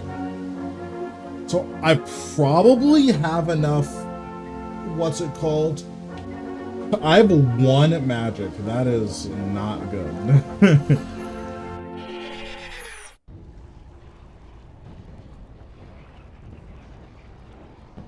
So let's see.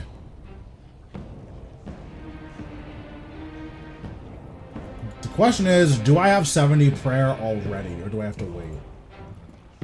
Probably gonna have to wait. Because this is like 145k XP, 150k XP. This is probably another like maybe 100k XP. This probably isn't quite 70.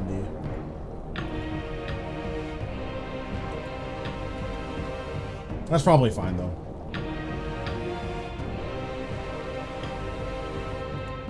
Do I care about this hairpin? I don't think so.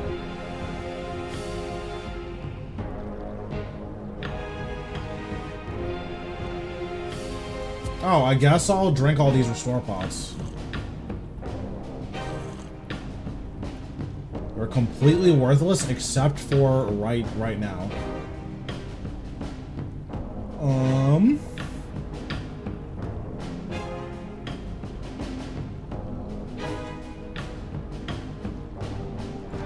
Okay, do I need to do Nomad's Requiem? Do I want to do Nomad's Requiem?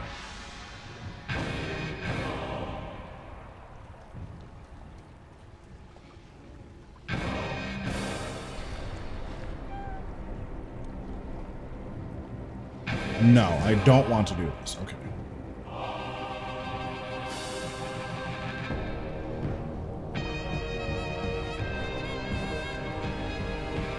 Yeah, I need to do the rest of Recipe for the Disaster. I think the next two quests I'm doing are gonna be Dragon Slayer and Monkey Madness. I think those are the next two quests that I'm doing. I'll probably do those tomorrow off stream.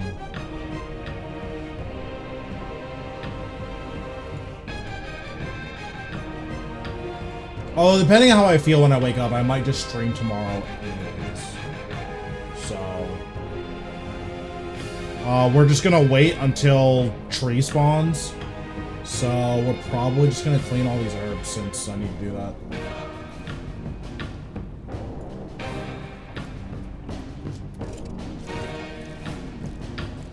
And then we'll buy materials to make them all into potions.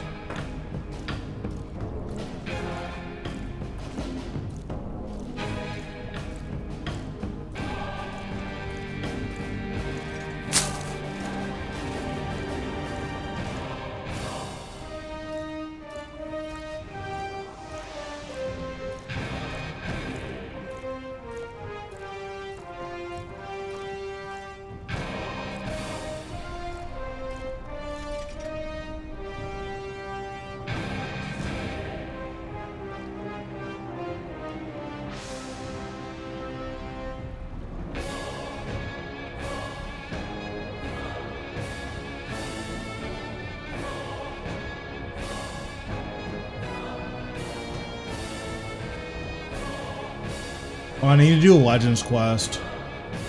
How close am I to finishing Legends quest? Need to do Shield of Arav. Heroes quest. Okay, Shield of Arav is free. Need to do Heroes quest. I believe I have all the stats for this. Okay, I do.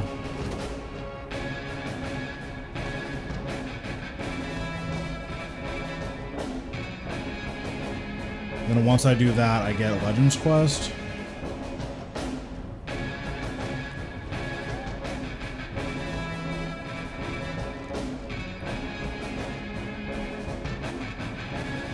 So that will probably be what we do next. Or actually, I probably have time to do this tomorrow. So tomorrow I'll do Legends quest, Heroes quest.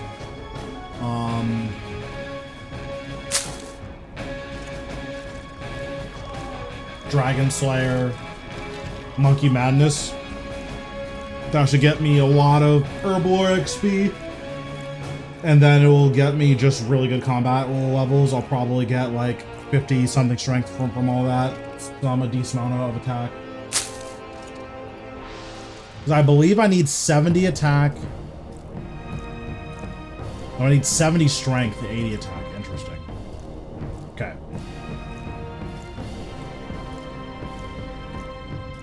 And then I'm probably gonna get all of those levels at Shattered Worlds. Like, once I finish doing all of my quest leveling, I think I'm just gonna sit at Shattered Worlds until all these levels are what they need to be.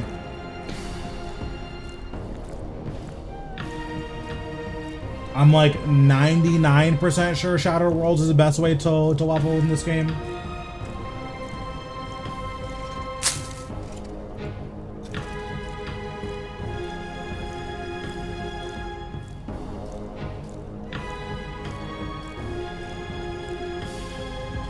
And then I think you get chins from wilderness events, so I'll probably just use chins at Shattered Worlds. Right? Yeah, once I'm 55, I think I just use these at Shattered Worlds.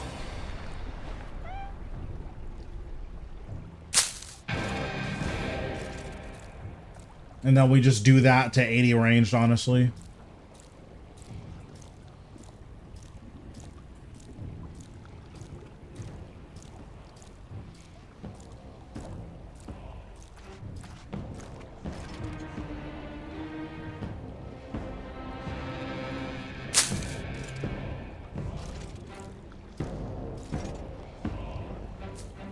Okay, all that's done.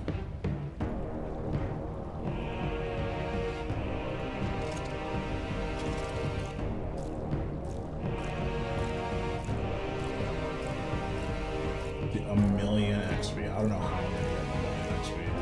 That's just so much.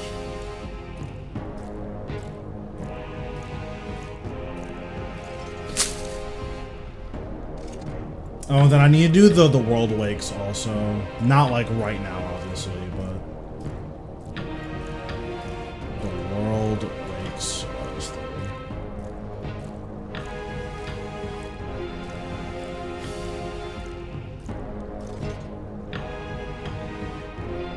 Interesting. So technically, I can just do this whenever.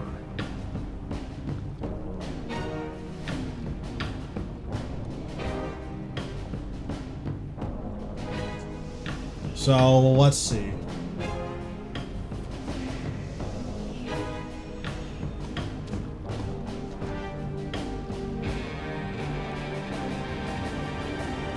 So I need to get 70 Slayer, 80 Prayer for the World Wakes. Oh, I guess I should just use these on Herblore. It's 300k XP for Herblore. Why you want me to die? Listen, it has to be done. I need some ultimate abilities. And it's a lot of XP. It's 300k Herblore XP. That's worth.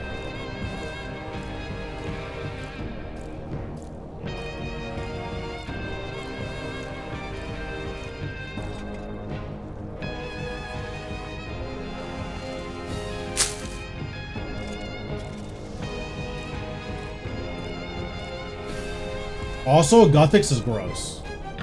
Like, Guthix actually looks like a monkey.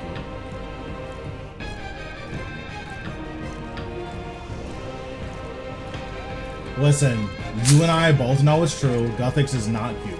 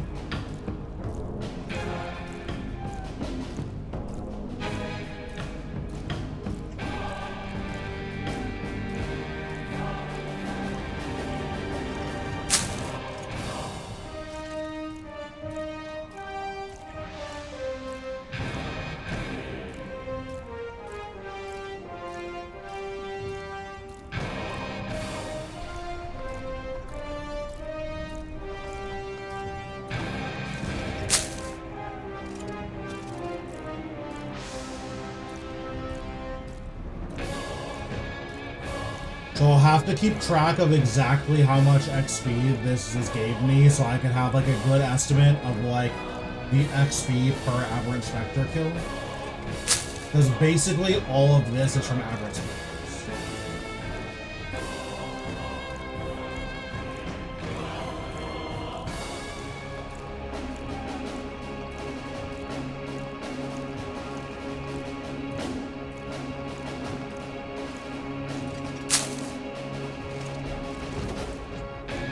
Because, like, if 75 Herblore is, you know, kill 5,000 average specters, that's not that bad. But if it's kill, like, 100,000, that's pretty rough.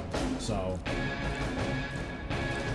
we might just literally level it to a point where I'll just slam all the quests I'm gonna slam to get to 75. Which is probably what we should do anyways, but...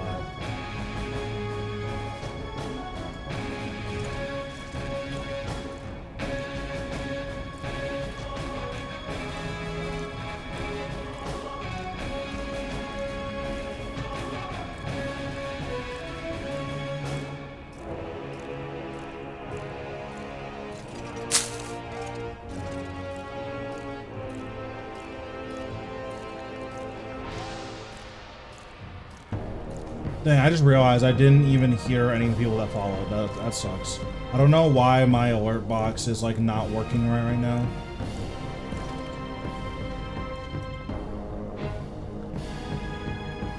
I'll have to fix this. Oops, that's the wrong button.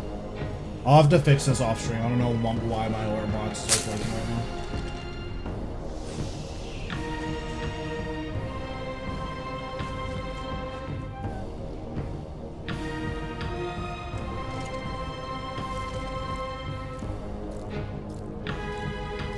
These Ranars are going to be good. Like, prayer potions aren't that good, but they're pretty good. You need them for selves. So even if we're literally just going to make these and then chill, like, that's fine.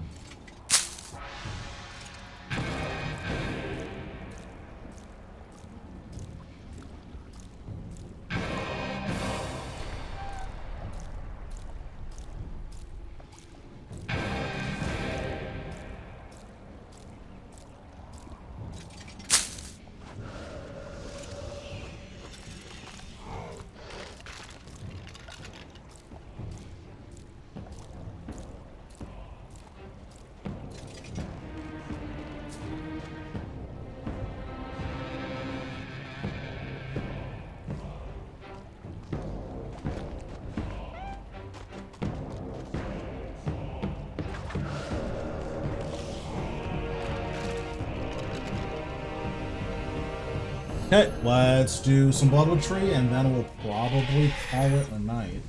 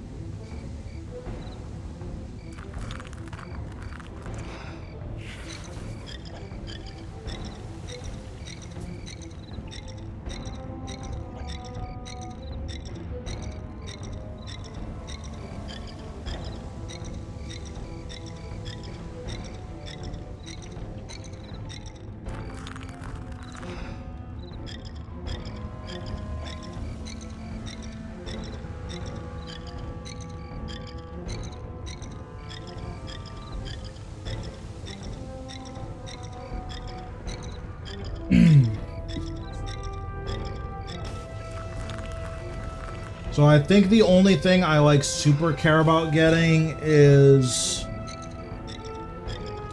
clue caskets, honestly. Like that would be the best possible thing right now because I can't actually use a core if I got one.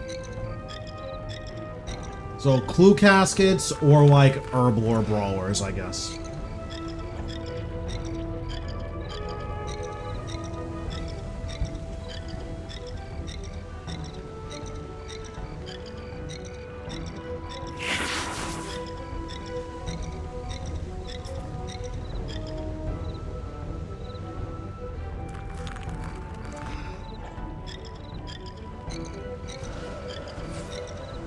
Oh wait, there aren't Herblore brawlers. It's agility. So agility brawlers would be the best thing. Yeah, so that would be the best thing that I could get here is agility brawlers and prayer brawlers. Those would also be very, very good. Probably better.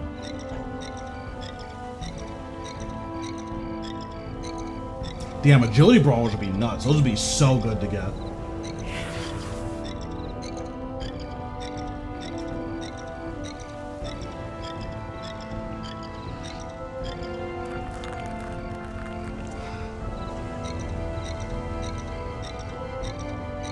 Oh, I also need to get the Infernal Puzzle Box. Infernal Puzzle Box goes through.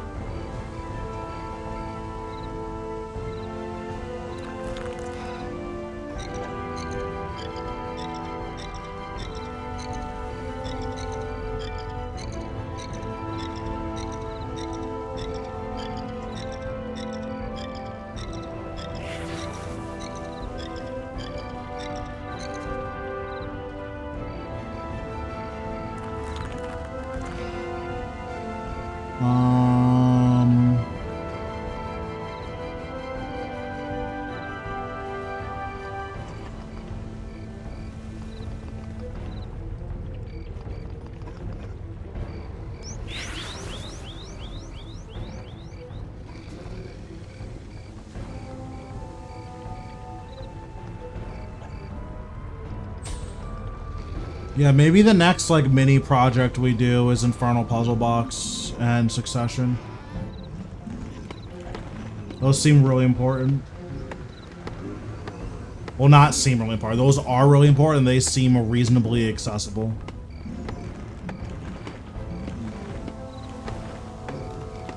Seven minutes. 7 minutes is all I can spare to play with you.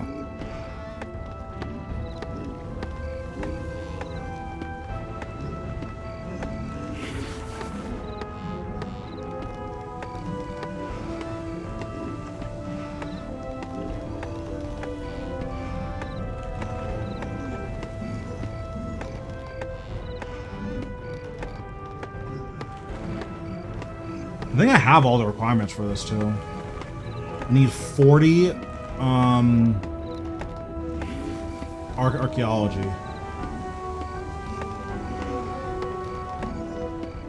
And then I need succession. Which I have the requirements for that as well.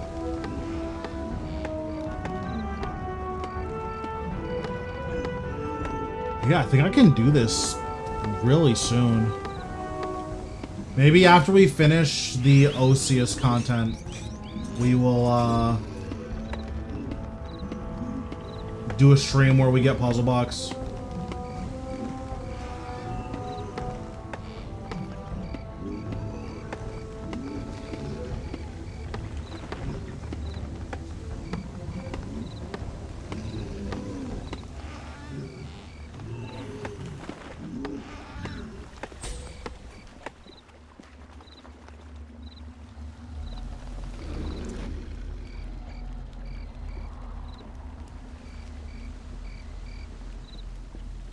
Nice, we're gonna hit 60 fire making today, which is good.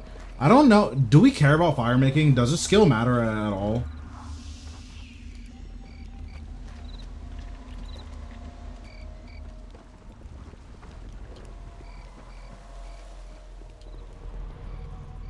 I guess I want 91 eventually for Inferno Adze, but I don't think I'm ever gonna get it.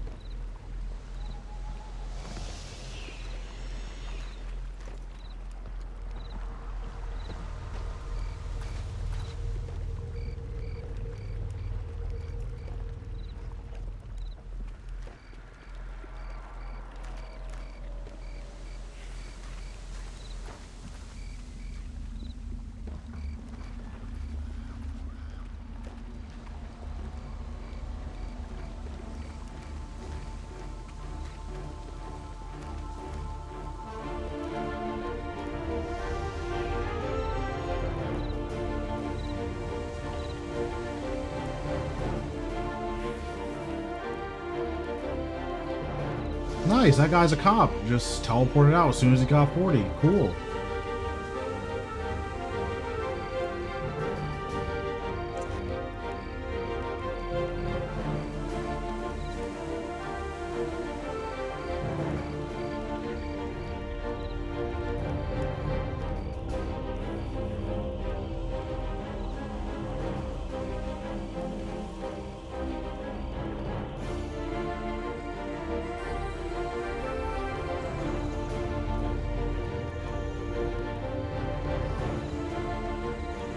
I think they should increase the personal contribution requirement to like 60. That way, like, the event gets 80% done before people can teleport out. What's going on, Tra? How we doing? We're probably wrapping it up for the night, but I'm not sure yet.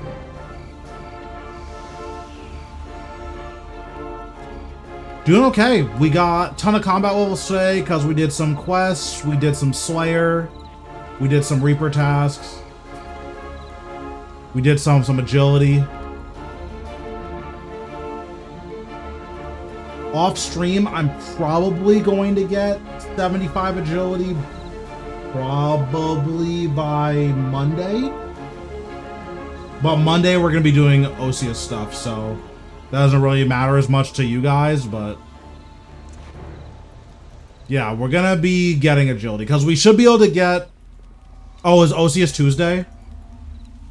Oh, okay, yeah. So Monday we'll be doing more iron stuff then, and then Tuesday, from whenever I wake up to whenever I don't feel like playing anymore, we're gonna do Osseous stuff.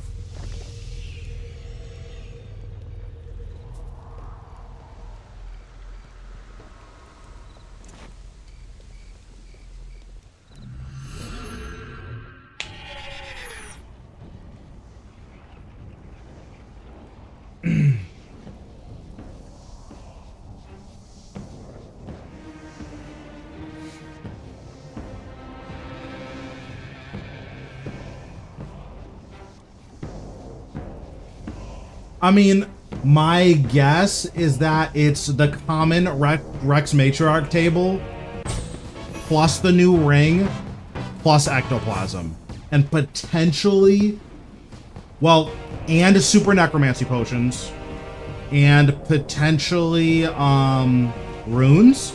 That's my guess. Okay. Prayer XP, we take that. Okay, we got scammed there. We got scammed again. Survey says a dragon. Yeah, Arbok seeds are gonna be on there because that's on the regular table, so that like checks out that that's gonna be on there. Okay, yeah, that's probably gonna be it for me tonight. We'll be back for sure Monday, maybe tomorrow. I haven't decided yet. I'll let you guys know tomorrow. But yeah, for my YouTube people, I will catch you guys around. Or Twitch, let's see if we're gonna raid anyone.